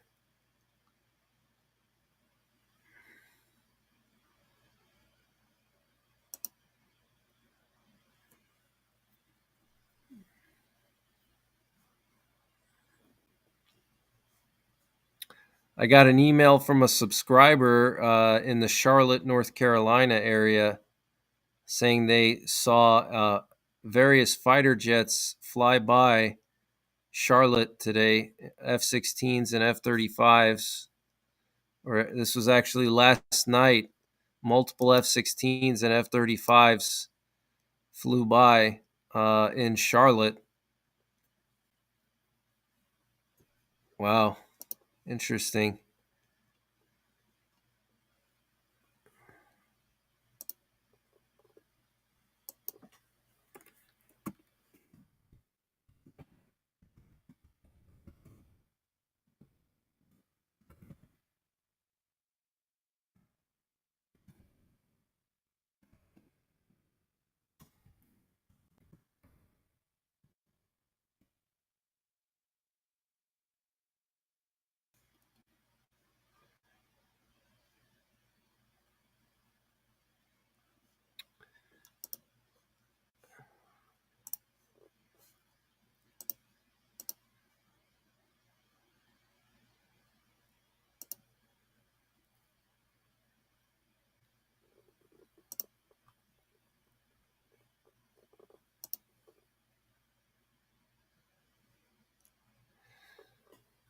Wow, the Polish defense minister is saying that starting this morning, all security systems in Poland are on high alert.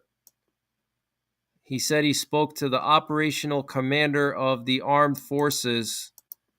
So the Polish military is now on high alert. Okay, that's what the Polish defense minister just said to one of the radio channels in Poland, Radio Z. That's a leftist channel,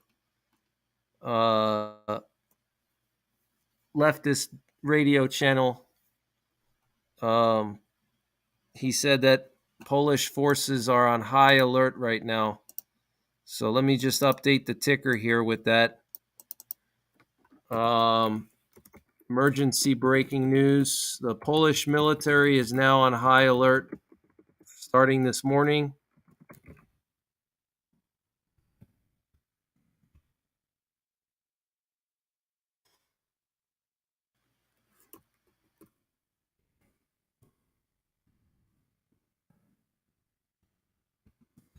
Polish operational command is now on full alert since this morning.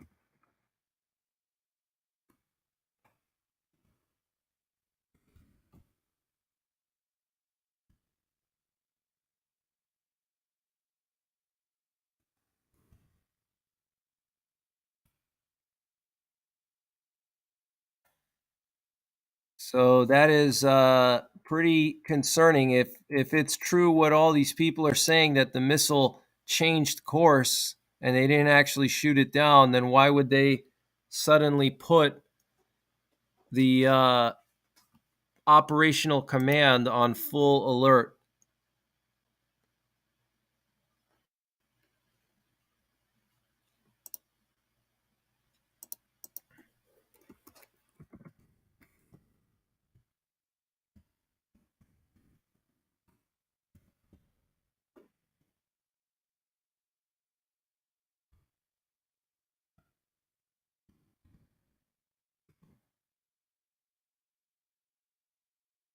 Okay.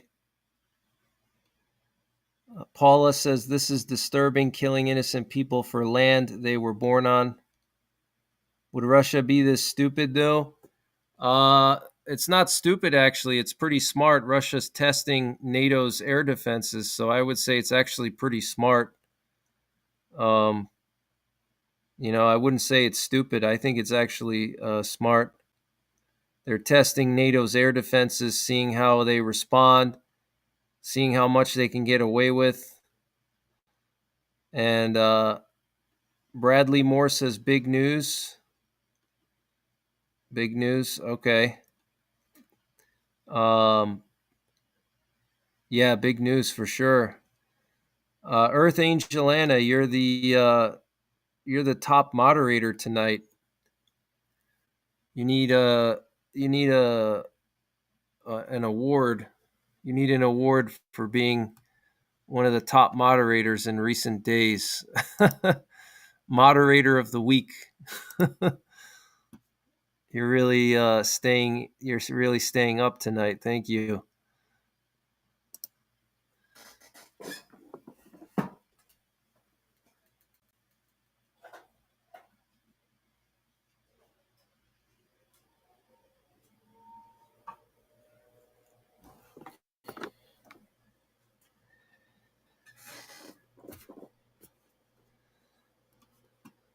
Wow, this is crazy, guys.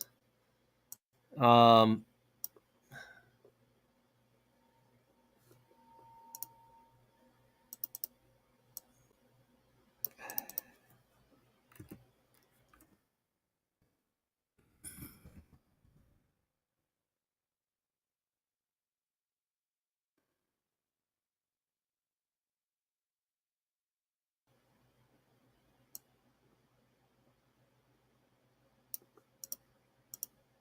so this is big news. You know what it is? Last time Polish missile landed in a Russian missile landed in Poland, and Polish people were kind of questioning why the Polish military didn't shoot the missile down, and there were multiple instances like that. So, um, I think now Poland they're taking a more uh, stronger approach because they don't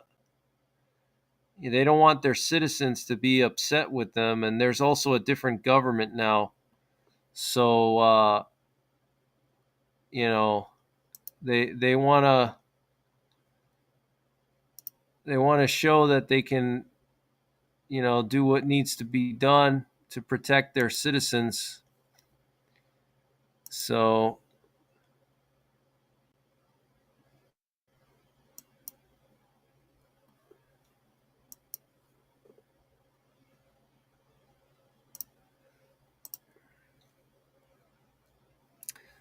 we have a new camera here from the Suwalki Gap. This is the square in where is this? Is this in Suwalki? I can't remember where this was from, but this is in northeastern Poland. Plac Konopnickiej.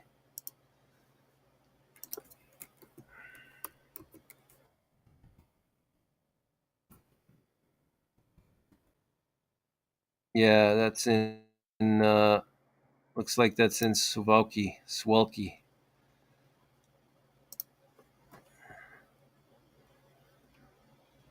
Yeah. Oh no, maybe that's somewhere else. I don't know. I'll figure it out. Um, so yeah, breaking news coming in. The Polish defense minister has put the operational command of the Polish military on full alert. On full alert.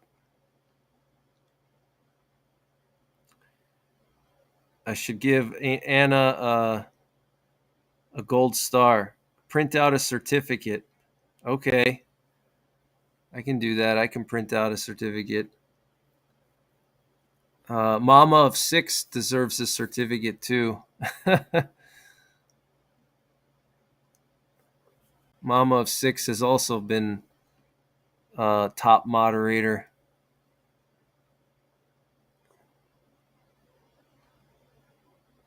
Yeah, there's a new Polish government now. Um, it's they still have the president, still a conservative president, but the prime minister is leftist, and this could be a way for the new government to kind of show that they're for the people, that they're protecting, from Russian missiles, because the last time Russian missiles came into Poland, there was a lot of Polish people that were kind of upset that the Polish government didn't shoot the missiles down. It kind of made Poland look bad because basically Russian missiles penetrated Polish airspace. I don't know if you guys remember that or not.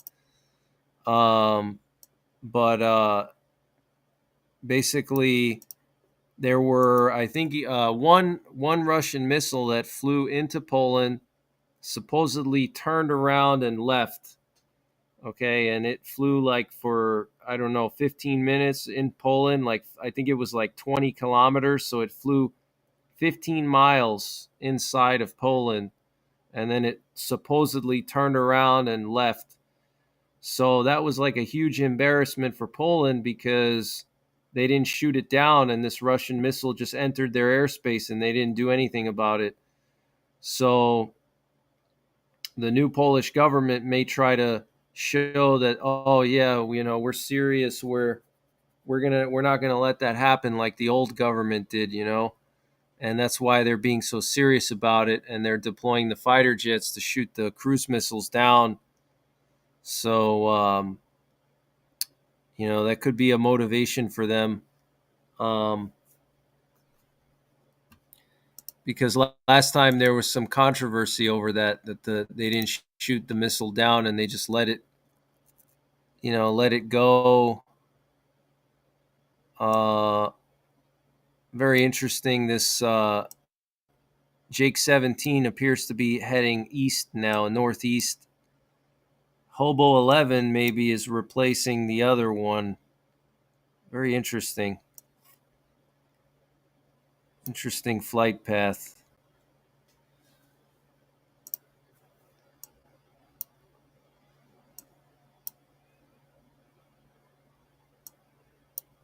Let's just see if there's any other military planes in the area.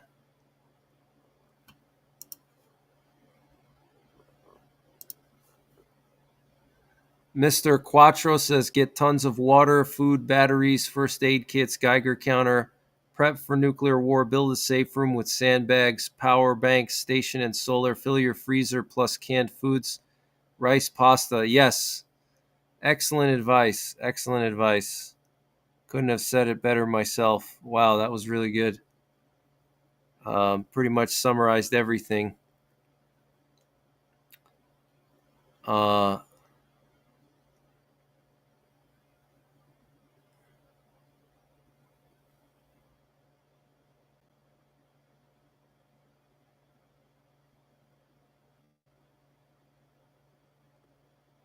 Hobo is also changing its heading. That's interesting.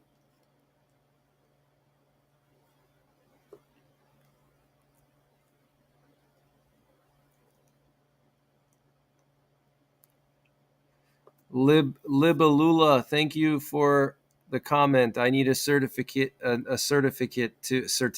too. Thank you for getting the news out to Europe. Jake 17 has changed its heading, is now heading towards northeast Poland. Yeah, I see it's changing its heading now. Very interesting.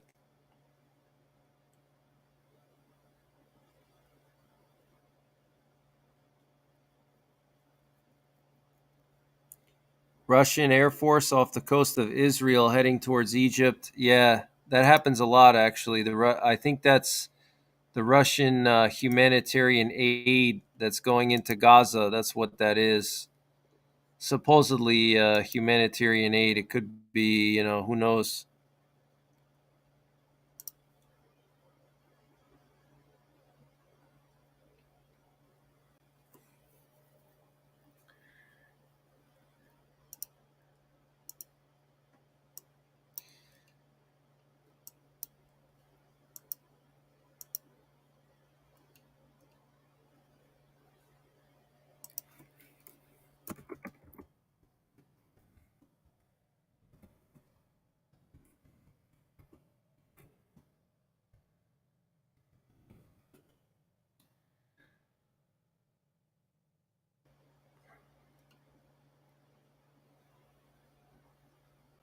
We also had 4 Russian military bombers fly into Alaska's air defense identification zone last night.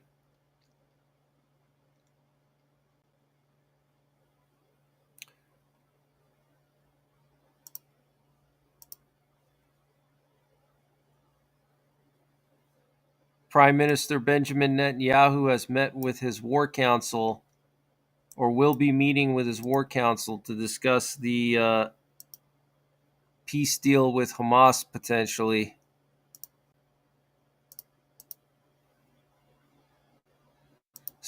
Israel launched a massive airstrike on Syria yesterday, like I reported in the beginning of the stream.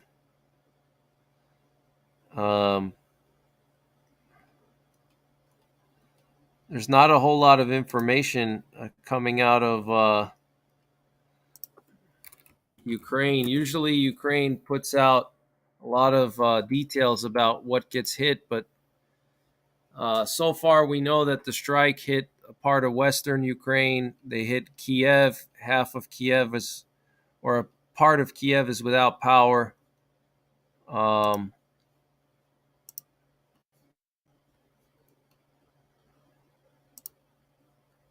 So we don't have a whole lot of details.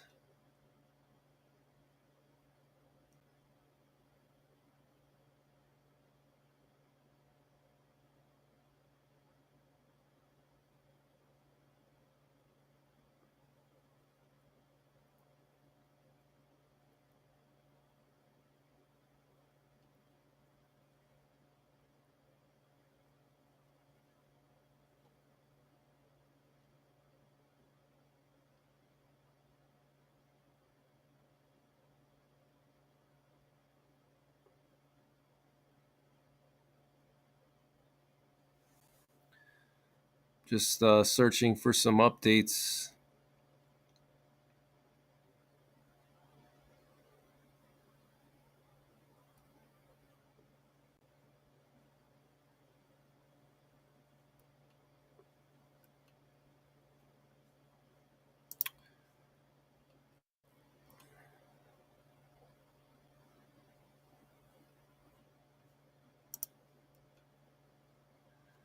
I think, guys, I'm gonna just get up and walk around a little bit. I've been sitting for a little while here, so I'm gonna get up and walk around.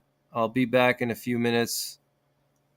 Baldur says, "Watch that plane after Jake 17." Yes, it looks like it may continue to head. No, it's changing direction. Both of them are changing directions now. Look. Now they're both going to northeastern Poland. Very strange. Look at that. It looked like they were both going to go to southeastern Poland, and then at the last minute, look, they changed direction. That's weird. Maybe there's no more threat there, so they changed direction. Maybe they were originally on a mission, because normally Jake 17 goes up into northeast Poland. It flies around Kaliningrad, and then it goes all the way up to Finland. It goes all the way up to the Lapland. It goes like all the way up here near Murmansk, where Russia's fleet is over there, the Northern Fleet, where there are nuclear armed subs. But that's normally where it goes. That's why when I saw it going in this direction, I found that to be very strange, because normally it kind of hugs like the Baltic coastline by Hamburg and northern Poland. And it looked like it wanted to go down here where this one was to like relieve it or something. And then it looks like maybe they determined that they didn't need it. And then at the last minute, they changed. I don't know. Because that seems very strange how they would just suddenly abruptly do that. So maybe that's a sign that they feel like, the threat is over, you know, and they're, doing their normal patrol. Um, so,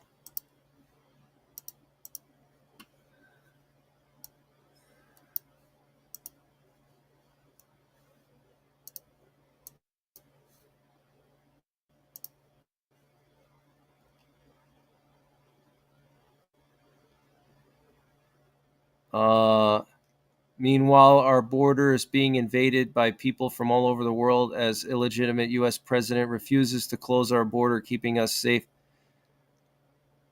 Joe says Tucker knows the real enemy is not flesh and blood. The enemy is within each of us.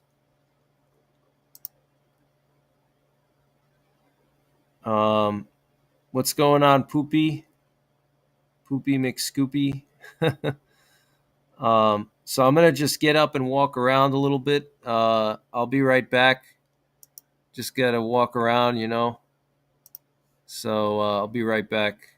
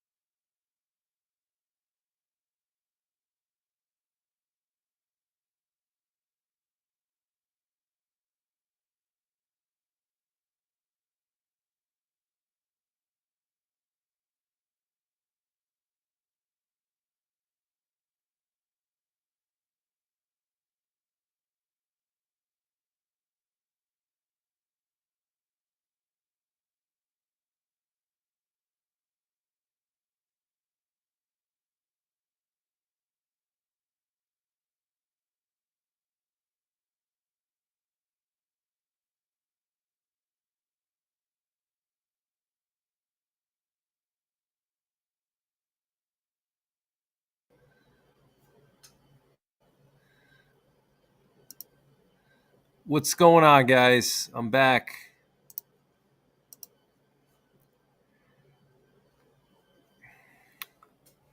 Wow, still 1,800 people in here. Wow. Um, how's it going, Mama of Six?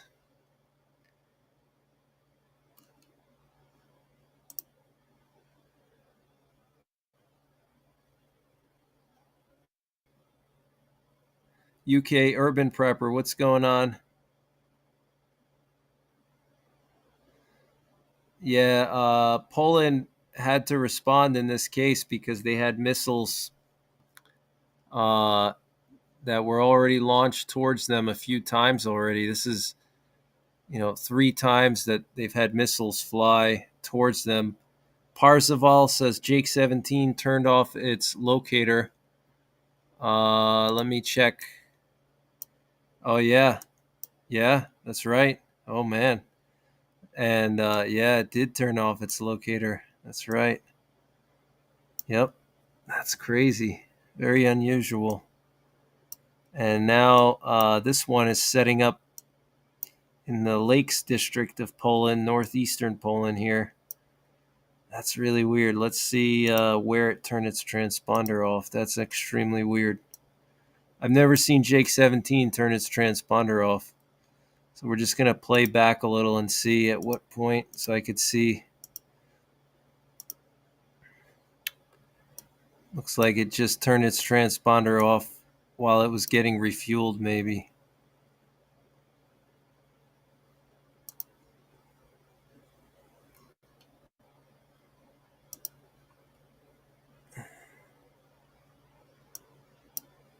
Yeah. It's pretty weird for it to turn its transponder off. That's not too common.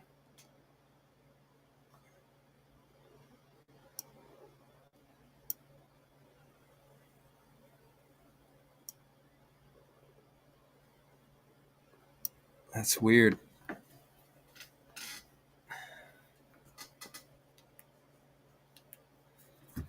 Let's see. Yeah. It looks like it did looks like it looks like it's doing loops over northeast Poland now. And that's why it turned its transponder off, maybe. That's really strange. I have a hard time believing that it would be out of reception. Yeah. Yep, it turned its transponder off. That's really strange. Wow. We have some more recon planes heading east, it looks like, potentially. We got another rivet joint that just took off from Waddington. We'll see where that one goes. But yeah, that's really weird. It turned its transponder off. That's pretty strange. I've never seen one do that over Poland. It's really weird. Yeah, that's really strange.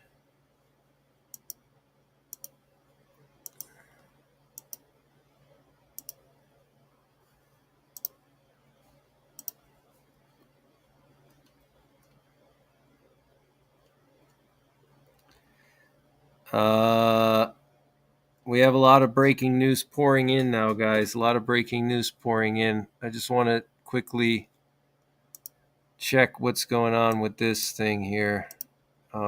This Jake 17. Yeah, it turned its transponder off. Looks like it's probably doing a reconnaissance pattern here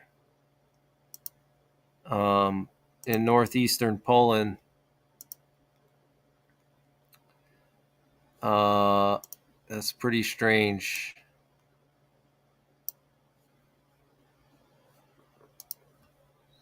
We got a lot of breaking news pouring in. I'm going to sort through it now. Uh,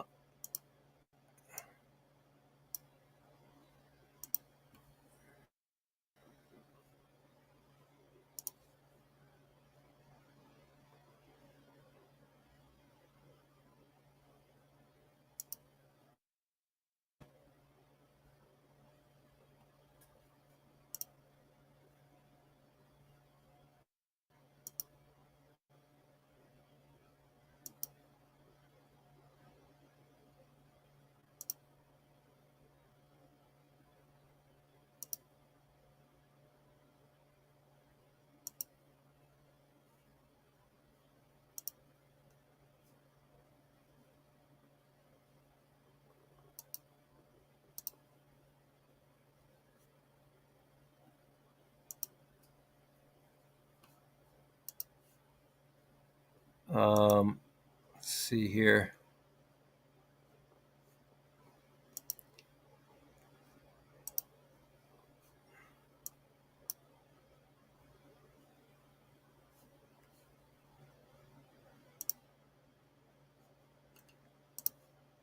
I'm going to get to the breaking news in 1 second here. I just want to take some screenshots of this. This is pretty weird. If it reappears, then it's not that big of a deal. But if it doesn't reappear, then that's definitely a red flag.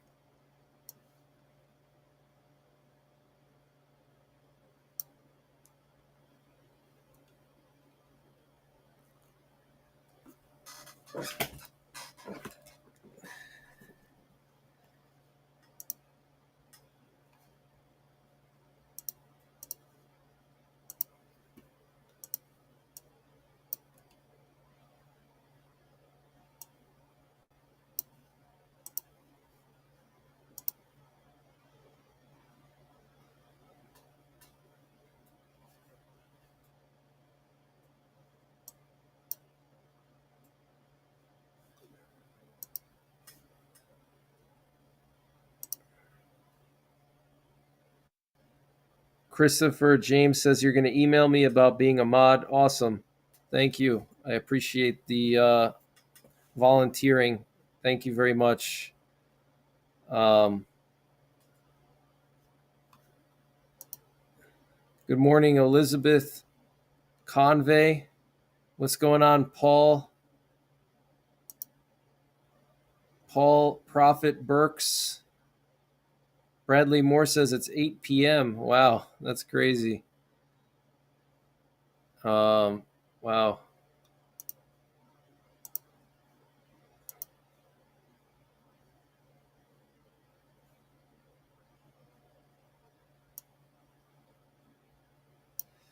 So we have a reconnaissance plane, Polish reconnaissance plane that just turned its transponder off, flying just north of Warsaw right now.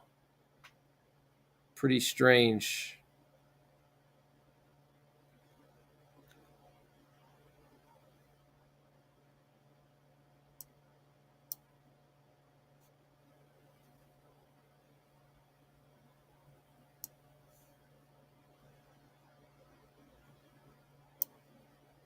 We'll see if it pops back up. If it doesn't pop up, then that means something's going on.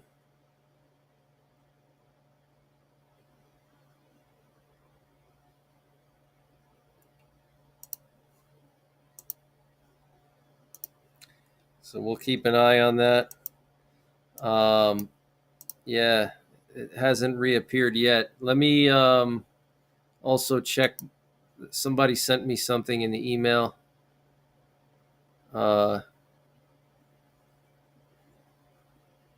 Let's see.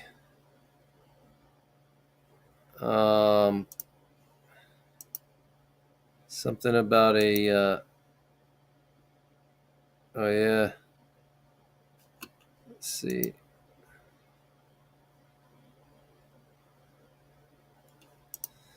Okay, we have some breaking news coming in. Let me just update you guys on that.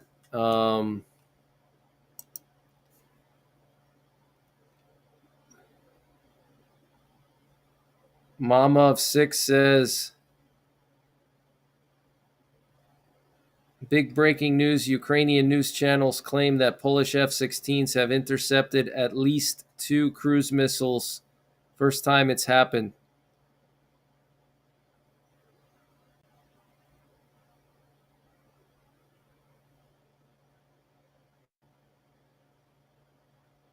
UK Urban Prepper says, Greg for post-apocalyptic president 2025. Thank you. What's going on, Jeff Carrero? Mayor Eric Adams of New York is quoted saying, look at all this chocolate around us, when referring to all his members of his cabinet. Interesting. Kelpo Gaming, how's it going? Hey, Greg, watching you since 2021 when Russia was moving troops initially to the border of Russia 3 years later, and I sense I will have to teach about this in a couple of years. Wow, that was some crazy times. I remember when Russia was moving the troops. I was still in New York. That was good old days, good old New York days.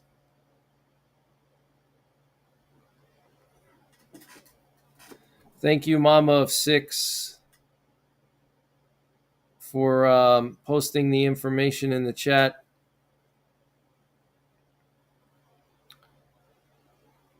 So let me just read to you guys some of the latest headlines coming in this morning. Got some news coming in, some information.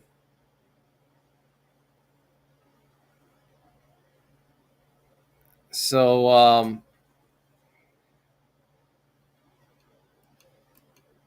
the new thing, didn't I tell you guys this would happen? We're already seeing people saying that, they never shot down the missiles, that now they're changing their story.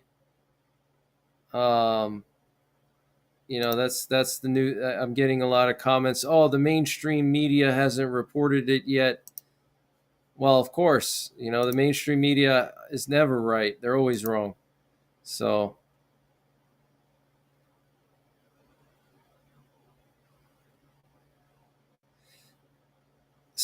we have an update from the Polish Ministry of Defense. The Polish Ministry of Defense said, due to the reduced level of threat, the operations of Polish and Allied aircraft on duty in our airspace has been ended. It says that they have returned to their bases and standard operating activities. They're monitoring the situation on the territory of Ukraine on an ongoing basis and remaining constantly ready to ensure the safety of Polish airspace. So it looks like the threat is over. They're basically saying that the threat is over now, and the fighter jets and all the planes have gone back to base, is what they're saying. So that's coming from the Polish Ministry of Defense. We're hearing initial reports that Russia used 20 Iranian drones, 29 cruise missiles, and 3 sea-launched cruise missiles. They also used 3 Iskander ballistic missiles and 5 anti-air systems. So they launched a total of, 20 drones. Looks like 33 cruise missiles plus 336, 39, 45. Looks like a total of like 65 projectiles launched towards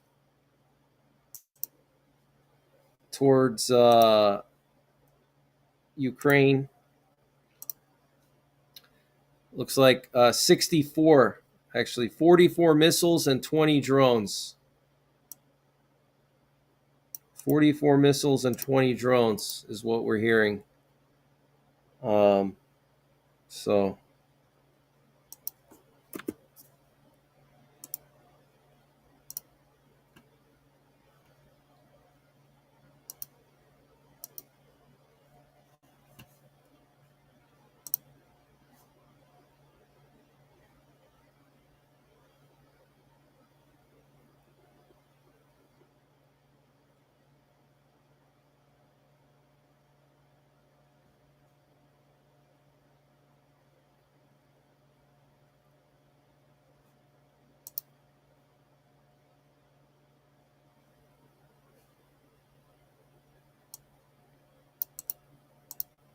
So that's some of the latest news. We still don't have any official information yet from like the Polish military about the scrambling situation. We did hear some information from Polish military sources saying that they intercepted these missiles. So we haven't heard anything from the defense minister yet. Still quiet.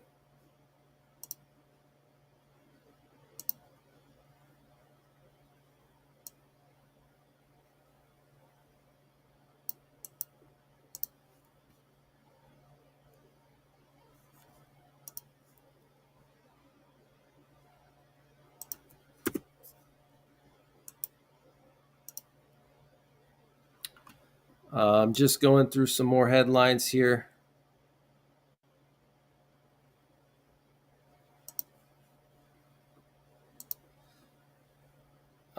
The Polish defense minister, um, let's see, uh, so far I'm not hearing anything from official from the Polish defense minister.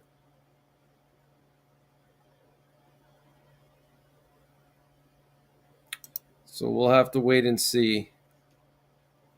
Still quiet.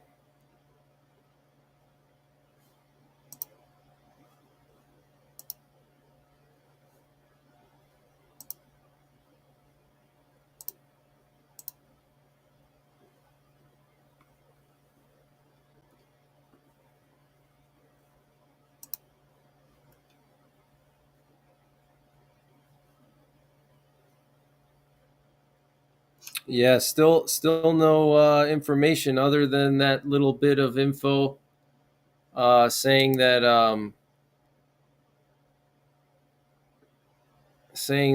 they withdrew their forces from the border. Um, we're hearing now that 13 people have been injured in the capital of Ukraine in these missile attacks.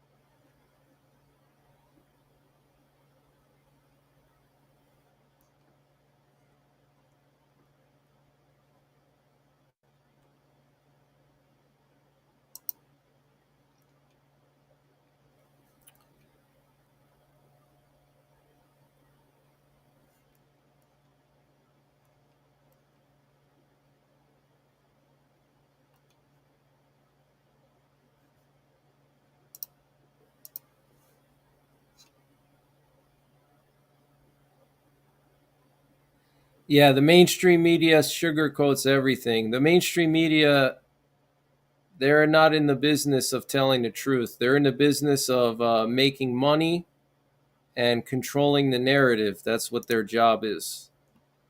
Their job is to make a profit and, influence.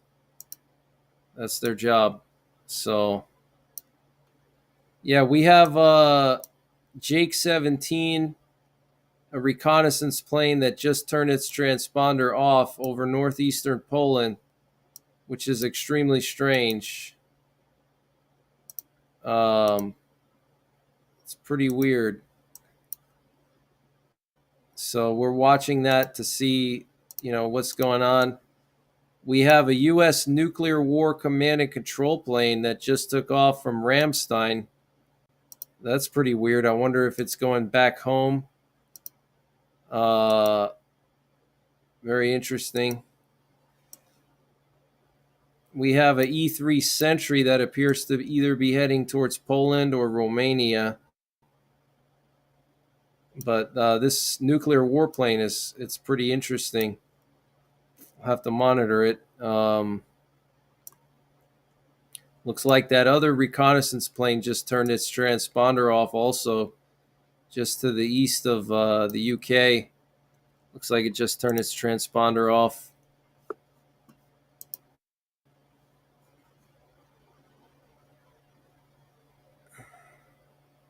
Jeff says Donald Trump coined the phrase fake news. Yeah, it's all fake news. Exactly. I agree with his term, fake news. Definitely. It's just a bunch of BS. Angus Williams says they're taking out the power grid in Kiev. Going to be a cold winter here. Yeah, that's really, really unfortunate. It's really sad what's happening there. Um, they're attacking the Ukrainian power grid. I mean, that's just really, a really low thing to do. I mean, attack your enemy directly, not their civilians. It's it's really sad. I hope this war ends as quickly as possible, but it's not looking like it, unfortunately. Yeah, Tucker Carlson already interviewed Putin. He already interviewed him. We're just waiting for him to release the interview. Joe Tyner says, I'm a watchman. Thank you, Joe. I appreciate that. Thank you. Jeff says Schumer is threatening to send U.S. troops to fight Russia unless Republicans accept the $100 billion bill. Interesting. Schumer's crazy. Viper Optics says U.S. and NATO playing it off as nothing again. Yep, that's exactly right. Playing it off as nothing. That's their typical thing to do. Gary Stoven, thank you for the donation, and Lisa Mallet, thank you for the donation. I appreciate it. Thank you so much.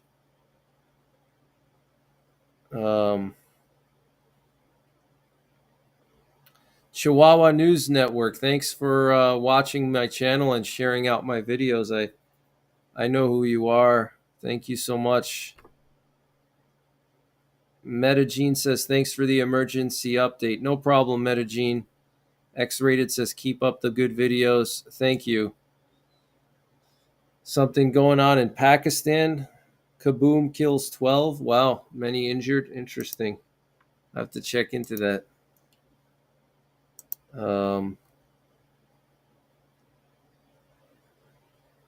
Why do I keep saying that it's very serious?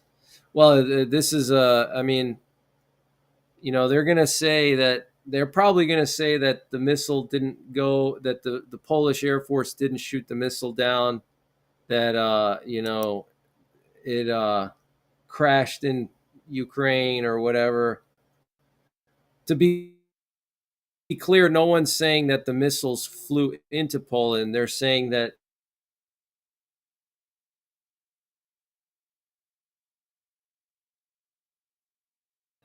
the Polish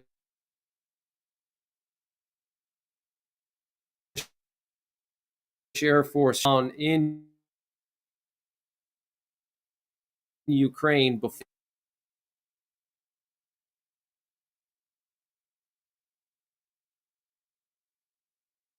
into Poland. So, oh yeah, I see. There's a big kaboom in Pakistan. Looks like it could have been. Looks like a suicide attack of some kind. Wow, this was in the same place where this was in the same place where Iran launched missiles into, like a month or two ago. Something is burning in Lebanon. Paul says, I tweet every one of your videos onto my Twitter. Thank you, Paul. That's really nice of you. Thank you very much. Yeah, that kaboom just happened in Balochistan in western Pakistan. And that's the same area of Pakistan that was hit by Iranian missiles a few weeks ago. Rich Homie Juan says, Greg, been a big fan since pre-Ukraine and Russia. Thank you, Rich. I appreciate that. Yeah, those were the good old days. I miss those days, honestly. Chihuahua News Network, awesome guy. Thank you so much for the support. Eva Higgins says, New Brunswick, Canada here. Hi, folks. Hi, NYPrepper. Watch you lots here. Thank you, Eva. I appreciate it.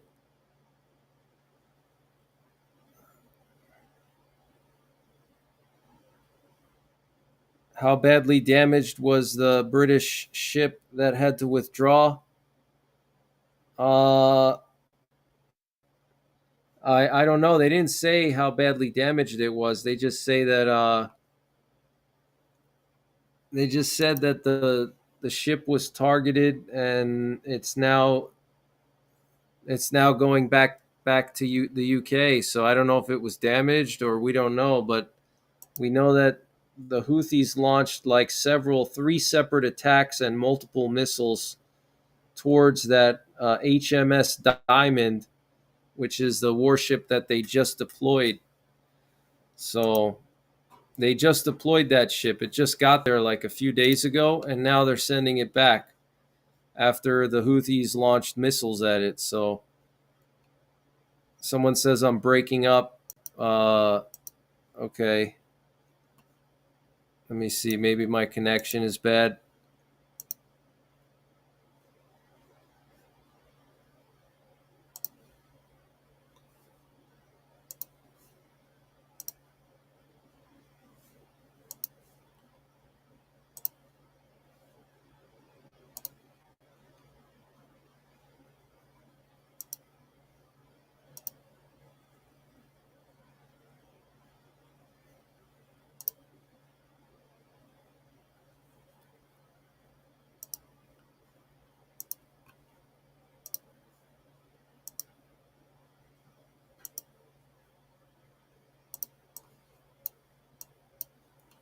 Oh, yeah. Let's see.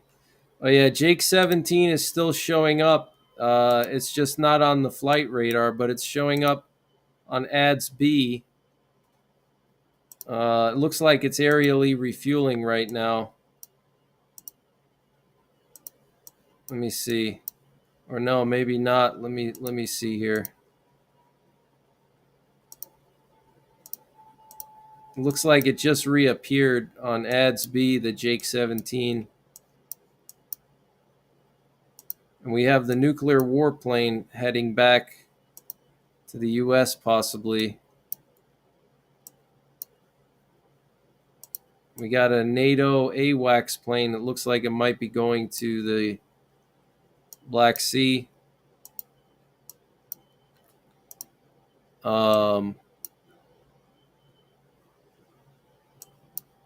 Let me see here.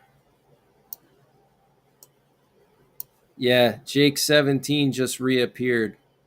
So yeah, it turned its transponder off for a little while there, but it just reappeared. That's interesting. Interesting situation. It just temporarily turned it off. Um,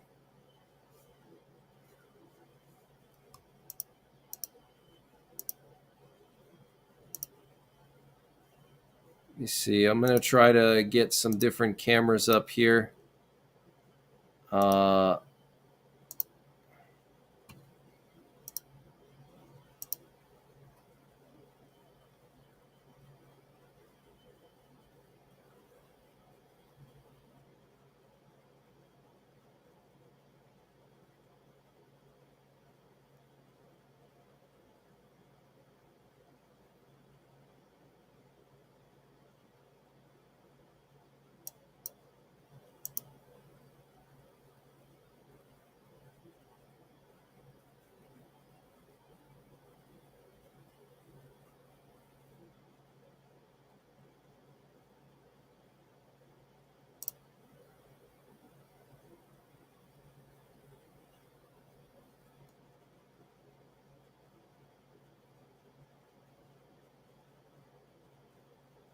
let's see. 1 second, guys. Trying to set up this camera here.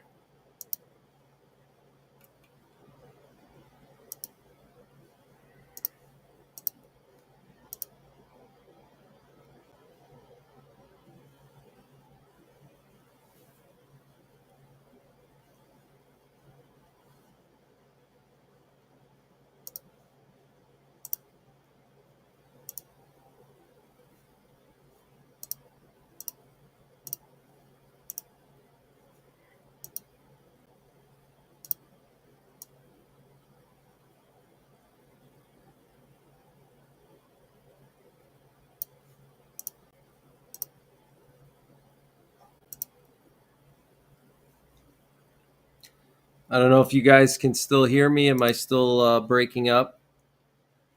Christopher James says you've been a member since 2019. Thank you. That's awesome. That's a really long time, man.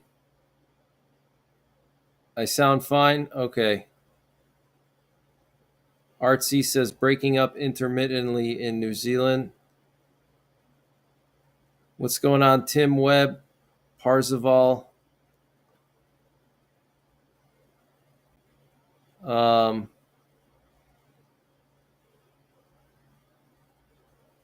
UK Urban Prepper says, what time scale do you think new preppers have to get prepared? Weeks or months?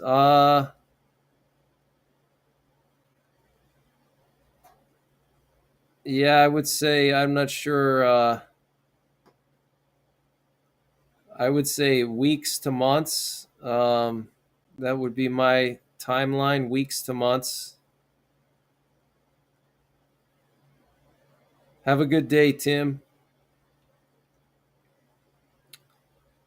Yeah, America is quiet right now.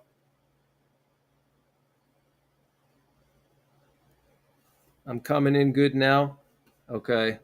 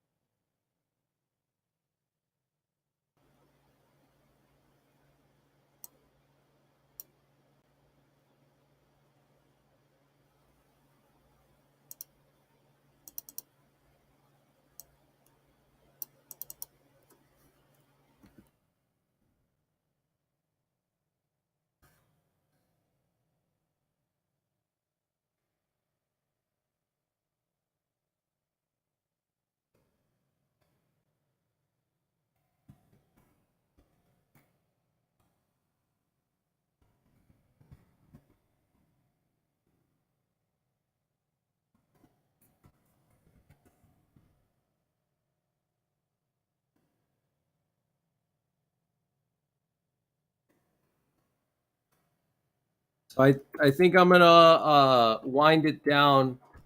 I don't know. I'll probably leave the stream up maybe, but I have to get some sleep because it's after 4 in the morning here. So I might just leave the stream up with these cameras. I'm gonna set up another camera and another tracker, and I might just leave them up for the morning, and then I'll probably I'll do another update once I get up in the morning.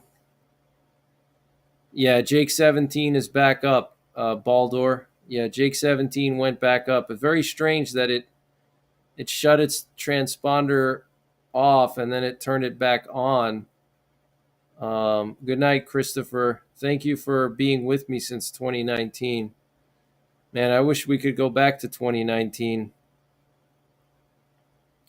Those were the good old days when the world was relatively quiet. This happened overnight.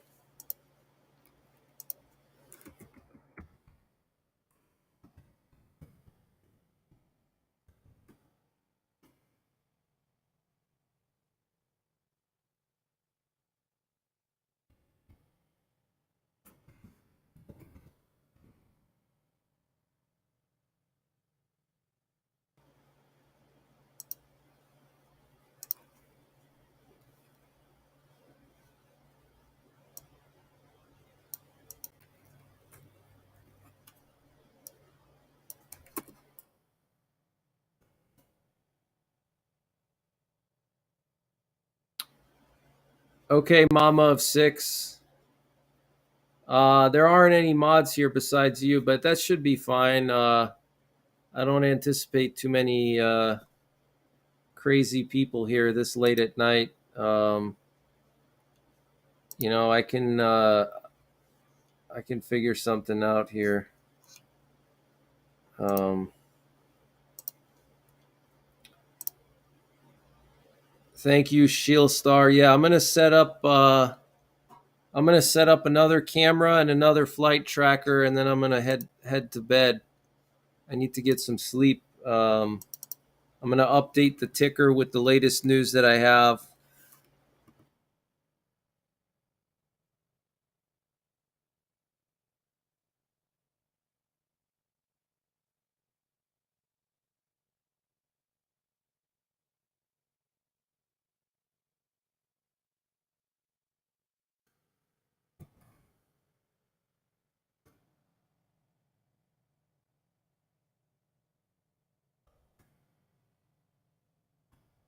I'm gonna just update the news ticker, and then I'm gonna head to bed.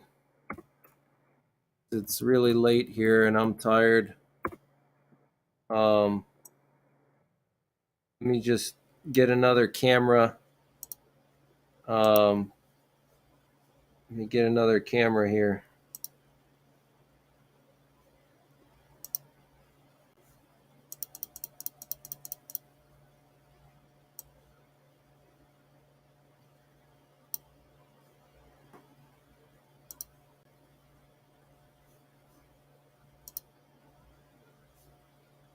I'm gonna get another camera of either Poland, or I was thinking Estonia, but I think I'm gonna just do Poland. Um, Let me see. I'm gonna just zoom this one out a little. Yeah, so it looks like Jake 17 got aerially refueled, and now it's heading up for its mission. Um, so I don't know why it turned its transponder off. That was kind of weird. But we have the nuclear warplane that looks like it's heading from Ramstein back to the U.S. I think that's the same one that came over earlier, the E6. Uh, we have U.S. P-8 Poseidon patrolling the Black Sea right now. Um, so let me just update you guys here. I'm going to just put the information in the ticker. All the latest breaking news is going to be in the ticker. Um,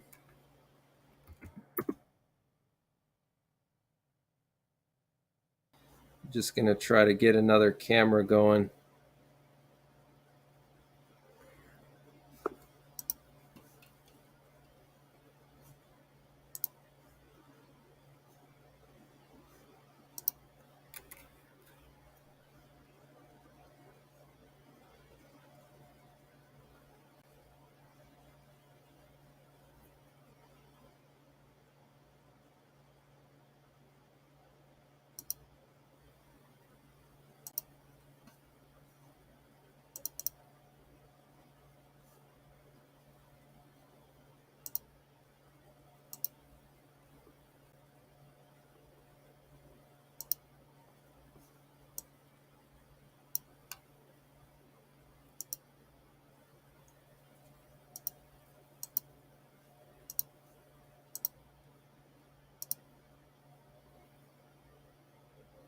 So we got some crazy times coming.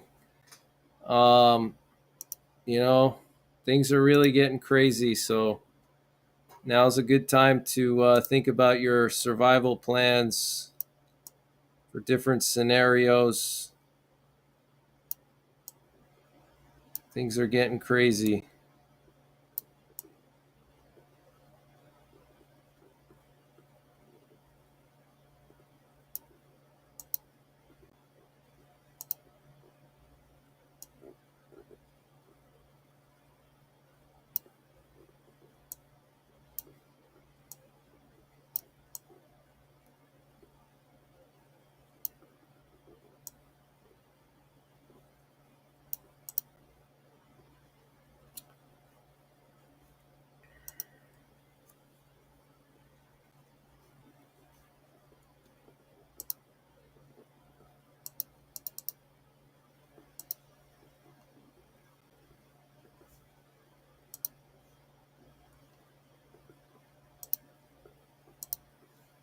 Trying to decide what the second camera should be. Um,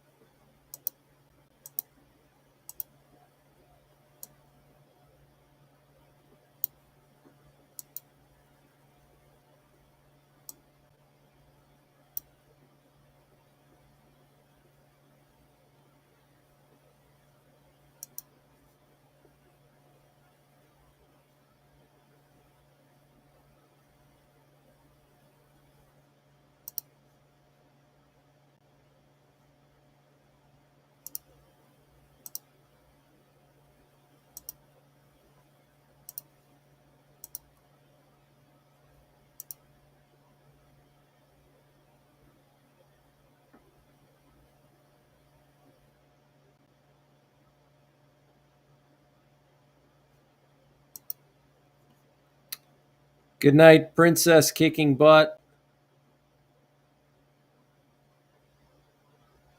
Thanks for tuning in.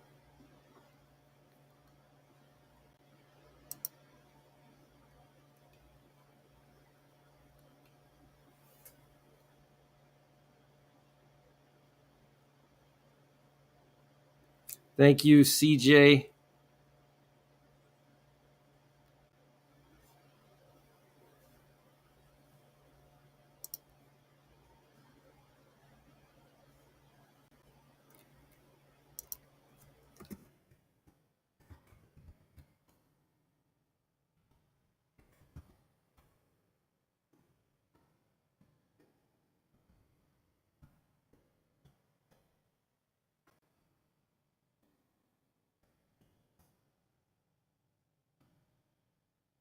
Thank you, Nick It Off, Campbell Clan.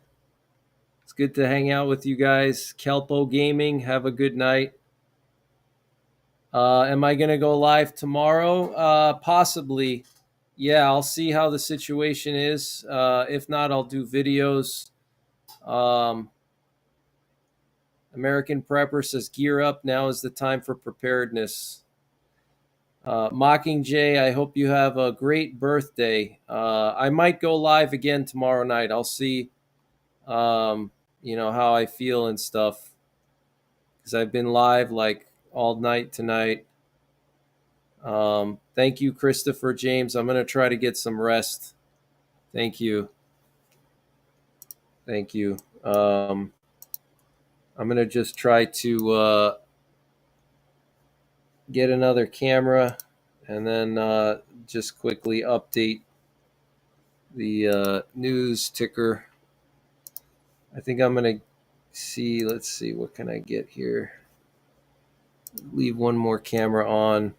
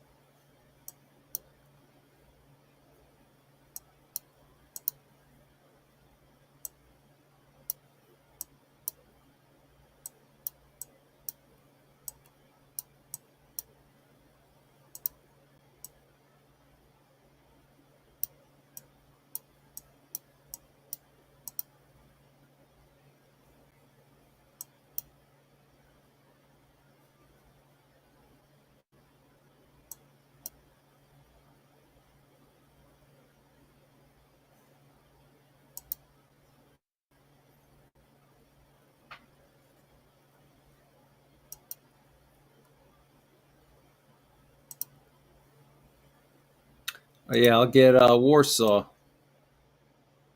Get Warsaw up there.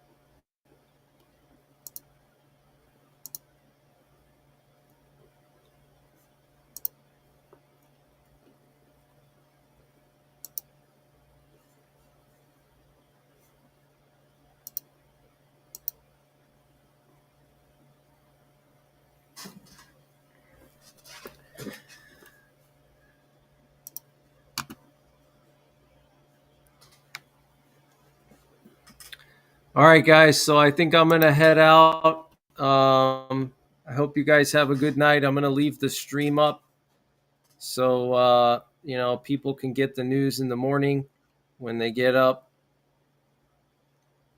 As far as I know, no missiles made it through to Poland. I know they obviously hit Ukraine, but um,